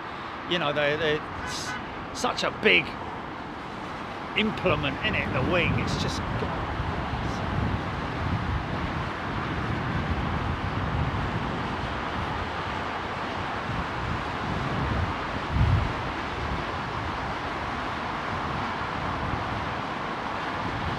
talk this week about quotas of only 1 return flight per person every 3 years. Golden Hawk Road. Where did you hear that?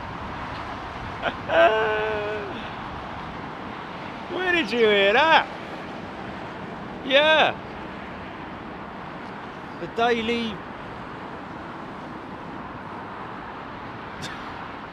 Yeah. I think someone might be pulling your yeah, that sounds like an Onion type quote, doesn't it? 1 return flight every 2 years.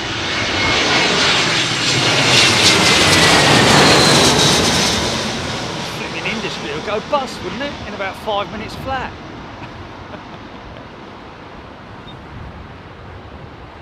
Yeah. Probably someone recommending it or something like that to improve the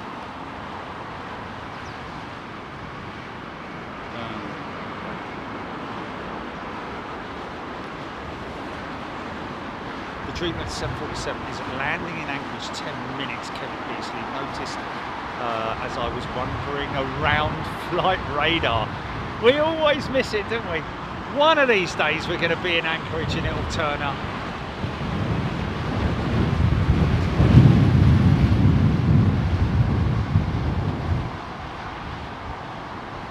Here now.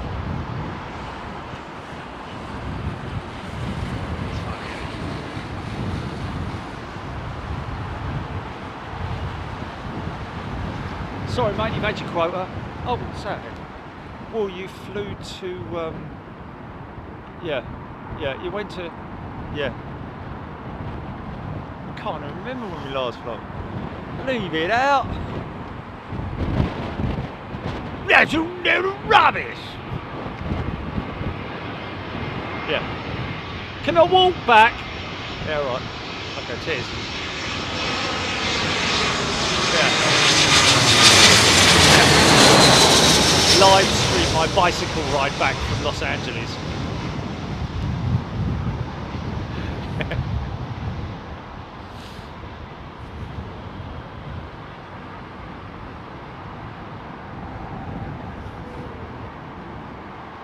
Delta 14441, loving these windy conditions and your commentary. Thank you, Pilot Skills, getting a workout. Looking forward to tomorrow's show. Yes, thank you, Delta 1441.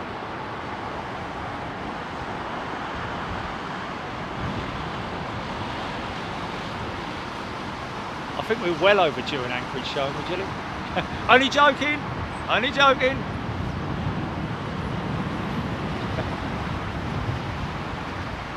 Yeah. Yeah.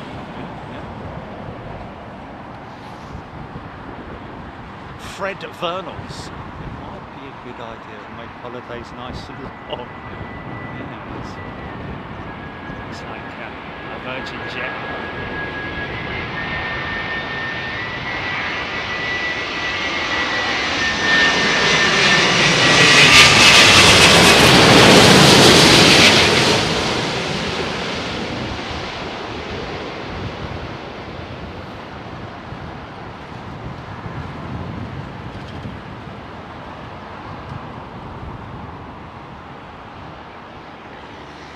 I love that shot when they switch direction, man.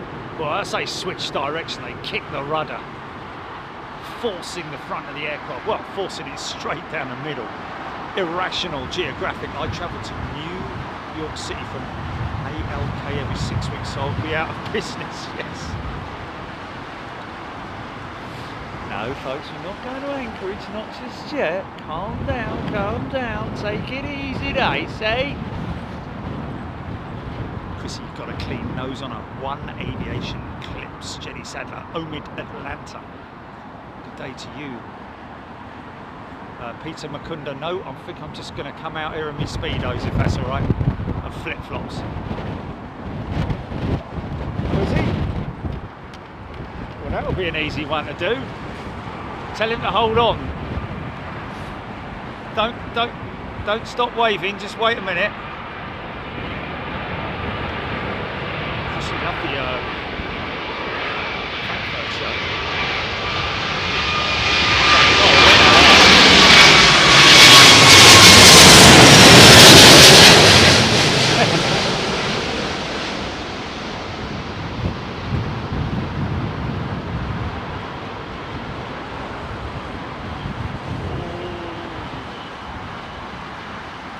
Thanks, mate. Right, apparently we've got someone over at the Virgin hangar. Yeah. Big old wheelie, mate. Look at that for aero braking. Fair play. Someone over at the Virgin hangar waving at us.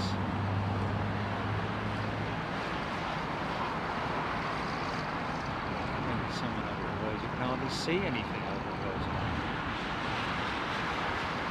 Dustbin lorry.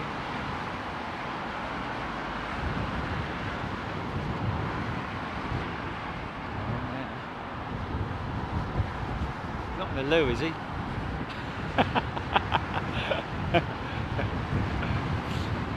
Say it, okay. Well, another 20 minutes. What have we got? Anything juicy in the next 20 minutes before?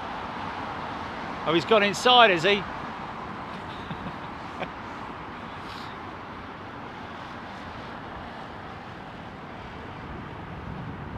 We've got Greg Nelson as a returning member. Welcome back, Greg. And Phil Sky, did I say? I think I did. Has gifted 5 memberships. Thank you, Phil. Thank you, everybody. You lovely, lovely people.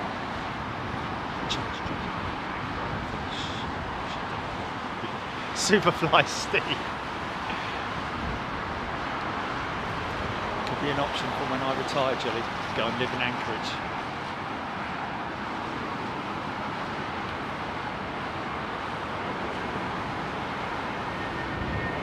In and out, in and out.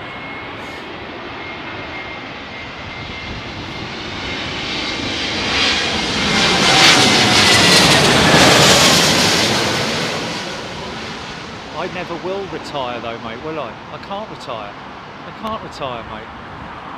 It's not like, you know, the last day of work, like, you know, right, that's me done then. See ya. What are you going to do? Well, I don't know, get a caravan. I'm not going to do anything like that, mate. I'm in it for the long haul, literally. Yeah. Yeah, I'll buy a pipe. I'll buy a pipe and a big lazy chair, and, you know, big crackling fire. walking over there. You get a big dog or something and it's sitting next to me. Yeah, Nick, you're right. Retire and do what? I will never retire.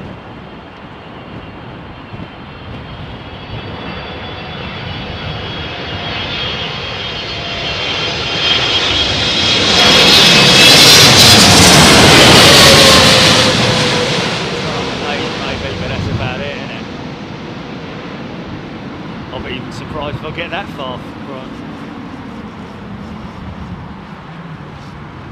Wow, very nicely executed. Swinging it. Look at that. That is amazing when they do that. Shows how much power that rudder's got, doesn't it?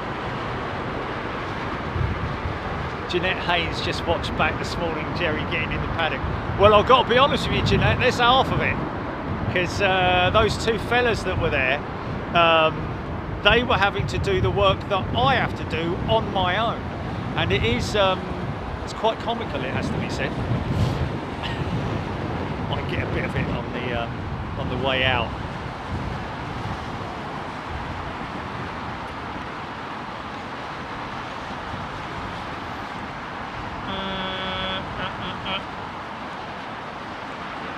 Exchanging kisses.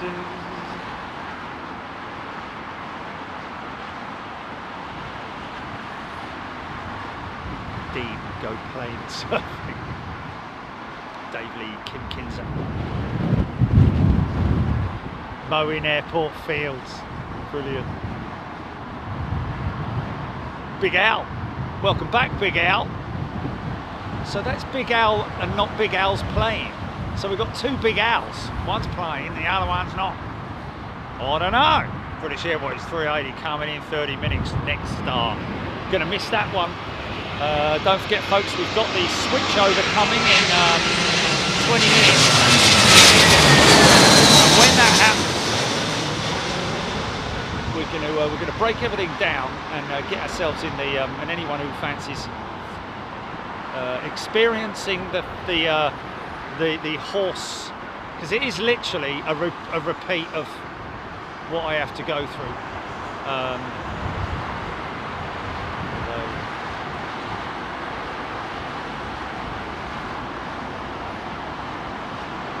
David Lincoln's Tony Duty, happily retired. Tony, lucky you. David Lee, sorry. Oh, happily retired. Did all the right things. Oh, really? I'm getting a mention on radio too. Who's that with? 2:42 in the afternoon. Who would that be? Steve Wright. I know he's on Sundays, isn't he? Sunday love songs.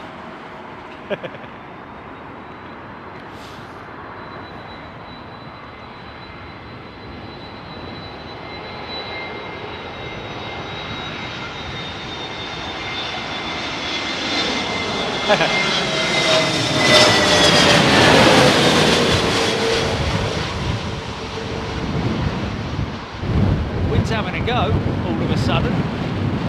We got a bit of a squall actually right towards the end here by the looks of it. Scott Mills. He must be talking about. So the old leaves are, the winds are blowing again, look. They're blowing over there, right there, like that there. The old wind suck down there.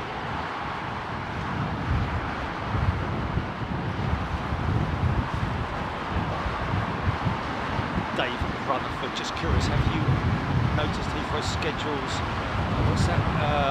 Schedules for runway repairs like resurfacing, asphalt work, etc. Yes, I think they've just recently actually made an announcement that they will be carrying out runway repairs during the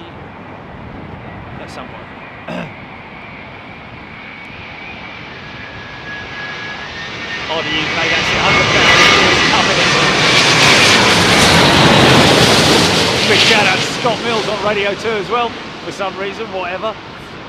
Thanks, mate.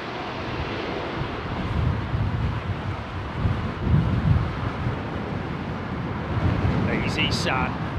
There we go.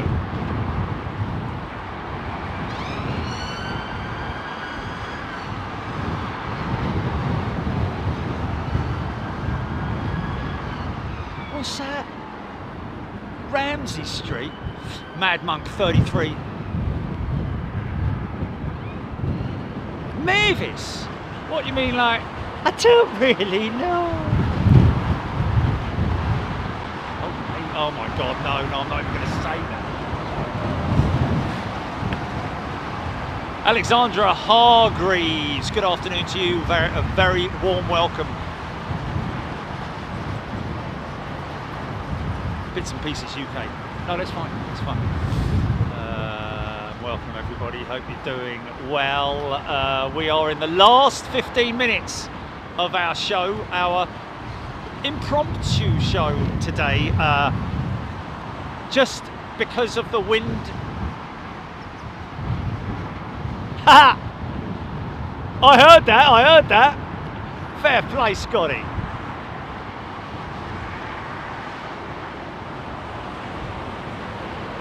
Someone on the radio who's been a member for 4 years. High speed approach, 737, 700 KLM. Here we go. Always look a lot faster than the 737s. I've got a fondness.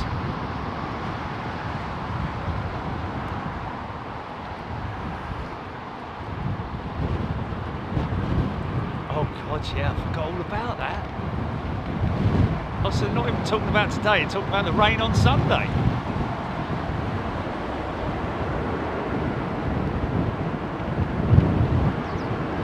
Oh, that's hilarious, mate. Who is that? I want to know who it is to thank them.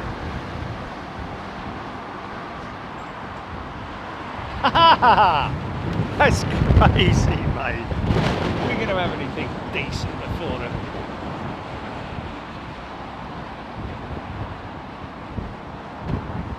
15 minutes until midnight here in Australia. There we go, Jimmy G61. He, me, him, me. Right, what have we got? Oh, that's Gatwick. Daryl Hall and John Oates. Oh, okay, looks like the last one might be coming out of the hold. Etihad Dreamliner.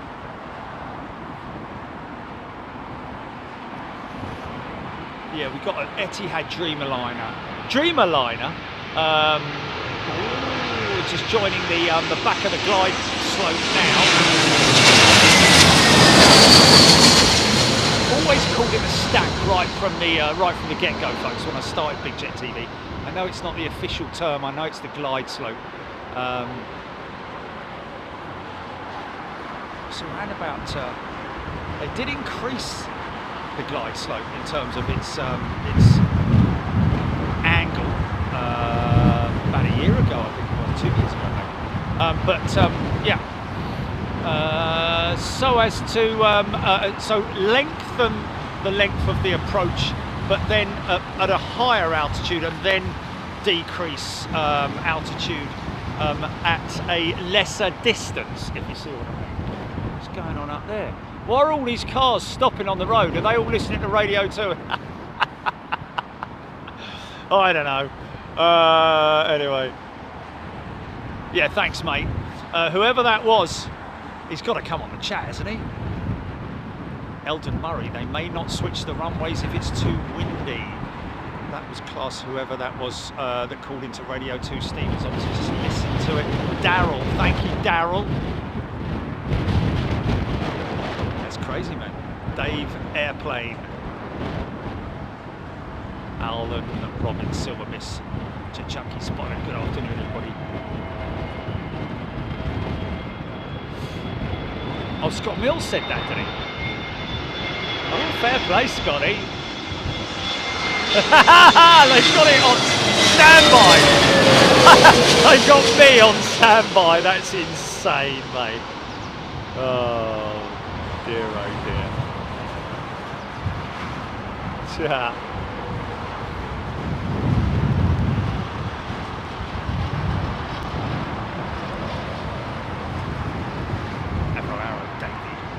Track astronaut. So what happened with the F-35? Came down, track astronaut.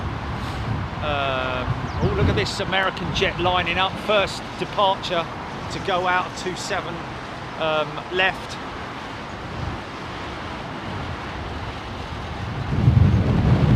Kelly, thank you very much indeed. A pleasure. Always a pleasure, folks. I think that, let me just have a look and see. I think that looking to me like, oh, there's one more that's joining the back of the glide slope that's just coming off the hull from Marseille. Scott Mills has subscribed to the channel. Oh, okay, okay.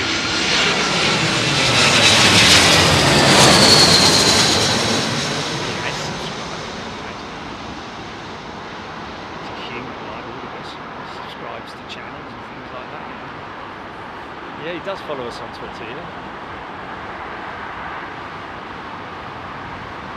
It's a break from the norm, isn't it, really?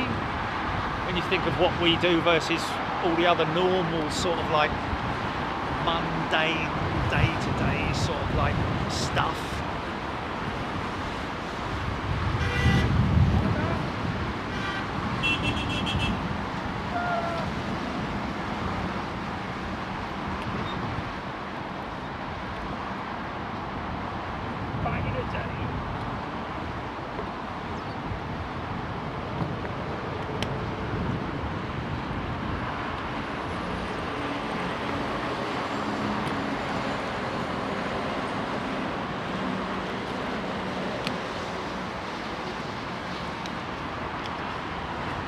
I don't think.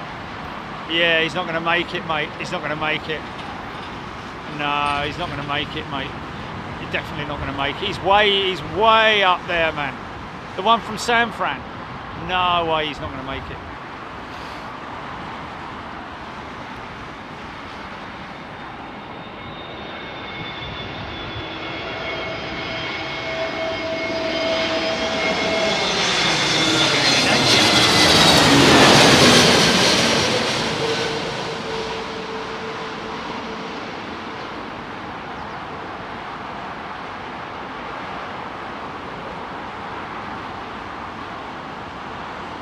Easy, son.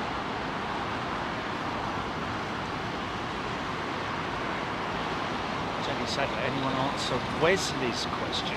What's Wesley's question? Scott Hetherington, Iron Maiden song was 2 minutes to midnight. I don't know what that lead singer was, a 747 pilot. Yes, Scott Hetherington. Also type rated on the 757, 767, along with other aircraft.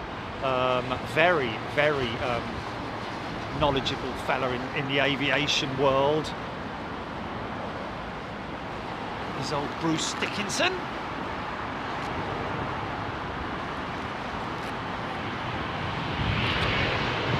Good question, man. Good question.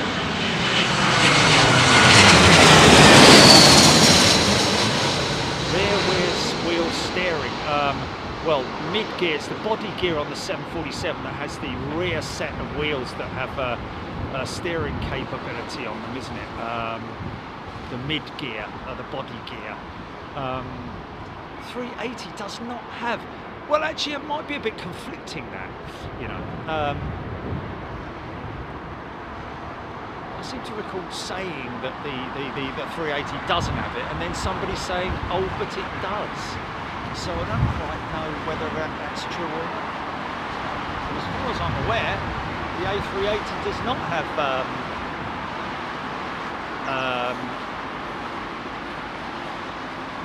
body gear steering.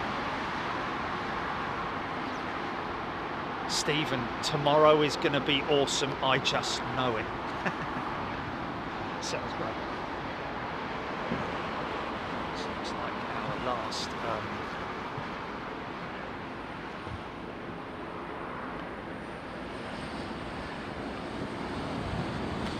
Here we go then. Next Star 380 is going to be too late, I'm afraid. Next Star looks like this is the last one they're bringing in on the. Oh no, there is one more behind it, but it's a tiddler. So Vinci, unexpected show, yeah, but all single aisle stuff, isn't it?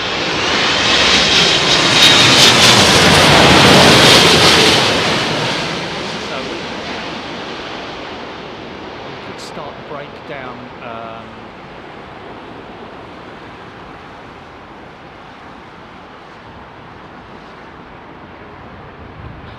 Brilliant, Scotty.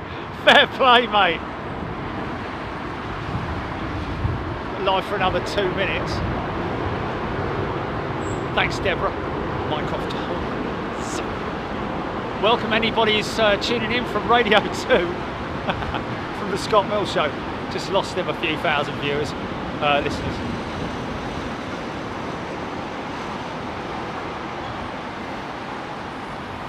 Yeah, low cloud.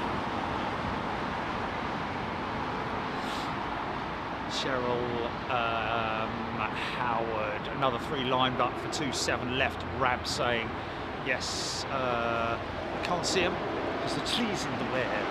Can we stay to see the impact of a radio programme? H saying, Wesley Cooper, Loco, 777 also has rear wheel steering. Right, there we go. Interesting. Is that so? I wasn't aware of it. Thank you, Loco. Brian Stewart, looks like the van may depart on time.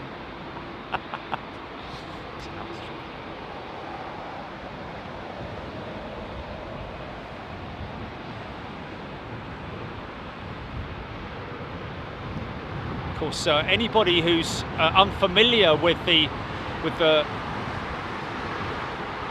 layout here at London Heathrow and what they do on a daily basis change when they're on 27s. Which is westerlies.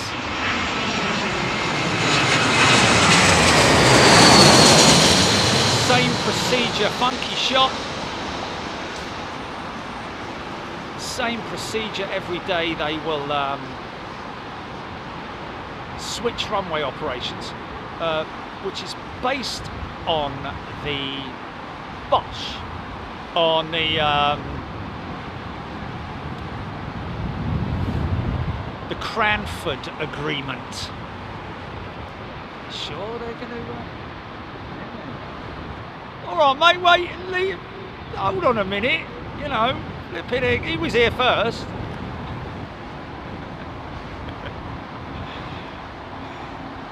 Don't get me in a flipping argument with somebody in a queue, mate. That one with Larry David. Standing. Just quite calmly asked. Hey, could you move to the front of the queue? No! Why not? There's a big difference from Jack between them.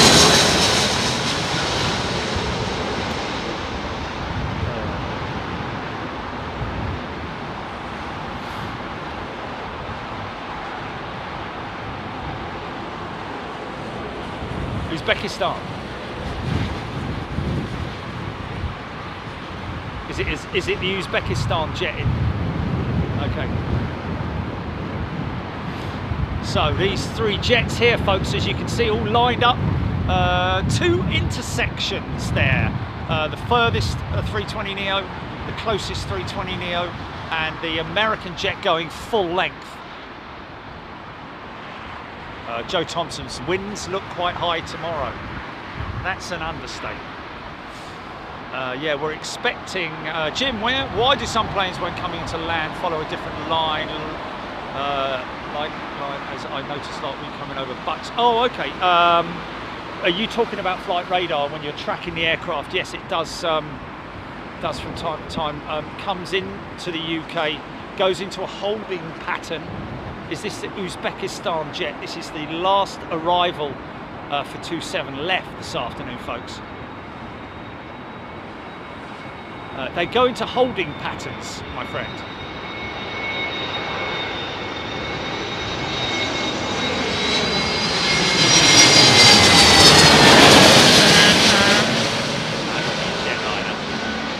Great looking livery on that aircraft.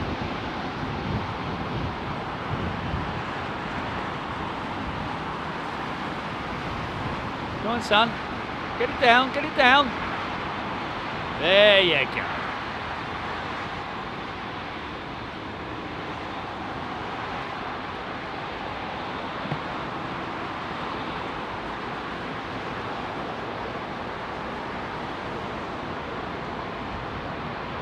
Mark Hampson, thank you.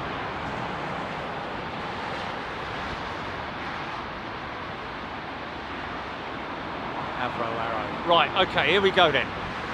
Gilly, are you ready for this? Okay, going to stand by, ladies and gentlemen. Who fancies a ride? Roll up for the mystery tour.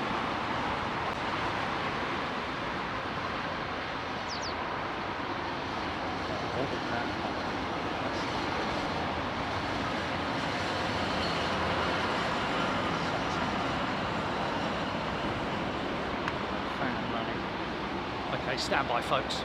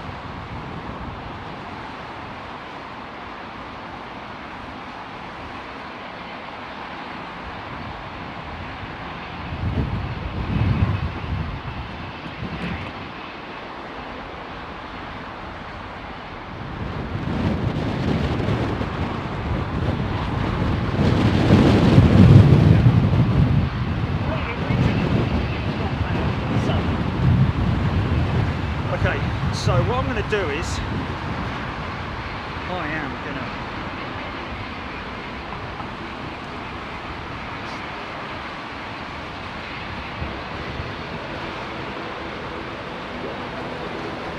I love the sound of a turboprop.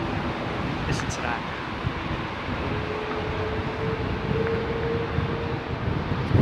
This big lad coming out here.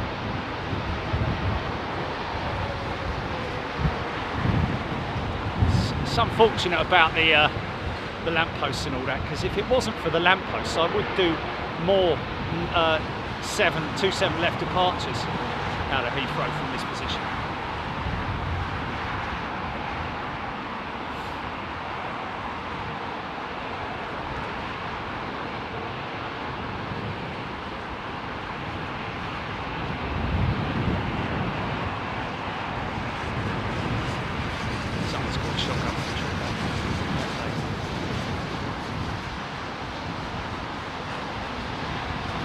Right, here we go. First part of the manoeuvre is to get that there. Hold that in that position there. Pull that out of there.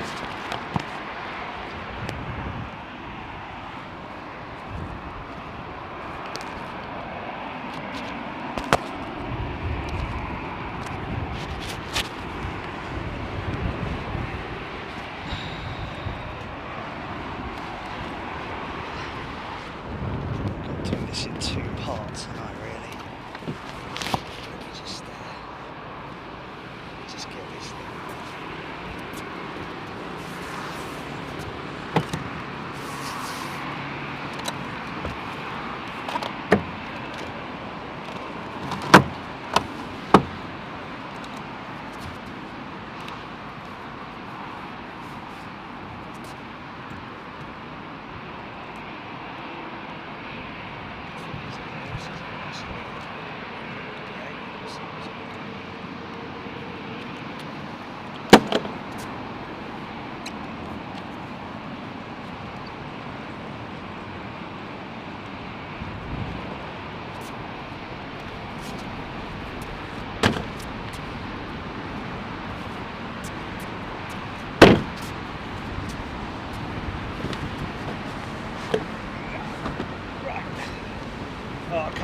you lot in a minute, hold on.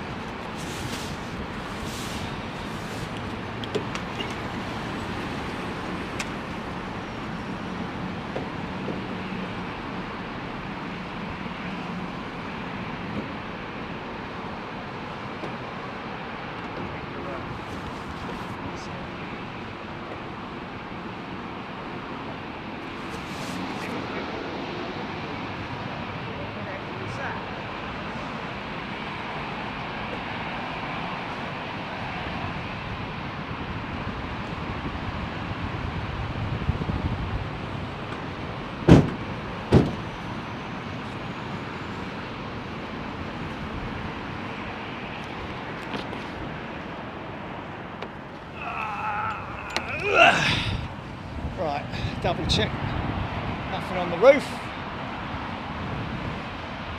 Ran, all good there.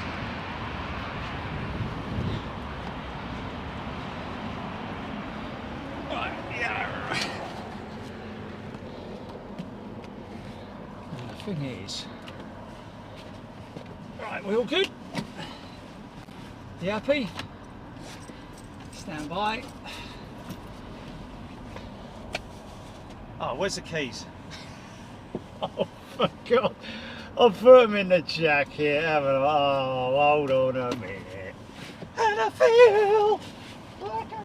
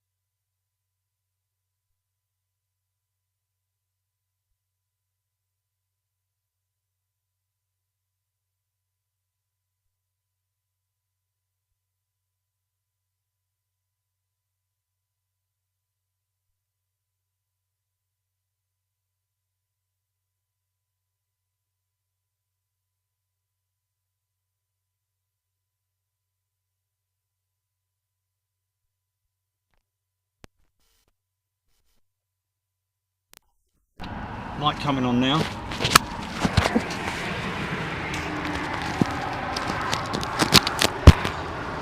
Okay. Okay, stand by.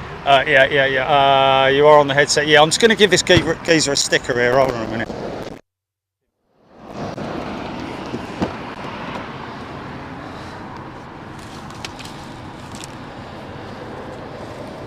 Because he's been patiently waiting there.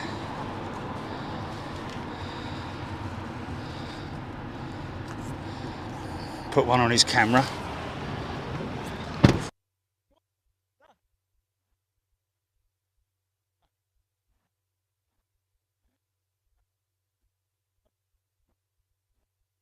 Yeah, quickly.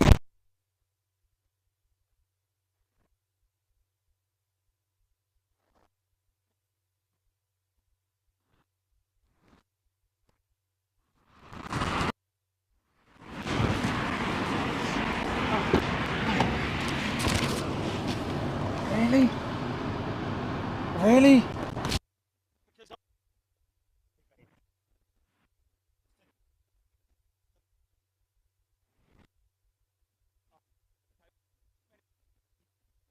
Hold on. There'll be something odd going on there because that's two mic sets. No, no, it's not. Check, check. 1 2 1 2. It looks like it's working perfectly, mate. Yes, but forget about that. Forget about hooking them up later. No, the firmware updates are fine. I checked that last night. Are you telling me that it's not working now? Oh, okay. Okay. Well, let's just drive across the field and just see what happens during the driving across the field process.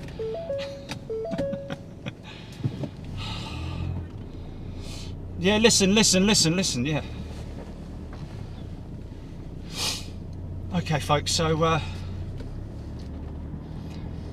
we have to plot our way across the field because there are some rubble, areas of Barney rubble.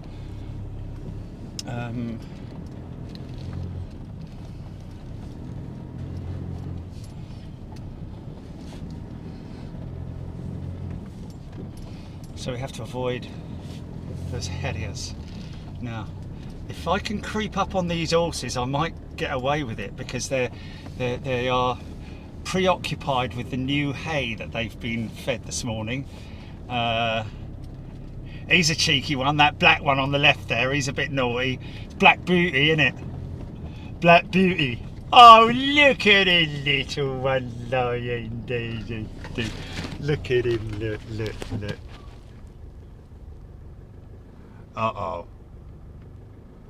Uh-oh, here they come. Now we're in trouble. Here we go. Okay, there's only one of them. Of course I do. Got poo on me flipping tyres now, haven't I?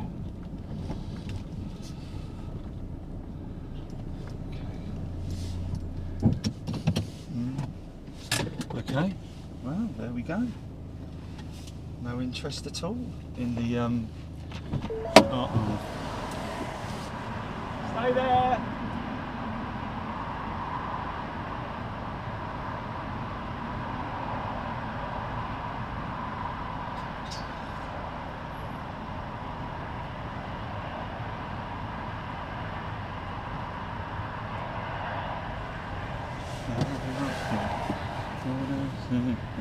Uh-oh. Oh.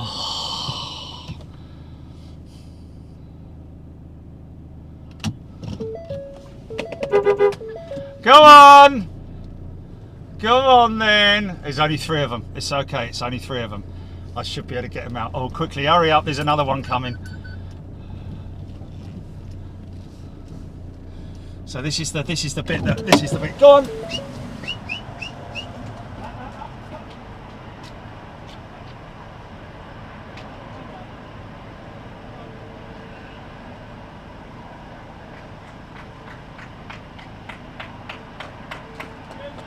Good lad. Oh, you good horses, aren't you?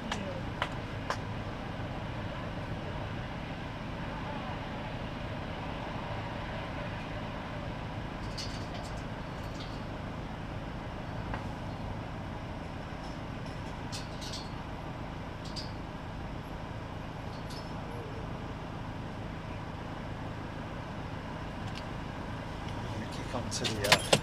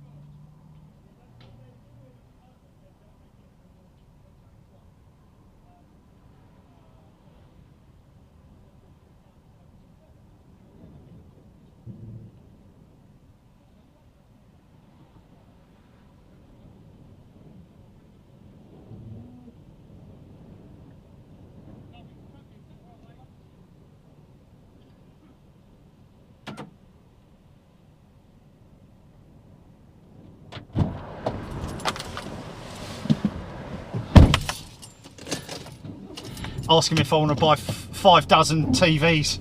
No, I'm only joking. He's asking about ULEZ. You want to buy 40,000 TVs, mate? Got a nice big container around about there. Right, mate, you need to move. You need to move, son. Let's see if I can get that gate close without you having to move.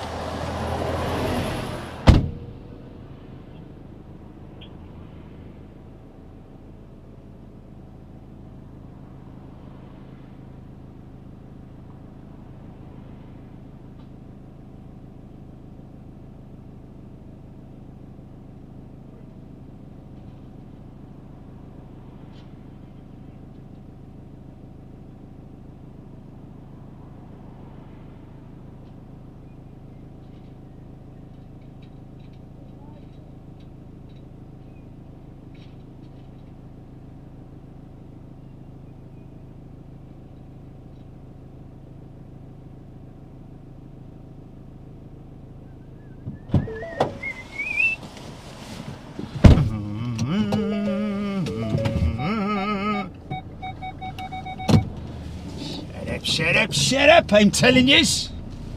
Right, okay. Well, there you go, folks. Thank you for tuning in. We'll do the same tomorrow.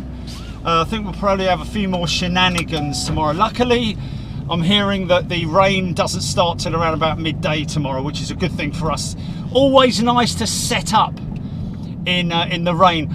Also, need to be aware that there's a possibility they might keep the aircraft, keep landings on the left-hand runway if the conditions are that intense, to avoid potential conditions over the other side with the hangars. See those big hangars you can see off there in the distance there? The wind just whips up over the top and creates a lot of turbulence. But yeah, there we go. What have we got? Thank you, everybody. Thanks, Scott Mills. Thanks to everybody who's tuned in. Thank you to everybody who's gifted membership. Today, I won't mention individuals, but you know who you are. Thank you so much. You are wonderful people. If you're not going to join us tomorrow or this coming Sunday, folks, we will. Are we doing a show on Wednesday, Gilly, next week? I'm flying Wednesday. I'm flying Wednesday, aren't I?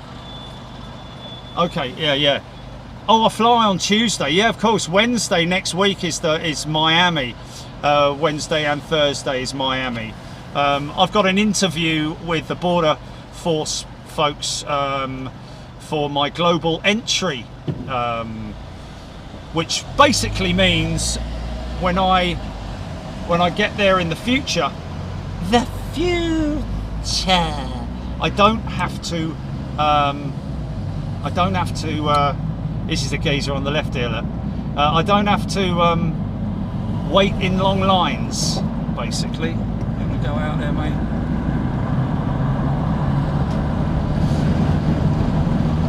I can just go through global entry gates, which are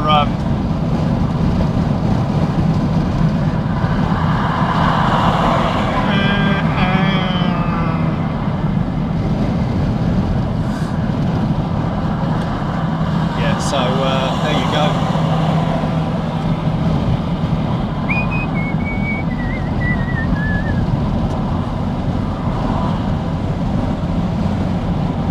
Well, what a nice fun-packed morning we've had. Well, and early afternoon as well. We will see you, Jimmy. No, we'll see you tomorrow morning, ladies and gentlemen. Watch for updates. We're not going to give an on time at this point because we just need to sort of like monitor it in the morning, and if we need to go earlier, we'll go earlier. But I'd imagine, what we thinking, Chili, sort of around about the same time, 10 o'clock, something like that.